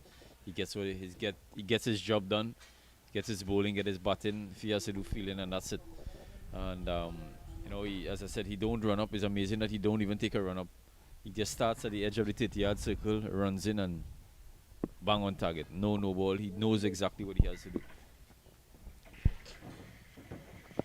Sinclair continues. And the thing about it is he has the brain of a computer. Those who have spoken to him said that he will tell you, well, right, I'm going to do this, he's going to do that. And he just seems to predict exactly, knowing what the batsman is capable of doing. He factors in that, and his control is immaculate. Yeah, he is. Didn't happen by chance. He has over 600 T20 wickets. Leading wicket taker in the format. Just going to get one this time. Brathwaite continuing to move along in singles. Picked up the occasional boundary. Mayers, however, has been slowing up here. 54 of 48. So they bowl a lot better to him. Still the current run rate, 5.85. Remember, the target is 203 for the Barbados Pride.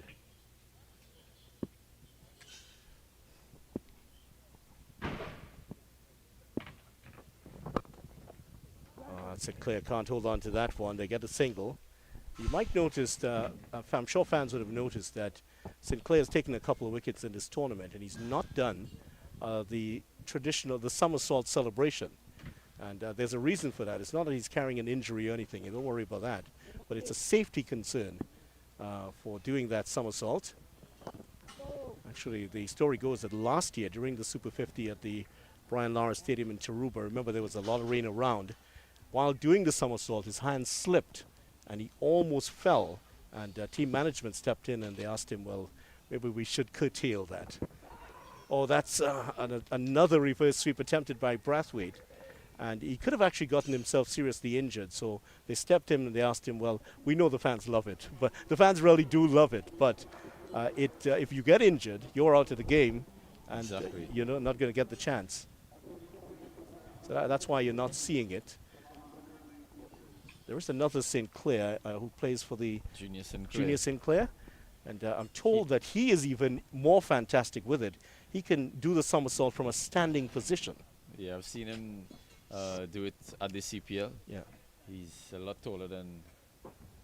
But isn't that amazing? It You is can just simply. stand there and flip yourself over. Yeah, he's very athletic, very athletic. They both are very athletic. That takes some serious talent. He's trying to break the shackles here. He's been kept back a little bit, not getting the runs as freely as before. Moti has been the reason for that. Look at this, 3.1 overs, 1 maiden, just the 6 runs so far. Now he picks up the run. Yeah, well, that takes extreme body control to be able to do that sort of thing. If you could do that, you'd be the toast of the town. Yeah, not even going to try. I'd land on my face. Well, in Trinidad here, of course, fans of football in Trinidad and the Premier League would remember Kenwyn Jones, Yeah. former Trinidad and Tobago and Sunderland and Southampton player, who would do that sort of Sinclair flip. I'm not sure if Sinclair borrowed it from him or he enjoyed that celebration, but he was very good at it. It disappeared towards the end of his career as the injuries started. Apparently our producer Jason Prasad also did it a couple of times. Oh yes, he's gotten through him. And finally, Craig Brathwaite succumbs here, trying to play another sweep shot. And Moti has gotten just desserts for his fine bowling today. The first wicket down for the Barbados Pride. Craig Brathwaite playing all round that one. It's not the type of innings we've been used to seeing Craig Brathwaite play. He's been playing a lot of shots, he's been playing a lot of sweeps, a lot of reverse sweeps. And the sweep has come to his demise. He's lost his off stump and Barbados Pride losing their first wicket at 81 for 1. Very atypical innings here from Craig Brathwaite. One that was filled with sweeps and reverse sweeps. But he has to go now. Bowled here and the first wicket down at 81 for 1. And so Mayers is still out there and Shamar Brooks is in. Brooks the 6 matches so far and 156 runs, averaging 31.2. Yeah, another good West Indies player coming to the crease, Shamar Brooks. He's one of the better players of spin in the Caribbean. He controls the middle overs really good against spinners, so they'll be looking for him to bat through this period. Moti has done an excellent job, 3.4 overs, 7 runs, picking up the first wicket there. And well, he's not he's a little bit faster, gets through, makes more runs faster than Craig Brathwaite, but more in that solid role here to allow Mayers to play around him, holding up one end. That's why Brooks is in. If Mayers had been dismissed, I think we may have seen somebody a bit more aggressive coming in. Ooh, he cuts at that one and gets the single. The Harpy Eagles have a slight chance here to apply some pressure, but many would feel the damage has already been done. 81 runs already. And as you suggested, they haven't been at their best in the bowling department. Outside of Gudakesh Moti, it's been a distinct lack of quality at some times. Yeah, it's been like a very ordinary bowling effort here from the Harpy Eagles apart from Moti. And they're going to pick up a single. Just to reflect on what Moti has done well here, he has attacked the wicket all the way through. He has bowled very, very close to the batters. He's bowled into that leg stump line most of the time. They're not getting much time to free their arms, especially to the left-handers, the left-handed Calmeers. Just to give you an idea of how much the Guyana Harpy Eagles were able to pull things back during that period, in the first 10 overs, Barbados were a runaway train, 63 without loss, going along at 6.3 and over. In the last 5 overs, they've gone along at 4. And that represents a substantial decrease in the run rate for the Barbados Pride. And that's what Moti has done by tying up one end and applying some pressure. Sinclair trying to do the same, taking a leaf out of the book of the left-arm orthodox spinner Gudakesh Moti.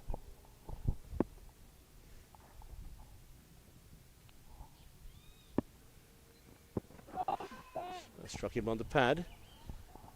And Sinclair had a really good tour of Sri Lanka earlier this year with that 18 tour. Of course, Trinidad and Tobago's Joshua Da Silva averaging 100, but Sinclair, outside of Da Silva, he was the outstanding player in that tournament. There will be one here. This field they're coming across. One is the call, and that's one they will get. Yeah, he did have a exceptional tour, 18 tour to Bangladesh. Bangladesh, correction. Did do well as well as Joshua Da Silva. They both had exceptional tours. Yeah, Joshua was the stand-in captain on that tour. Of course, it was the West Indies under 19 that went to Sri Lanka. That's correct. Yeah. Tours are coming quick and fast. And of course, after this tournament, the West Indies Academy team, they'll be playing against the Ireland Academy. That's another one, and I think there will be some coverage of that. Who knows? You might be there for that, Riyadh. You never know. You never know. I understand your Irish is very good. Far from. I think the A team is also heading off to South Africa sometime later this year as well. So it's a lot of cricket for the West Indies guys. Fringe players and those players who are still to cement their places on teams. 16 overs, 85 for 1 Mayers and 58. Now just look at Mayers here, 58 of 56. Now at one point when he had gotten to his 50, there was about 20 balls less. So he has really slowed down here. And that's the bowling of Moti. It's also the bowling to a lesser extent of Sinclair. So they Guyana building up some pressure here. Like again, you know, that's how important the power play is, to get off to a good start with both bat and ball. Kind of Harpy Eagles really didn't use their new ball well. Pushing hard forward to that is Brooks. Slipping a gully in place here for Motu, who was getting the ball to talk at the moment.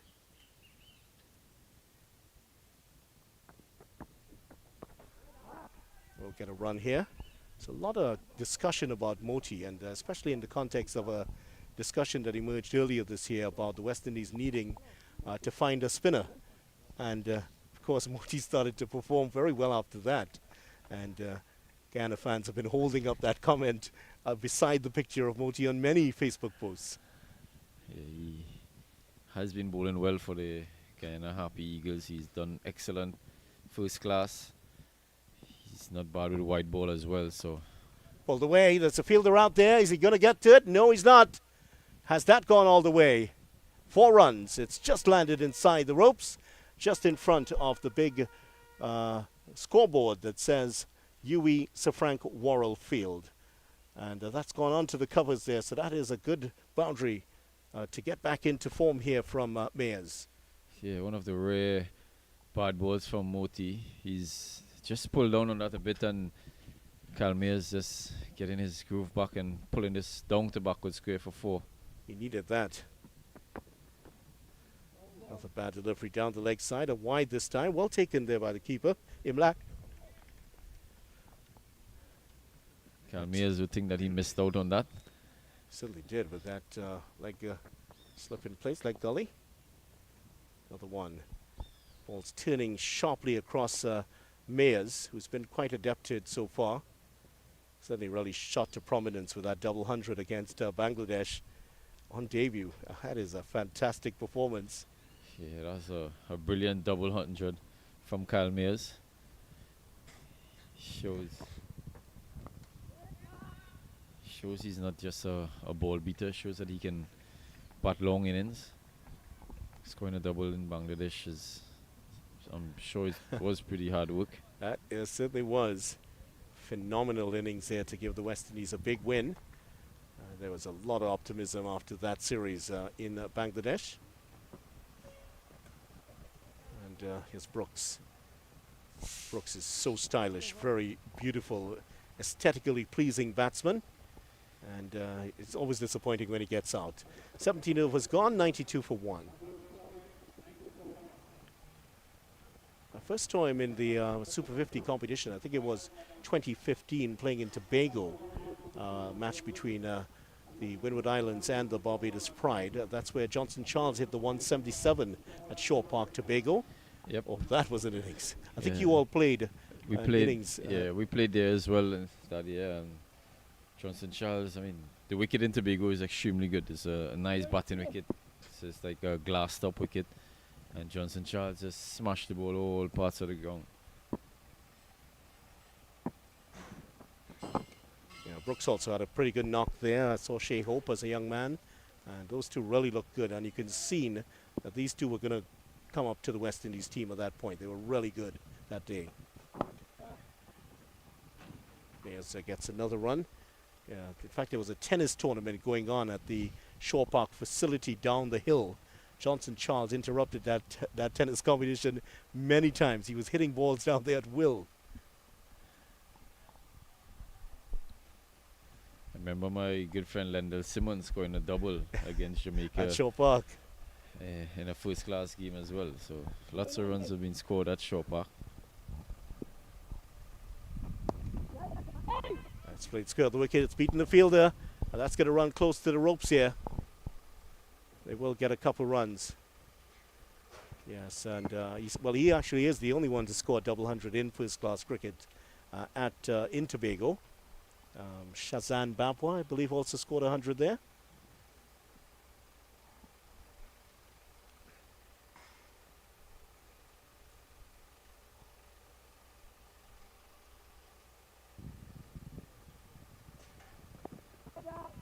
It's just guided past the slip. They're going to get one here easily.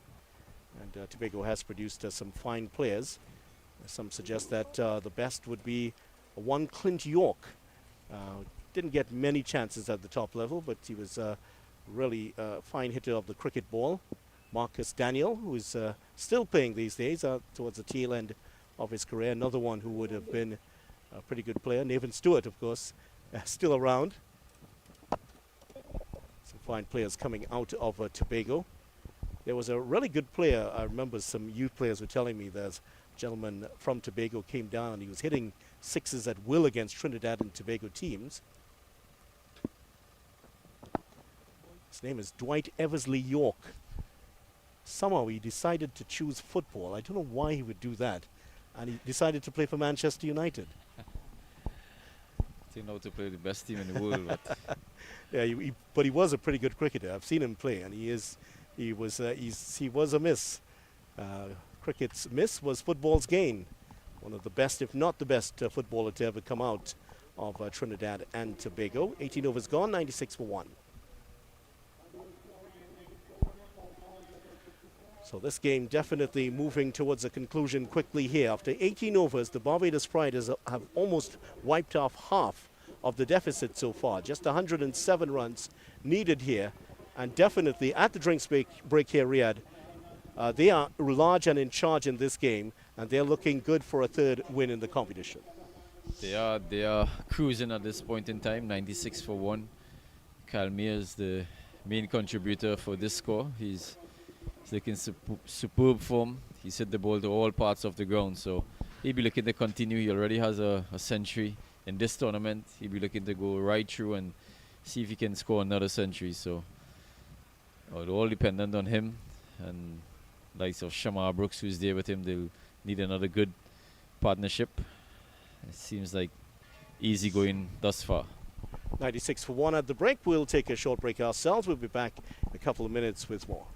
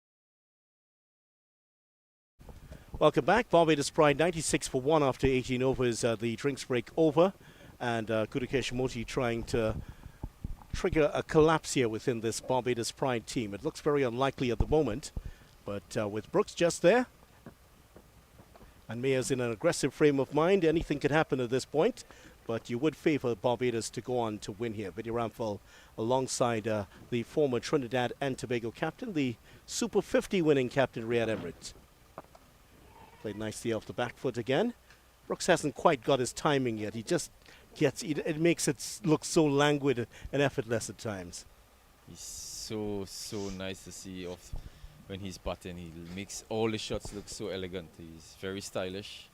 Even when he's out, he looks stylish.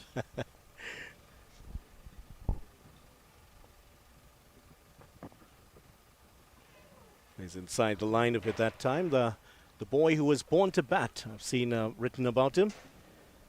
And when you come out of a country like Barbados, a cricket-mad country like Barbados. Oh, he's sweeping at that one. Well, there's a close decision. He's been given here. Umpire Dighton Butler says that is out. And Brooks sweeping across the line. And he's gone for 6 runs. The second Barbados batter to go here from the sweep shot. He's playing straight across that straight delivery. Well, that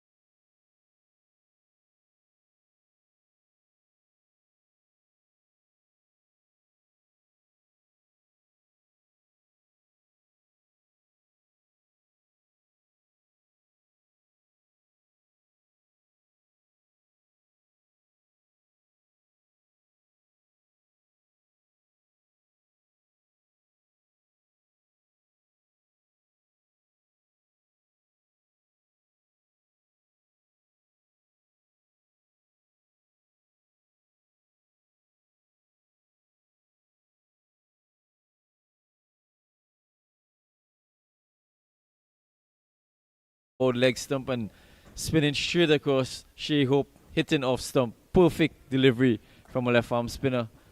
And Shea Hope goes without scoring. First ball. Well, if you thought this one was over, it certainly isn't by a long shot.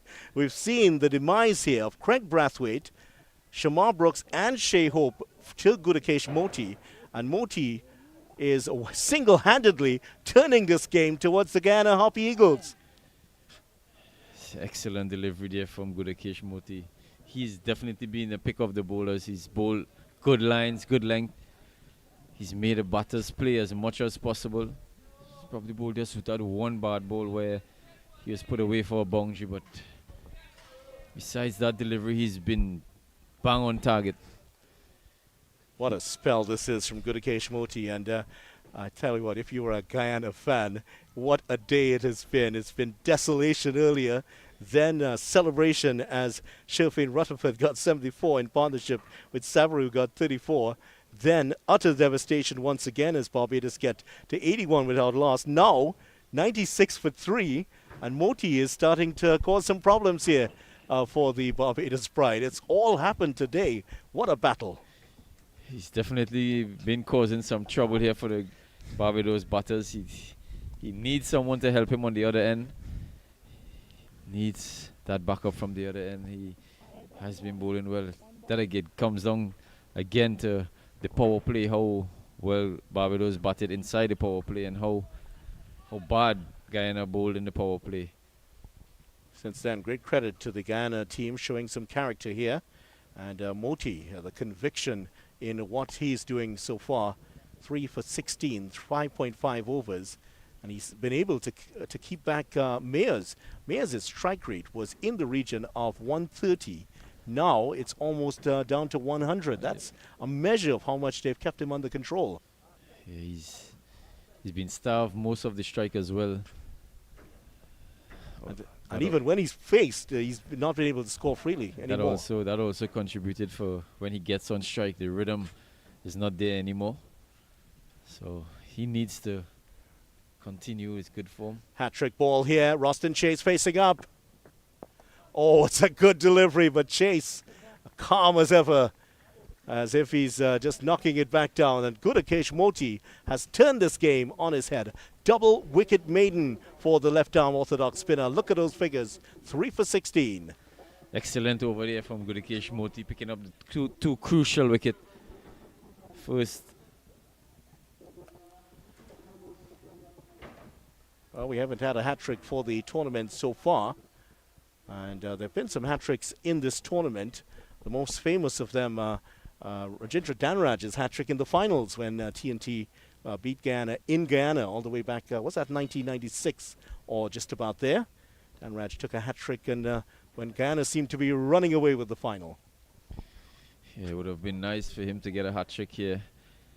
Ruston Chase this, making sure that he doesn't get that. It's a good guy to come out when they're under pressure, Ruston Chase. He's been very good for Barbados Pride. He's very, very comfortable out there, Austin Chase. Yes, Kevlon Anderson to continue. That's swept away, could be caught. Oh, yes, it's taken. And another wicket goes, and Barbados definitely on the slide. The Harpy Eagles are on the charge here.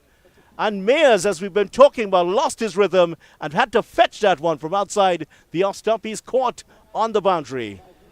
Very good catch there from Chandapal Hemraj.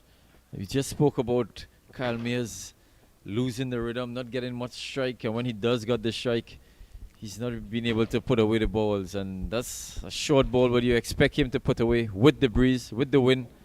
It's straight to Chandapal Hemraj on the boundary, the only guy at the boundary, straight to him.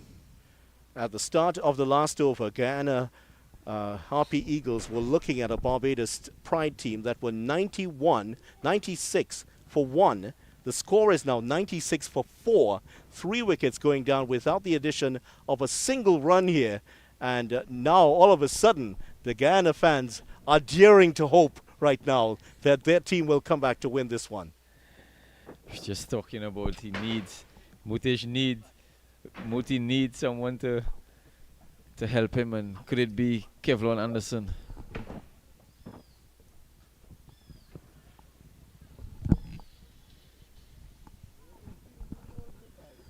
96 for 4. So 3 wickets going down at the same score at the moment here. And what a turnaround this has been. Very, very good big turnaround here.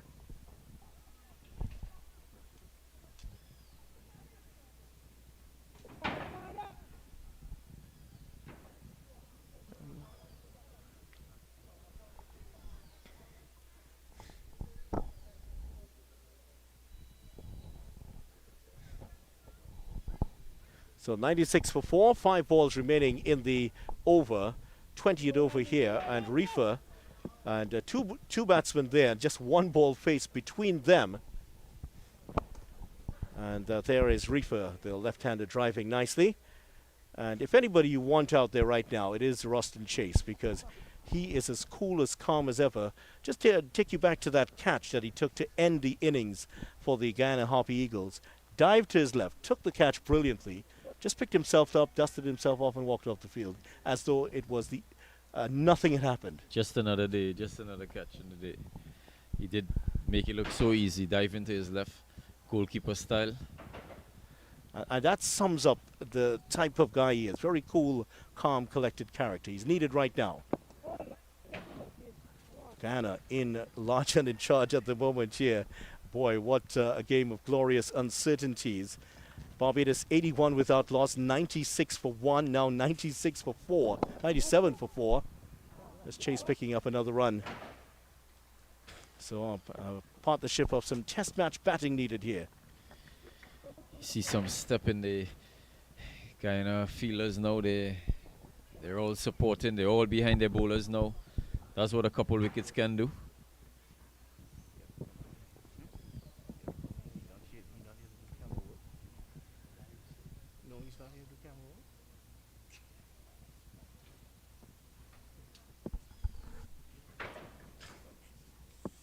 .98 for 4, just a couple of runs away from the 100.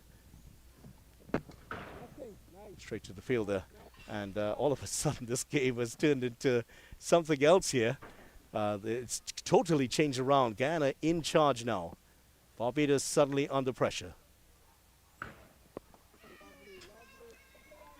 Half an hour ago, this game was there was a different narrative to this game. Now after 20 overs, the Barbados Pride 98 for 4. What a dramatic turnaround in this game. 15 runs scored off the last 5 overs, and 3 wickets going down.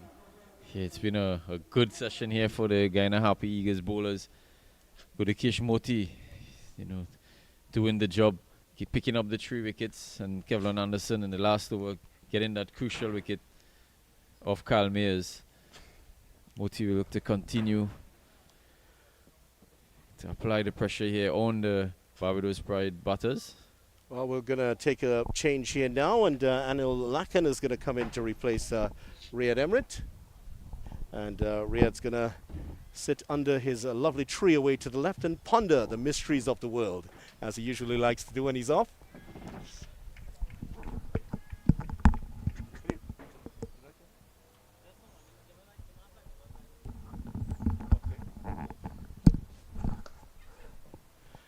That's played square. And Anil, how are you, my good friend? Well, very good indeed. So this game has turned on its head. Gudakesh Moti doing the bulk of the damage. They're getting 3 important wickets, but ably supported by Kevlon Anderson, getting rid of the dangerous Kyle Mayers. So Raymond Reefer and Roston Chase at this stage, they've got a rebuilding process to put in place.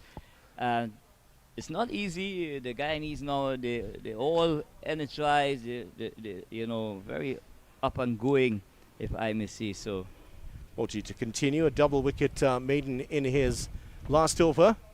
And look at this field. You don't often see this in List A cricket. Slip in place, the leg gully and leg slip in place there. 3 men. Well, it does remind me of a 5-day, 5th day of a test match. That's right. Exactly. And there's also a forward short leg in place here for the rampant Gudakesh Moti. Moti has a big smile on his face, and he's enjoying his work. the number 68 for the Guyana Harpy Eagles. Why not? You know, when you're doing as well as he is, he's just getting that ball to rip up the surface, and it's going a mile, I would say here, a video.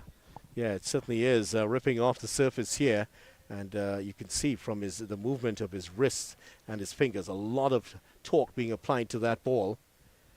So he's got that ball that spins back into the left-hander, but with the ball spinning as much as it is, the batters have to be careful, because he does have that ball that will just hold its line and continues on its merry way. That could bring the LBW or the bull into those modes of dismissal immediately into question, and he continues with a slip as well. So Gudakesh Moti bowling with a test match feel here.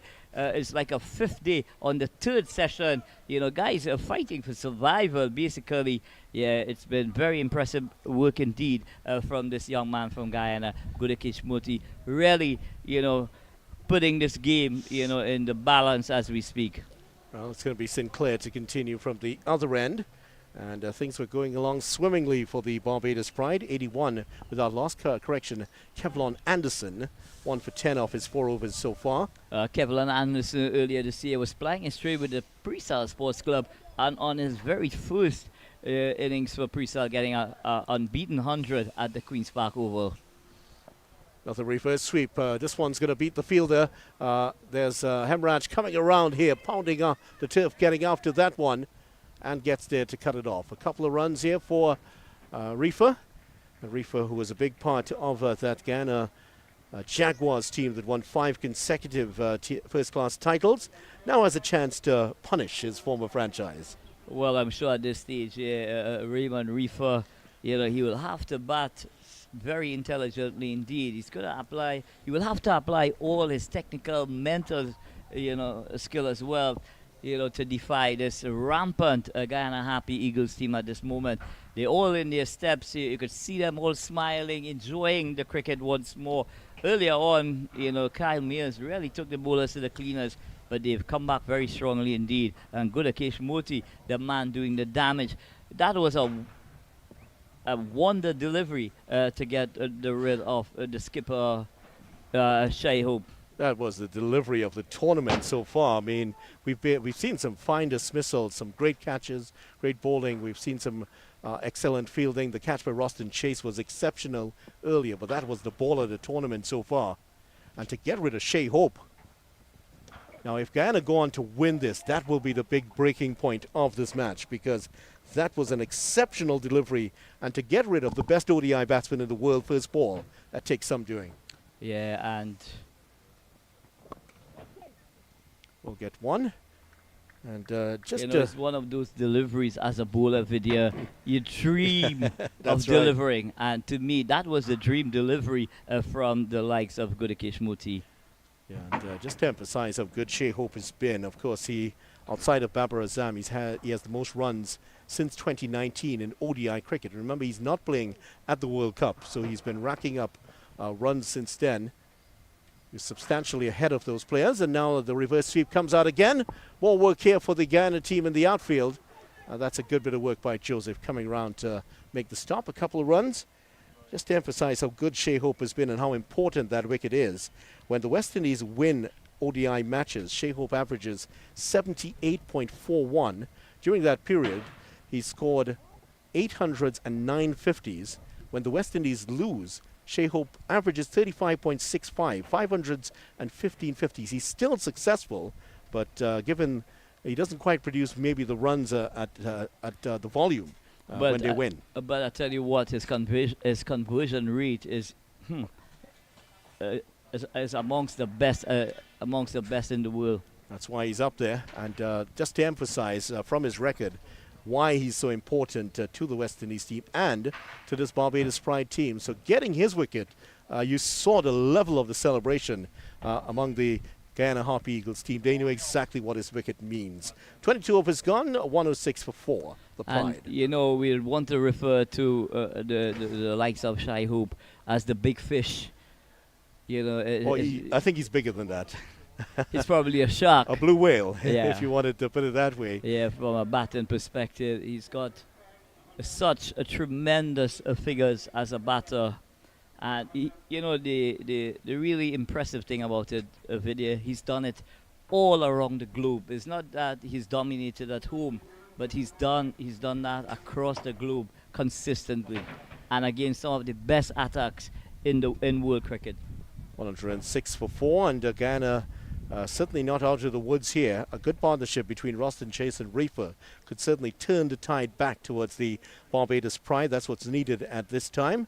So wherever you are in Barbados at this time, whether in Bridgetown or Oistings or Christchurch, or wherever you are, I'm sure that's what you're hoping for. But a new threat here now.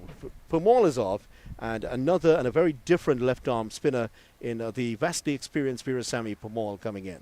Yeah, Virasamy Permaul, not a huge spinner of the cricket ball, but he does use his angles and change of pace to perfection. And he starts off with a leg stump half volley, which is just played down too long on by Roston Chase. Well, Permaul coming on, that was his first ball of the match. A bit surprised we haven't seen him before, but given that he's marshaled his forces so well, he's been able to engineer a bit of a collapse here through the use of Gudakesh Moti. Here he is on. Now, if you notice, the M is missing from his name, Permaul, so there's no maul in Permaul. But they would want him to really maul this batting attack at the moment. Let's hope that doesn't predict anything. Nicely driven. Work here for Joseph. And the young, exciting fast bowler gets across to do the fielding nicely. Did you like what you saw from him in the tournament so far? Well, maybe not so good today, but he has been good. I must admit that I am a big fan of this young man, Shamara Joseph. I think he's got all the ingredients as a fast bowler, young, aggressive, and does seem, to be extremely fit indeed. Yeah, just the way he chased after that ball. Just got there very, very quickly indeed. He looks like he's built like a young sprinter, doesn't he? Yeah, you could see he's very, very strong indeed, this young man, Shamara Joseph. Virasamy Permaul getting through his overs quickly. He has a very unusual action. He comes up, he wriggles everywhere, and the ball flies out. But he's quite a formidable bowler, great performer at the first-class level. Well, someone like Permaul. There's a little trivia about Permaul. He's the last man to dismiss Brian Lara at first-class level. 2008 Queen's Park Oval, Brian Lara was dismissed for 125 in a match that the Trinidad and Tobago team won by 9 wickets over Guyana. Permaul is in his first season, got him out caught and bowled. That was in the air, but away from the fielder, so they will get one more. And after that, just to finish off, Brian Lara went down to play the leewards, and his arm was broken by Merrick, the fast bowler. Anthony Merrick. And that was the end of it. Maybe not Merrick, but his arm was broken, and that Brian Lara ended his first-class career. But that 100 was ended by Permaul, so a little bit of trivia there about the young I'm man. sure Permaul, that dismissal, I'm sure is going to resonate with him, for a very long time indeed. And I'm sure there's going to be some friendly banter whenever they have, exchanges where they meet each other. But at this stage, 23 overs in the books, 109 for 4. Roston Chase, he's just about getting started. But with him is Raymond Reefer. Well, Anderson continues, 1 for 17 off his 5 overs so far. And there is Chase just playing that one behind square. But so Anderson continues here to bowl well for the team. And he has, with the loss of Permaul on the other side, Anderson has been holding down the line. He and Permaul have to build a bit of a bowling partnership here. Flick behind square, they will only going to get one. Yeah, so this going just outside the leg stump was Kevin Anderson, just allowing the likes of Roston Chase to paddle that ball into that deep square leg region, and they get the rotation of the strike. But you must commend this guy and a Harpy Eagles team. They know the conditions. They know at some stage they're going to come back into the game. But Gudakesh Moti really spun a web around those batters. They certainly did. And we saw this also against the CCC. They were shot out for a low score and came back to take 5 wickets very quickly against the CCC. And again, we're seeing them taking 4 wickets in quick succession. So there is a lot of fight, a lot of character on this Guyana team. And, you know, just coming back to what we were discussing earlier on video, you know, in terms of Sami Purmal coming on at this stage of the innings, he recognized, and the think tank of the Guyana Harpy Eagles recognized that if they're going to win this game, the spinners are going to have to bring them victory. Keeper will have to chase down this one. A couple of runs here as Imlak runs that one down. Yeah, so a couple of runs here. The spinners really have to do the trick here, and we've seen the spinners dominate in this competition. That has happened in the first half of the competition. With the competition going into its second half now, that might be even more pronounced. We might see more of the finger spinners coming into play. Well, now. definitely so, because the pitches are, you know, are wearing every single day with every game that's played on it. And because of the conditions, you can't really fault the groundsmen too much with you. With that split weather pattern, you're having sun, and then the rain just seems to come from nowhere. It's a catch-22 situation for the groundsmen in regards to how much water they're going to put into the surface. You don't want to put too much, and then there's a delay start in the morning. So it's you don't want to put too little either. You don't want to put too little the pitch either. breaks up the next day. So, you know, but these guys, you know, they're doing this year in, year out. So you will trust that, you know, they will have that formula, if I may say so, you know, in the preparation of these pitches, so that the game will last, the pitch will last the entire duration of 100 overs. There's some of the groundsmen just washing off the sign. I think that's what they're doing there at the moment. And you were telling me that Riyad Emirates is part of the ground staff here at the No, I did ground. not say that. Riyad Emirates is not part of the ground staff. He rather sits under the little tree and ponders the mysteries of cricket.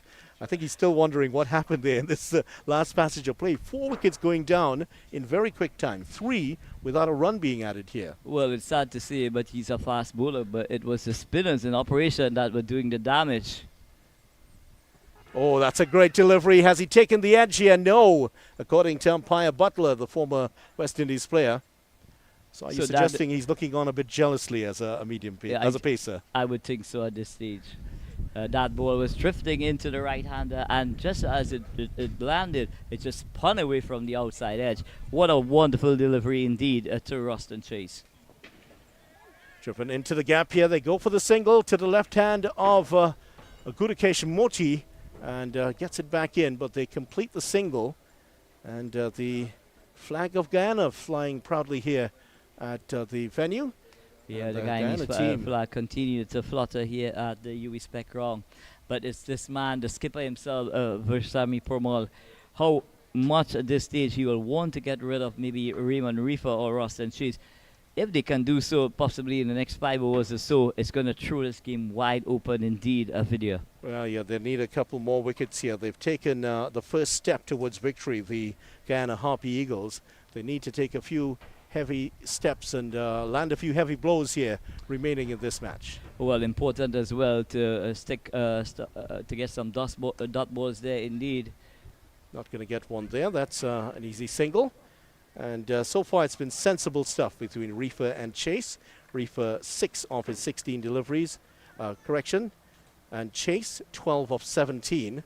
And that's all they need to do. It's 89 runs and 135 balls. So time is not a problem. Indeed, time is not a problem. The amount of balls available as well is not a problem.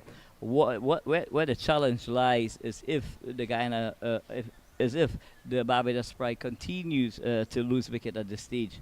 And with 4 down, it's a dicey position here. A couple wickets will put them into the lower middle order. So Guyana are keenly aware they need to hold their chances at this time. Very good ball again, once again from Purmal. And as we both know, video, if you add, let's say, 16 runs to the total, 130 for 6, then, you know, the Guyana Harpy Eagles, you just add 2 wickets to the present total, and it just brings a different spin. Well, he's cut that. The fielder was anticipating the ball would go to his right. It went the other way, and they crossed for a couple of runs here. So far, sensible stuff from Chase and Reefer. They've read the situation well, but can they stick to the script here? and continue to get the singles, get the doubles, and put away the bad balls. The current run rate, which was over 6 at one point, is now down to 4.5 or so. There it is, 6.7 to be exact. But the required rate is not a problem. It's just under 4. So the spinners have been able to bring this run rate down considerably, and they continue to squeeze these Barbados Pride batters. You know, the skipper himself leading by example here, but Kevin Anderson has been a revelation, you know, in terms of the support that he's given to this bowling unit. A better 5-over period here for the Barbados Pride as we get to 25 overs. 19 runs scored off those 5 overs, and they haven't lost a wicket. So it's been a period of consolidation, a period of reconstruction of this Barbados Pride innings. And so far, Chase and Reefer have been up to the task. After another 5 overs, let's see what they can do during this period. Yeah, so what's important here is the rebuilding process. Goes for the sweep shot, and maybe just outside the line of the off stump here, with the off spinner turning it into Chase. Very well, that shot is definitely on.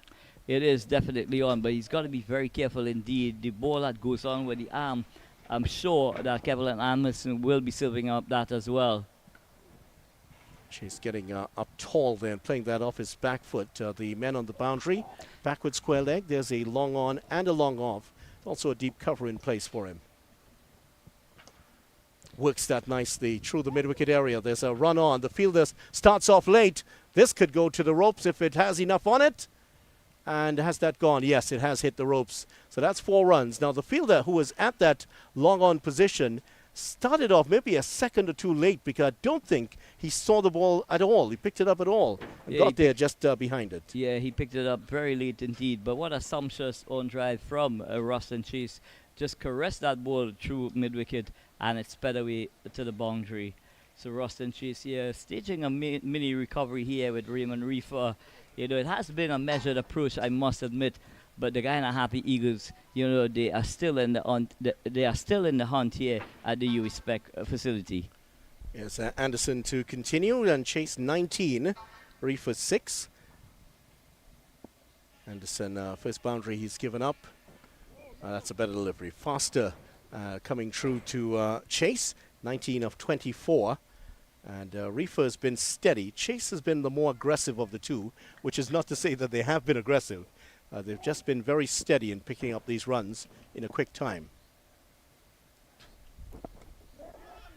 Won't get the single this time. So still, this game balanced on a knife edge. A wicket here could see Guyana really take a huge step towards victory.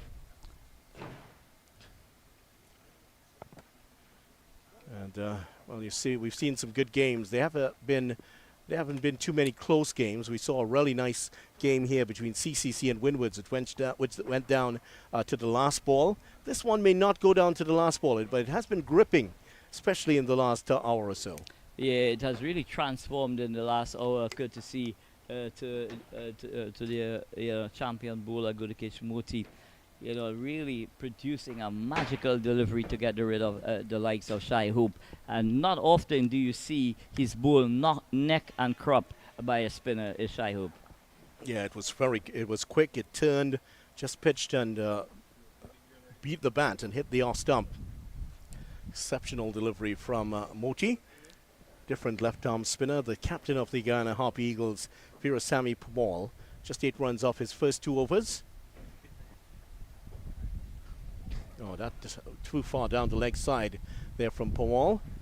Doesn't often get it wrong, Pamal, but he's been good in all the formats for West Indies, for Guyana, and for the Amazon Warriors. At this stage of the innings, if I'm the captain, I'm definitely going to bring back this man here, Shamar Joseph. 2 new batters, not yet set out in the middle. I'll want to give him a crack, maybe 2 overs or so video. See if that happens. Of course, you also talked about the spinners doing the job. Will they be the ones to bring them home here?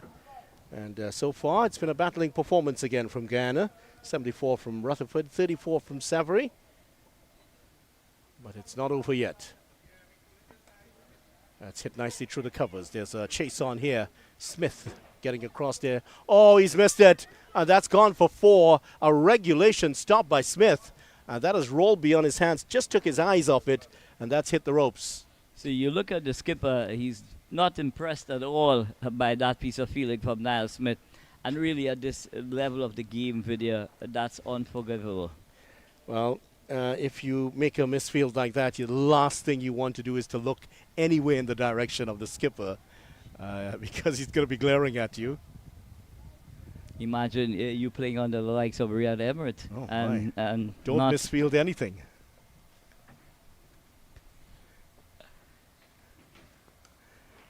And that's through the covers for 1. And yeah, there's a Riyad Emirates glare that we've seen over the years when people misfield. We know it very well. You don't want to see that aimed towards you. Yeah, even in the com box here, he's giving us that stare. So. Well, he's giving it to you, actually. So I think he'll have a little discussion with you after. Yeah, we got to continue to dish it out to him video. So they continue to pick up the runs here, and another easy single here for Reefer. And the boundaries are not coming for the Barbados team. There was one earlier that came through a misfield. There was one in the last over. But they're not coming quite as freely as they were when Mayers was in his pomp getting those 64 runs. But I think at this stage video, skipper Pramod will have to try and gamble with one of his seamers to try and bring him some wickets. Well, because before you know it, this Barbados Pride team could possibly get to 160, 170, and then if they get to that score without further loss, it really is going to take a dent on their victory charge. Yeah, that's certainly true, and he might be thinking about that gamble at the moment as he is going through his overs here. Pamal, of course, he'd want to give himself a chance to make a difference and an impact on this game. I'd love to see the likes of Shama Joseph coming from the other end. Another wide here from Pamal. Too far down the leg side. He's pushed a few down the leg side and spinning it across the left-hander. So a couple of wides in this over already and a boundary.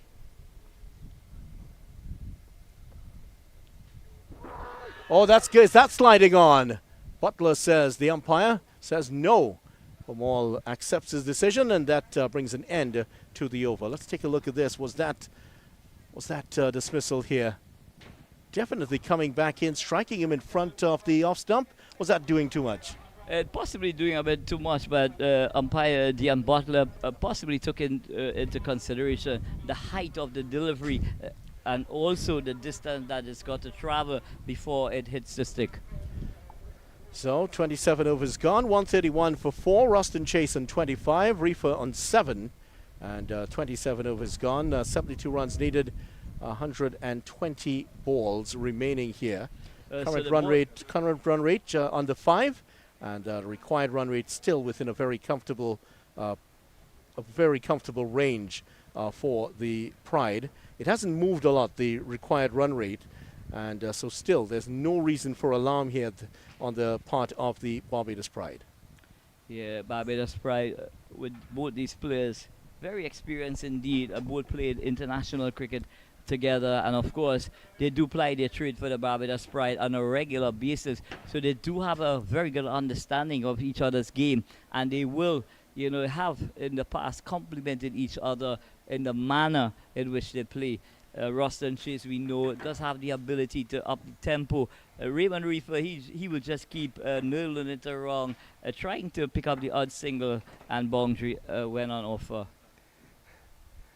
Oh, is he taking the edge here? Yes, he's gone. That's the breakthrough. And Ruston Chase has taken the wicket. And Sinclair, who's come back, has struck with his first delivery. 5 wickets down for Barbados. And another twist in the tail here. And this is the Guyana Harpy Eagles. The big breakthrough they needed. The big step towards victory. Well, Kevin Sinclair goes into Ruston Chase, goes onto the back foot, feathers a catch to the wicketkeeper, and here we see the somersault in operation here. What a wonderful sight indeed. And I were listening to you all earlier on a video. It was recommended that he stays away from his signature celebration, but he's definitely pulled it out here.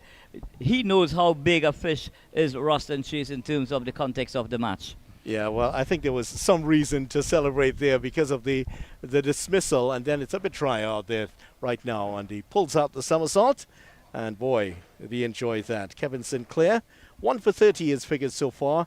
Raymond Reefer has now been joined, and here's how it happened once again. Here's Sinclair, and the ball's turning, of course, into Chase, and just feathering a catch, just taking the outside edge, and Chase knew immediately he was out. He just started to walk.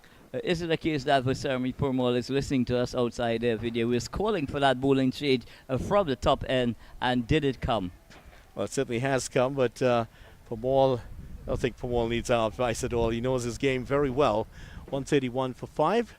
Kamar Smith is the new man in, and Smith in at 7 here for his team. Smith took the wicket of Savary for 34 earlier today, so he does have a wicket to his credit now.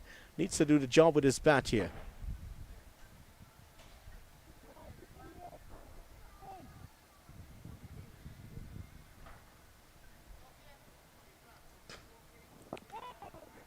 And he just stands up tall and plays it back to the bowler. Yeah, and, well, good start for him. But at the other end, Raymond Reefer, 7 off 18. And easily the more aggressive of the two was Ruston Chase in that innings. He is gone now. Pride in some trouble here. Faster delivery again from Sinclair. And obviously with Anderson bowling well, Sinclair back on now. He has had such an impact in the last year. The last day of the first-class season, his wickets led Guyana to the title.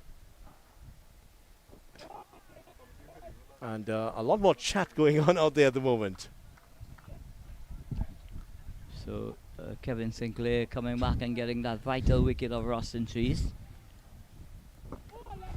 And he's bang on target again. Oh yes, everything just bang on, attacking the stumps here, and just providing the new batters with a lot to think about. Well, what I want to take into effect immediately, Vidya, is how the likes of Skipper Purmall, in terms of his bowling options, Vidya, who is going to be given the opportunity to bowl their full allocation of 10 overs. Well, there we go, and that is the end of the over. 28 overs gone here for the Barbados Pride. 131 for 5 after 28. Kamar Smith just faced the 5 deliveries so far, and Raymond reached for 7 off 18. Now, what has happened with the Barbados team all the way through is that at least they've had one aggressive batsman and another to hold one end so far. Now, the aggressive batsman is gone, so is Reefer going to take over that role now and allow Kamar Smith to just hold down the end? Or, let's see what's happening here, because Reefer is getting the runs readily, but he hasn't looked as he's going to be banging this ball around the park at the moment. Well, Raymond Reefer is not the kind of batter that will give you sleepless nights when you're playing against him. He's just more or less a stroke player, but more often than not, he just tries to nibble the ball into the gaps and get the, and keep rotation. He doesn't muscle the ball. Well, he is going to do exactly that, just move the ball around the park and get the runs. But it's been tough going for him so far. 7 runs, and he's faced already 20 deliveries, and he's facing up to Purmall here. And you see what he's doing. The ball's turning across him, so he's just trying to make some room, just getting outside the off-stump and flick it into the gaps on the leg side. Yeah, he's just trying to negate that spin, that ball that's spinning into him sharply. Possibly a forward short leg might be a good option at this stage, Vidya. And that's turned nicely. A bit shorter there from Purmall, so he will get 1. They don't go for the second run, and that's a wise choice because that could have been a disaster for them. He might even consider batting on the off-stump to turn that one away. Yeah, so excellent feeling from Niall Smith down at the deep backward square boundary. He picked up and he rifled that return into the gloves of Tevin Imlach. Well, after the miss in the last over, he needs to make up here. Indeed. Especially to his captain's bowling. Captain has now asked him to come off the boundary, and he's inside the circle, Shimron Hetmeyer, who was in that cover position, has now gone to a second slip. So it's a slip, a gully, a backward point, a cover, and a mid-off. Extra cover and a mid-on. Formal trying to stop it with the left foot, but don't think Pep Guardiola is going to be calling him anytime soon. That one bobbled too far away from him. Of course, Guardiola's team defeating Manchester United 3-0 earlier today. Just thought I'd mention that to the Manchester United fans who are here with us today. Oh, some welcome information indeed. I'm sure this our producer, Jason Kailash Prasad, he will not be excited with that results. Well, if looks could kill, that look he just gave me would have put me in emergency care at the moment. End of the over. And at the end of it, the Barbados Pride are still miles away from victory here. They need to get on with it. And the Harpy Eagles are the ones in control of their destiny at the moment. 133 for 5 after 29. Yeah, 133 for 5, 67, 70 runs required for victory here from the Barbados Pride. But the Guyana Harpy Eagles, they're fighting tooth and nail, and they know a breakthrough here anytime soon is going to really open up this game.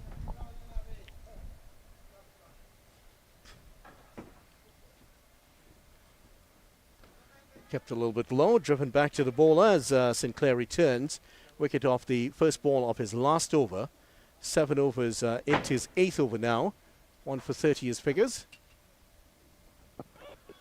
And that's good. He's just attacking the wicket all the way through. He's taken a leaf out of the book here of Veerasamy of Gudakesh Moti, who did that so successfully earlier. So the Guyana Harpy Eagle not giving nothing away there. The fielders just throwing themselves around and affecting the stop required.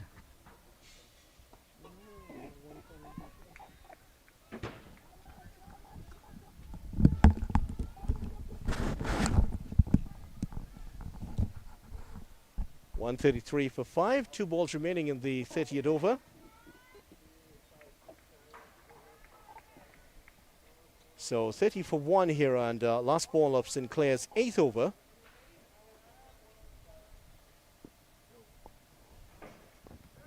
Oh, he's aiming a big drive at that one, just hitting the keeper's bat. And Smith here trying to get into the act, but more cautious batting needed. So after 30 overs, 133 for 5. The Guyana Harpy Eagles in control here. Barbados Pride still have a chance to win this one as they are trying to get their way to their 3rd victory of the tournament. 1 for 5 after 30 overs.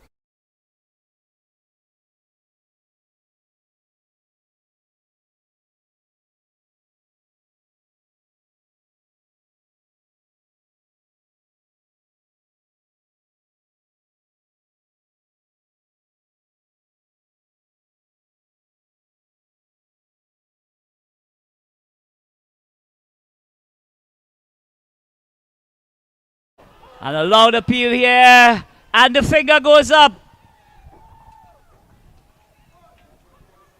So Veerasamy Pomal, the skipper of the Guyana Harpy Eagles team, making a big breakthrough here at this juncture of the game. Raymond Reefer looks very dejected indeed as he leaves the park. I'd like to say a special good afternoon to former West Indies and Trinidad and Tobago fast bowler, not very quick at this stage in his career, Riyad Emirates. Pleasant good afternoon. What a stage in this game we are at. Good afternoon, Mr. Anil. Very interesting part of this game here now. 133 for 6, seeing Raymond Reefer, a judge LBW, to Veerasamy Pomal. 4 wickets for the Guyana Harpy Eagles. They need 4 wickets. The Barbados Pride still needs 70 runs for victory.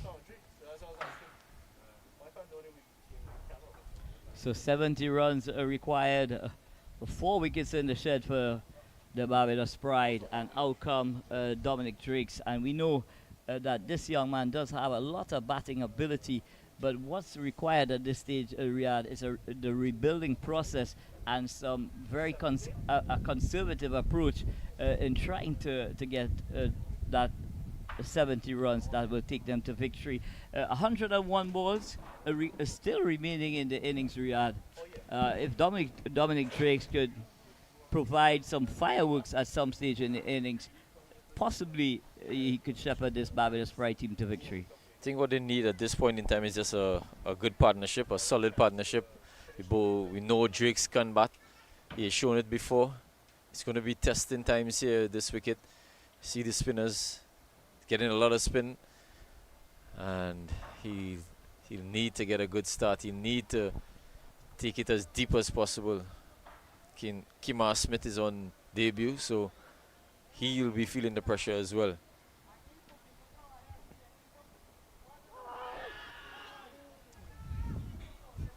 And a very loud appeal indeed there, Riyadh. That ball possibly just doing too much there.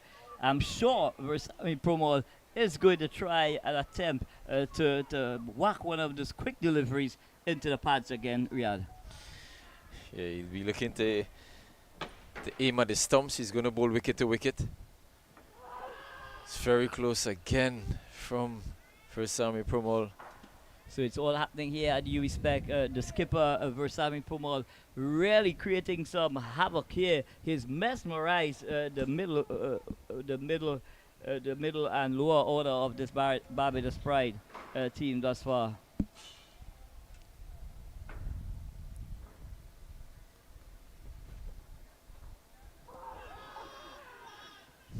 And here we see Dominic Drakes. What is he trying to do? Trying to hit his way out, and ill-advised at this stage, Riyadh.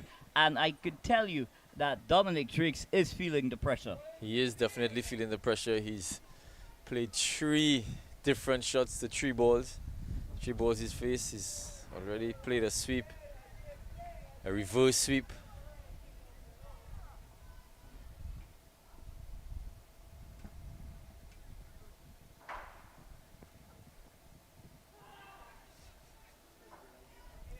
Riyadh at this stage, being the skipper of the team, Versami Promal might just be thinking of maybe a forward short leg, but having said that, he will also be aware of the ball striking ability of this young man, Dominic Drakes.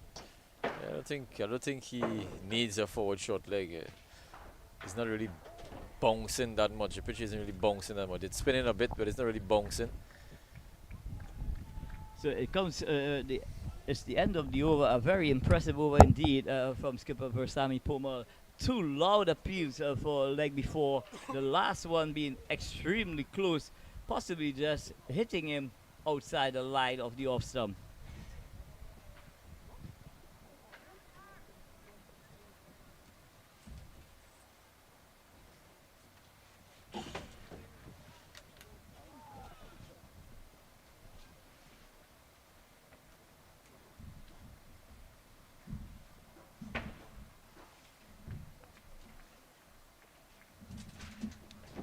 So it's going to be that man, Kevin Sinclair, getting rid of the dangerous Ruston Chase in the last over. He's back from the UWI Sports Physical and Education Center. 133 for 6. The man in picture, Kimar Smith, on debut here at UE Spec. A big occasion for this young man to come good. And he just taps this one out to cover this young man, Kimar Smith. He is going to be tested to the hilt here at Emirates. Definitely he's going to be tested. He will be under pressure. His mental strength definitely will be called into question here. And this one, he just works it nicely to mid-wicket. There's no run. So Sinclair, how much you'd want to pick up another wicket here. 133 for 6, 150 for 8, Riyadh. Where are we going with this game if it manifests itself in that way? I think Guyana will be thinking that they're in the driver's seat at the moment. But we both know, Riyadh, you always want to give the batting team the benefit of the doubt at this stage of the innings. But it's not going to be easy. We're seeing the likes of Sinclair really keep putting the skids on the batters. Are we going to see a big shot coming here now? There it is. Another big shot, another sweep shot. Sinclair gets his man. Kimar Smith looking to sweep straight in front. And he's been given out LBW. Barbados lose their 7th wicket. Straight across. Yeah, and again we can see the batters on the Barbados Pride really crumbling here at the UE Spec ground. But Kevin Sinclair coming back for his second spell and getting into the wickets again. So 2 wickets here for Kevin Sinclair, 2 for 30 from 9 overs. And my word, he's come back strongly indeed, Riyadh Emirates. And just as we were saying, 150 for 8, it's now 133 for 7. 2 batters, Jomel Warrican and Dominic Drakes, are relatively new out in the middle. We do know that the likes of Warrican does have some batting ability, but can he handle the pressure, this pressure cooker situation at this stage? It's not been good shots by some of the batters here today. A lot of them has been giving away their wickets. You see another sweep shot coming to the demise of the batter. So Barbados Pride are under some serious pressure here. 133 for 7. I think the Guyana Harpy Eagles will definitely think that they're in the driver's seat now. Gurikesh Muti also has a few overs left up his sleeve. Versami Pramal has 5, so it's going to be a very uphill task here for the Barbados Pride batters. Well, Versami Pramal just using his bowlers in short spurts, Riyadh, and the rotation of the bowlers has been extremely impressive indeed. He's bowled the off spinners when the left-handers are on strike. He bowled himself and Gurikesh Moti when the right-handers are on strike. But how close was that? Another good delivery there. That ball just turning back into the left-handed Drakes. Drake's looking to open up the Riyadh, trying to hit that ball through mid-wicket. That ball was spinning back sharply. Luckily for him, it caught the pad and just died right there. It could have taken the inside of the pad and gone on to hit the sticks. So it's all happening here at UE Spec.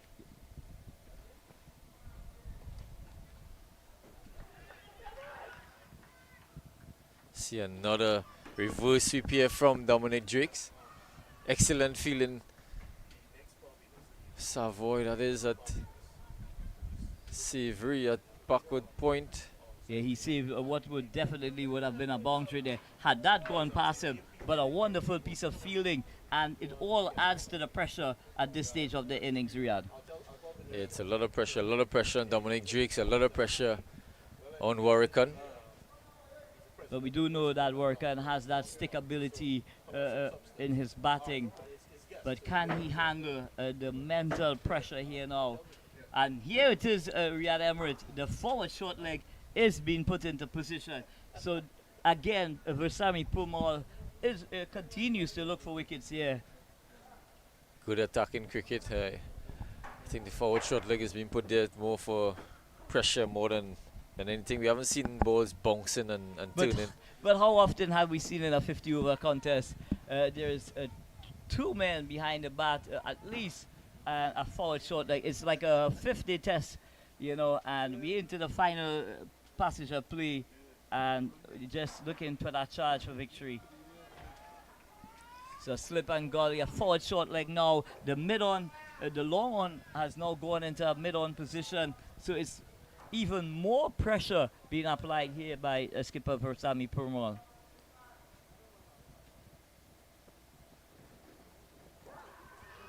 Oh my God, and very, very close indeed. Tej Naranj hand the ball just millimeters away from just getting his fingers on that ball.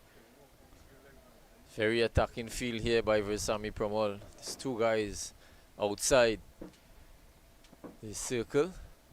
It's a long off on a deep backward square. Well, I'm sure Jomel Warkan, left arm spinner in his own right, he will know, he'll try to negotiate what Versami Pormal is going to serve up. But Versami Pormal is showing a lot of guile, a lot of skill here. And my God, whenever they pull out the broom, Real, at this stage of the innings, if you get a top edge, I don't want to be that person that you're going to be coming to have a conversation with after that innings. Yeah, we've seen a lot of reverse sweep in the Barbados innings. Started off with Craig Brafford playing about 5 reverse sweep. But in the grand context, in terms of innovation, the application of innovation in the format, Riyadh, I must admit that we're seeing more and more that the batters around the region, you can see that they are taking a lot of time in trying to develop the innovation. And at the international level, if you cannot execute the innovation, you're more or less a sit and duck, because they will just bowl, and you're going to get cramped because you will not be able to have rotation. Yeah, it's good to see guys in the Caribbean playing a lot of sweeps and reverse sweep. It's good for our cricket. It's still the rotation of the strike. We're still having problems rotating strike. Well, We've seen it in this game. Well, I think honestly, Riyadh, more often than not,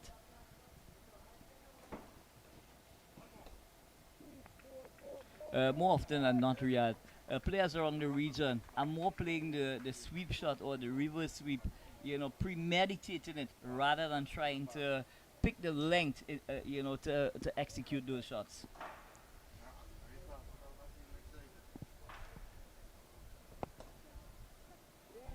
He's gone. Dominic Drake sitting straight back to Kevin Sinclair, and we see his signature celebration. So wicket number 8. So it hasn't gotten to 150, Riyadh, but 8 wickets back in the shed. Where's your money at this stage? Well, I've told you about 5 overs ago, Guyana Harpy Eagles are the ones who are in control. And I must admit, this Barbados Pride batting team, they're suffering a batting meltdown at the UE Spec ground. Yeah, the slowness of the pitch has been brought to their demise. They got off to a very, very good start in the power play.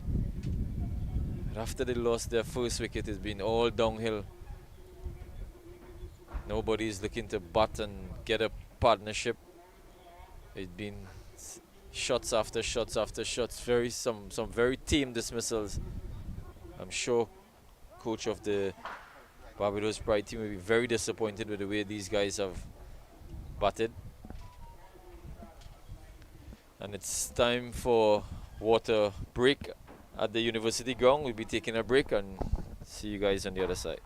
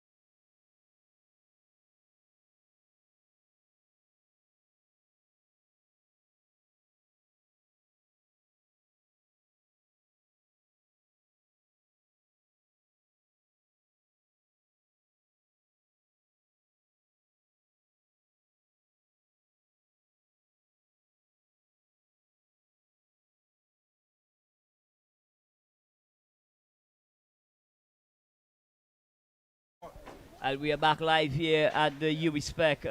It's all happening here. The Guyanese spinners are like a rash all over the Barbados Pride batters.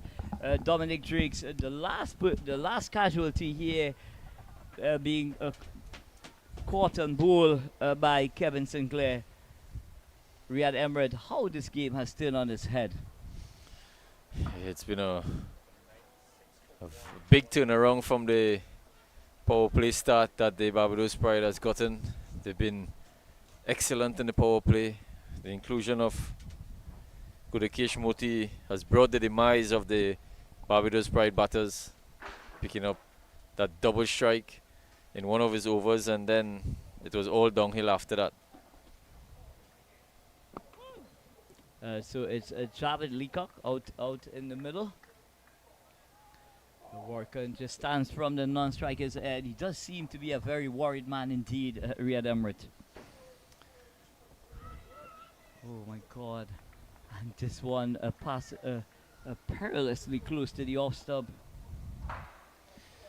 In the other game, the Jamaica Scorpions, their batting demise continues. They're bowled out for 157 against the Windward Islands Volcanoes. Sherman Lewis picking up 3 for 18. Daryl Cyrus 3 for 40. Kenneth Dembo 1 for 15. And Andre Fletcher, skipper of the Windward Islands Volcanoes, picking up 2 for 7. And this one was perilously close to the forward short leg. So it's all happening here. Leacock trying to work that ball onto the onside. So at the end of over number 34, Riyad, at 134 for 8. And Kumar Bonner is the only Jamaican batsman with any kind of substance, making 72. But here we see the Guyana Harpy Eagles flag flying proudly here at the UWI Spec ground. And why not? They are in the ascendancy. They're really driving home the advantage here. The spinners have really gone to work here at the UWI Spec ground. We did expect it to spin, but I must admit, the likes of Gudakesh Moti, he was getting that ball to basically rip off the surface, Riyad. Yeah, you see the Guyana flag flying very high. They're going to continue to fly. They are in a very commanding position here. So Jomel Warkan there, feeling the pressure, going for that a slug sweep, making no contact indeed. But he's not going to go. He's not going to go down dying, Riyad. I'm sure he's going to take on these Guyana Harpy Eagles bowlers. You're going to see a lot more of this from the Barbados Pride batsman Jomel Warkan. He's not going to prod and block many balls. He's definitely going to try to play a lot of big shots. Poma going wide of the crease here, just trying to get that ball to.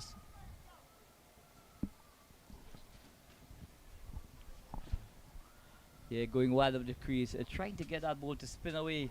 Oh my God, and this one goes through the keeper, the batsman. They turn for one, they're going to come back for one. That's heading down to a fine leg, but 2 byes, I'm sure. But let's wait for the signal from the umpire. No, Riyad, it's on the edge. It's a very difficult chance indeed for the likes of Tevin Imlak. Yeah, Jomel Warkan is continuing to play the sweep shot. He's not going to look to prod and get caught bat pad. He's looking to be very positive. There's not much he can do here. He's 8 wickets down. Needs to try to get as close as possible to this score. And it's like a catch-22 situation, Riyad, you know, in terms of how he approaches this innings. Another sweep shot, just hitting that ball into his pad, ballooning into the air. A lot of oohs and ahs, maybe just coming off the pad there. If that catch was taken, I'm sure the Guyana Harpy Eagles.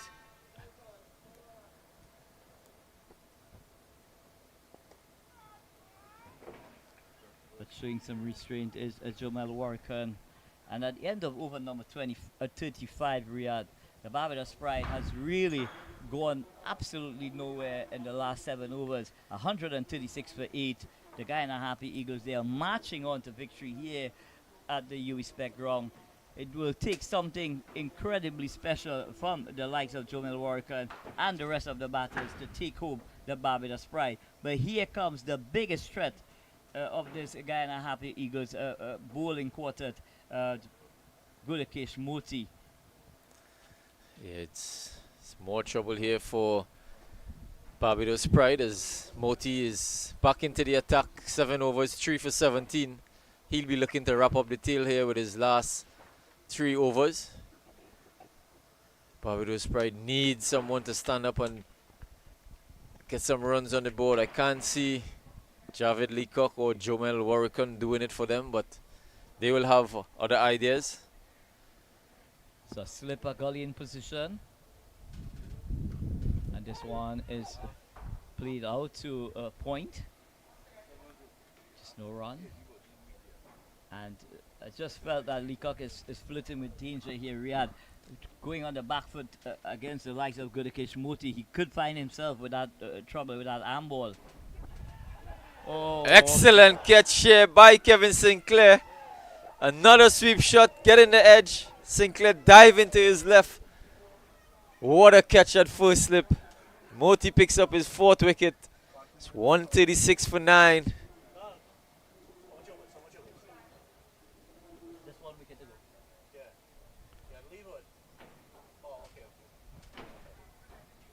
So 136 for 9, Riyadh. And immediately Gudakesh Moti amongst the wickets again, claiming his 4th wicket here. The likes of Javid Leacock not really troubling the scorers here at UWI-Spec, and the Guyana Harpy Eagles possibly a ball away, a couple of balls away from finishing this innings. Sorry looking scorecard here for the Barbados Pride, losing their 9th wicket. It's no really big partnership after the opening partnership, as we see Jai McAllister batting at number 11. Didn't bowl a single ball in the Barbados Pride innings. 47 overs, he didn't bowl one single delivery, so not sure how good his batting is. I'm sure he wasn't selected to bat. Definitely need a big hand here from him, but it's all downhill here for the Barbados Pride. And a chance here for Gudakesh Moti to take a 5-wicket haul for the Guyana Harpy Eagles. And for Barbados Pride fans who tuned in earlier today, saw their team get to 81 without loss, went out and came back and now tuning in, it must be a horrible surprise to see what has happened here. 136 for 9. And almost the end of the game. That one from, didn't know too much about that, McAllister. And Moti homing in on that 5th wicket.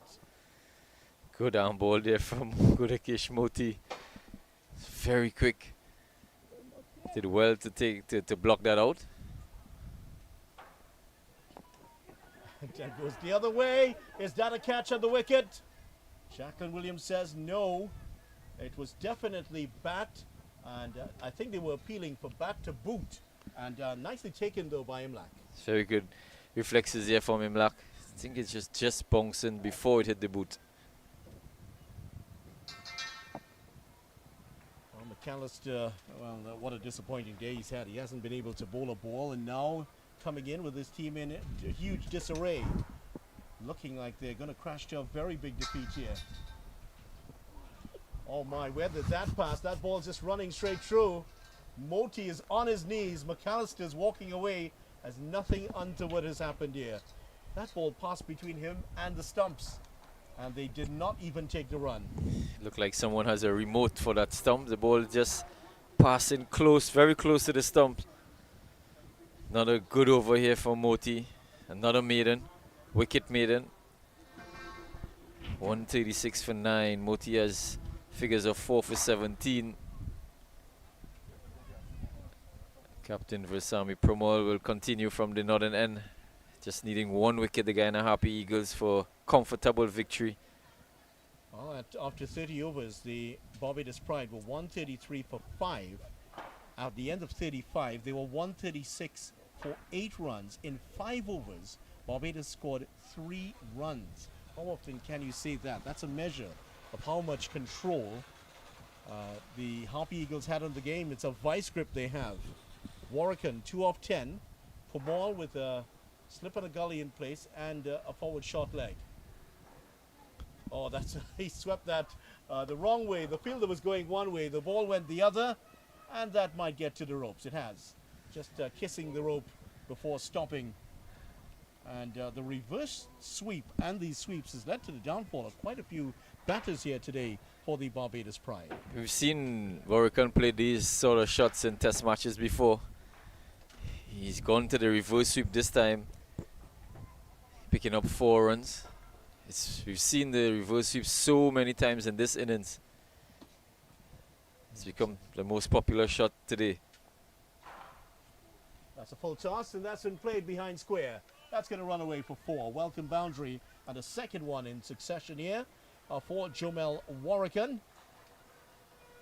Need quite a few more. Look at that. He just stepped outside the off stump. Pamal trying to follow him, but to no avail. 4 runs. Nice looking shot here from Warrican.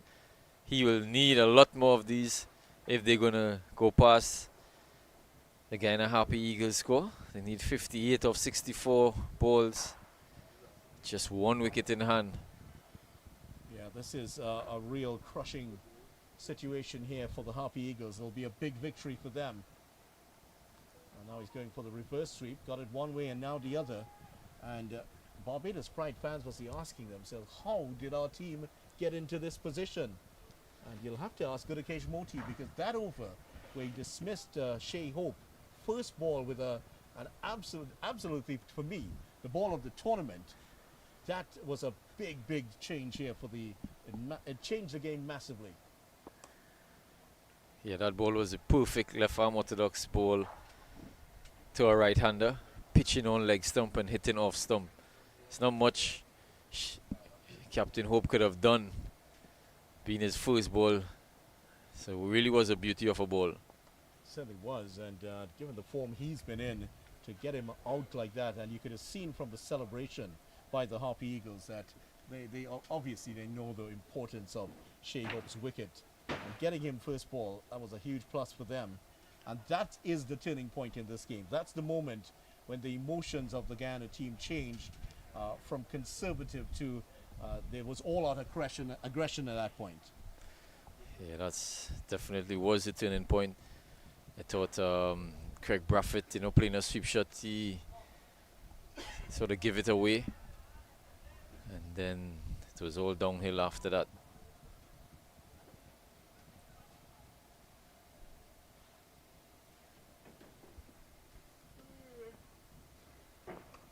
Nicely played again, through the gap. This could get close to the boundary here. It's a nice, pleasant shot from Warrican, and it's not going to get there. And he just takes the one. It's almost as though it's waving the white flag. When McAllister was almost bowled in the last over, they didn't take. They could have actually run two. But they declined to take it. And I understand why not take the single in the second run, because obviously he wants to keep the strike here. 37 overs gone, 145 for 9. Yeah, he'll have to do a lot of ball striking, Jomel Warrican.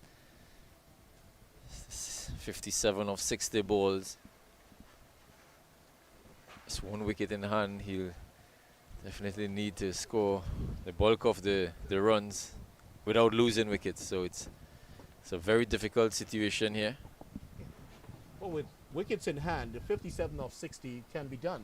However, when it's just the last wicket, well, that's another issue at all. So Barbados have played some bad shots here. You have to say that some of their batters have played some poor shots and been dismissed. And as a result, they find themselves are staring down what could be their first defeat of the tournament. Moti continues, looking for his 5th wicket. 4 for 17. He's been clearly the player of the match. Even if he does not get his 5th wicket, he will be the man of the match.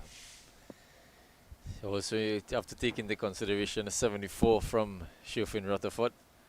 Yeah, that's also a big concern there too. And we do know this is a batsman's game. The bowlers do what they want, and the batters often end up getting the player of the match awards. But exactly. Mine would be Moti. Looking for another sweep shot. Big appeal there from Moti. Certainly had a long look at that, Jacqueline Williams. She says it's no. What was that from Moti? Was that an Elvis Presley type dance there from the man from South America?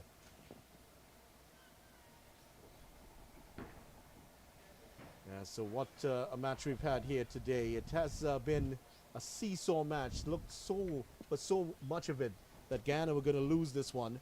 Now they're on the brink of victory. Yeah, especially when they batted, they lose wickets at crucial time. They got a good partnership. Then they lose 3 wickets for 2 runs when they were batting. They got over 200 when they were looking like they were going to get around 230. And now Barbados Pride were on course. It looked like they were going to get this runs in inside 30 overs. And then came Gudakesh Moti. He had different plans. As the line in those famous stories go, along came a spider.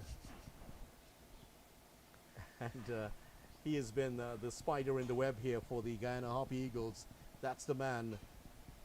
Number 68 on his back. He has changed the complexion of this game. That double strike and his fine bowling before that, set up by that fine bowling, has turned this game on its head. And the Guyana Harpy Eagles are moments away from celebrating a victory. Not out. Chance at a run out. Ooh, not far away. McAllister looked like he had given up there, and that one couldn't find the stumps. Yeah, that was all over if he had hit the stump. Chandapal Hemraj. 3 stumps to aim at and didn't hit any. That would have been game over here for Barbados Pride. Well, the tournament is not over for them for this format for the format in 2023. Each team will play 7 matches, and then the top 4 going into the semi-finals. And if there was any complacency within this Barbados lineup, a defeat at this time comes in their middle match, and it would really give them that kick up the backside that they might need. Yeah, it's a good wake-up call for them if they so need it. But I think, you know, the start that they got, they would have been thinking that this game would have been over inside 30 overs. But as we say, the game of glorious uncertainties.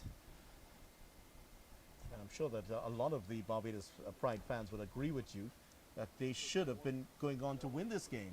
But for the fight and the determination of this Harpy Eagles team. So it's a little bit of both. The fight and determination shown by Virasamy Pomol's men, and maybe a bit of complacency on the part of the Pride after getting to that very efficient start, 81 without loss. Warwick has looked so comfortable at the crease. He's been able to middle the ball. He's been able to reverse sweep. Seems like nothing is bothering him at this point in time. He's probably saying, you know, why are we in this position if I can bat so easy? Ooh, that almost traveled to the slip. He got some contact on that. Just dropped short of the first slip fielder. Pomol almost about to celebrate his 2nd wicket and winning the match. 56 runs off 51 balls remaining. Oregon again going for the sweep shot. And obviously the instructions have been to use the sweep as liberally as possible to counteract these Guyana spinners. Because even Craig Brathwaite, who doesn't play the sweep shot a lot, was playing it almost a mile a minute earlier. Yeah, it's strange to see another reverse sweep here attempted by Chomel Warrikan. Wondering if Barbados do in fact play here again at this venue, if we'll see that amount of sweep shots, if they'll rethink that particular strategy of dealing with the spinners. I think they're probably trying to combat the spin of the left arm orthodox to the right hand batters. So they probably think that the reverse sweep is the best option. It didn't work today. They didn't get much runs off of it. Yeah, I think the strike rate for those shots has been very low. Brathwaite got 1 boundary off the 4 sweep shots that he played, and he was dismissed off 1. And Warrican continuing to look very comfortable out there. With him is McAllister, but now Here's a chance here for Guyana to end this game because he couldn't get a single off the last ball. So McAllister, they have 6 balls available at possibly at McAllister here. Good opportunity here for Gudakesh Moti to finish the innings and pick up a 5er.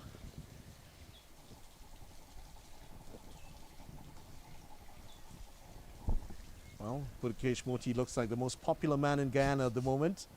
I think if he were to declare that he's going to run for public office, he might have a good chance at this point. He is the toast of the town right now in Georgetown and everywhere else. In Guyana, Vredenhoop, Parika, Berbice, and all of the wonderful places in our South American brothers in the from the Caribbean nation, of course. He has bowled well. He has bring the demise of most of the Barbados batters. He's already taken 4 wickets.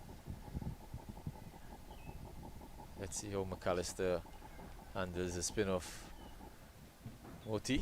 Well, I think there's going to be a very, very fast Yorker coming in here. Oh, he's going to try it at some point. He did try a couple at McAllister. One just fizzed past the leg stump a couple of overs ago.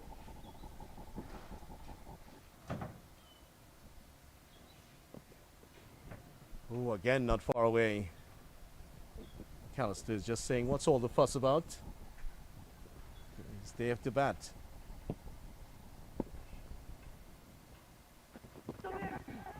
Is that it? Oh, he's back in. Just gets back into his crease. Went for the big hit. I think he's also expecting those balls speared in. That one had a bit more air on it. It's well flighted delivery by Moti. Sometimes as bowlers you expect to just run in and bowl and out the number 11 batter. You put so much emphasis on the top order, and when you're bowling at the lower order you just think that you'll run in and bowl and get the wicket of the number 11. It doesn't always happen like that.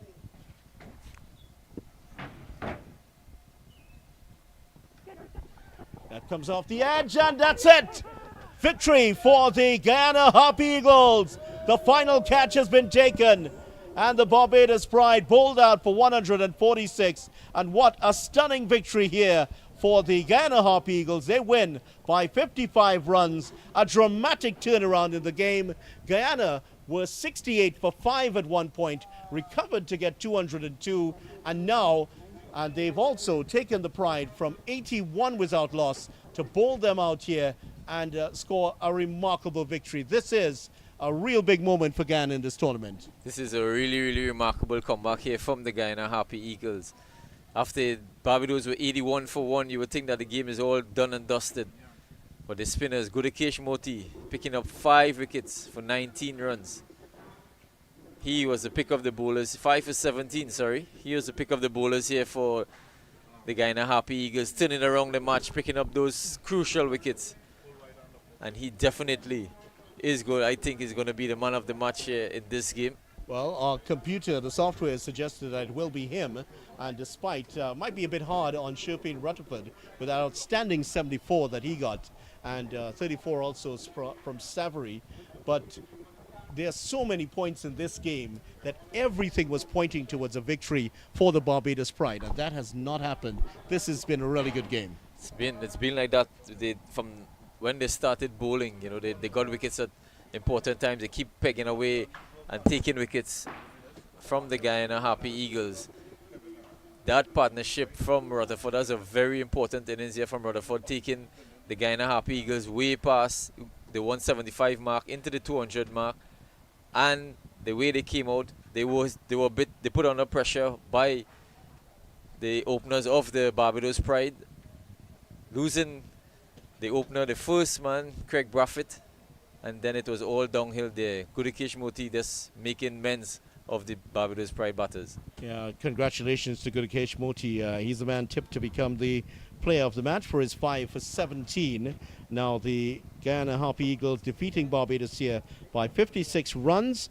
Tomorrow at the Brian Lara Cricket Academy, Jamaica looking to get their first win of the tournament. They've lost 4 in a row. They're up against the Windward Islands, who've also been struggling. That's taking place at the Brian Lara Cricket Academy.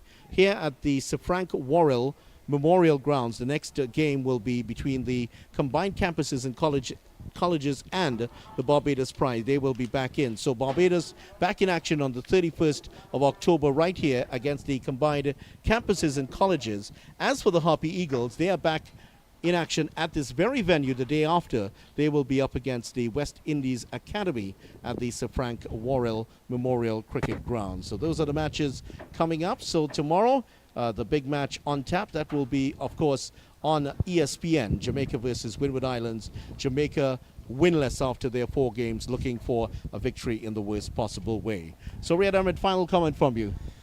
Yeah, I think Guyana Harpy Eagles, they're snatching victory here from the Barbados Pride. Barbados Pride will be very disappointed at the way that they finish off their innings. They had the game within the grasp. They would think after the power play they would go on to win so easy. Gudakesh Moti, he had different ideas. He took the ball, he got wickets at regular intervals, taking back-to-back wickets in his second over, really pegged back the Barbados Pride, and they were downhill after that. So well done to the Guyana Harpy Eagles. They definitely needs to bat a lot better. Their batting has been struggling throughout the tournament. They need to find a way to get over that 250, 260 mark consistently. The bowlers is not going to do it for them every game, but well done to the bowlers, well done to Visami Pramola and his entire team. Well done. And back to the drawing board for the Pride. Definitely back to the drawing board for the Pride. I think they'll be very disappointed with this display. They have a very unique team. They have a very all-round, a well-balanced team, and I think, 200 runs, they would be happy if they tell them they're going to chase 200 runs today. They would be happy to chase that. So I think it's very disappointing for them, and hopefully, they can go back to the drawing board. It's a wake-up call for them and get it right. Well, thank you very much, Riyad, and thank you very much for the commentary of Kadir Mohammed and Anil Lakan, who've been on with us today. We leave you with the news that the Guyana Harpy Eagles have won this match by 55 runs here at UE St. Augustine. Thanks so much for joining us for coverage of this CG United Super 50 match between Guyana Harpy Eagles and Barbados Pride. On behalf of the crew, I'm Vidya Ramphal. Bye for now.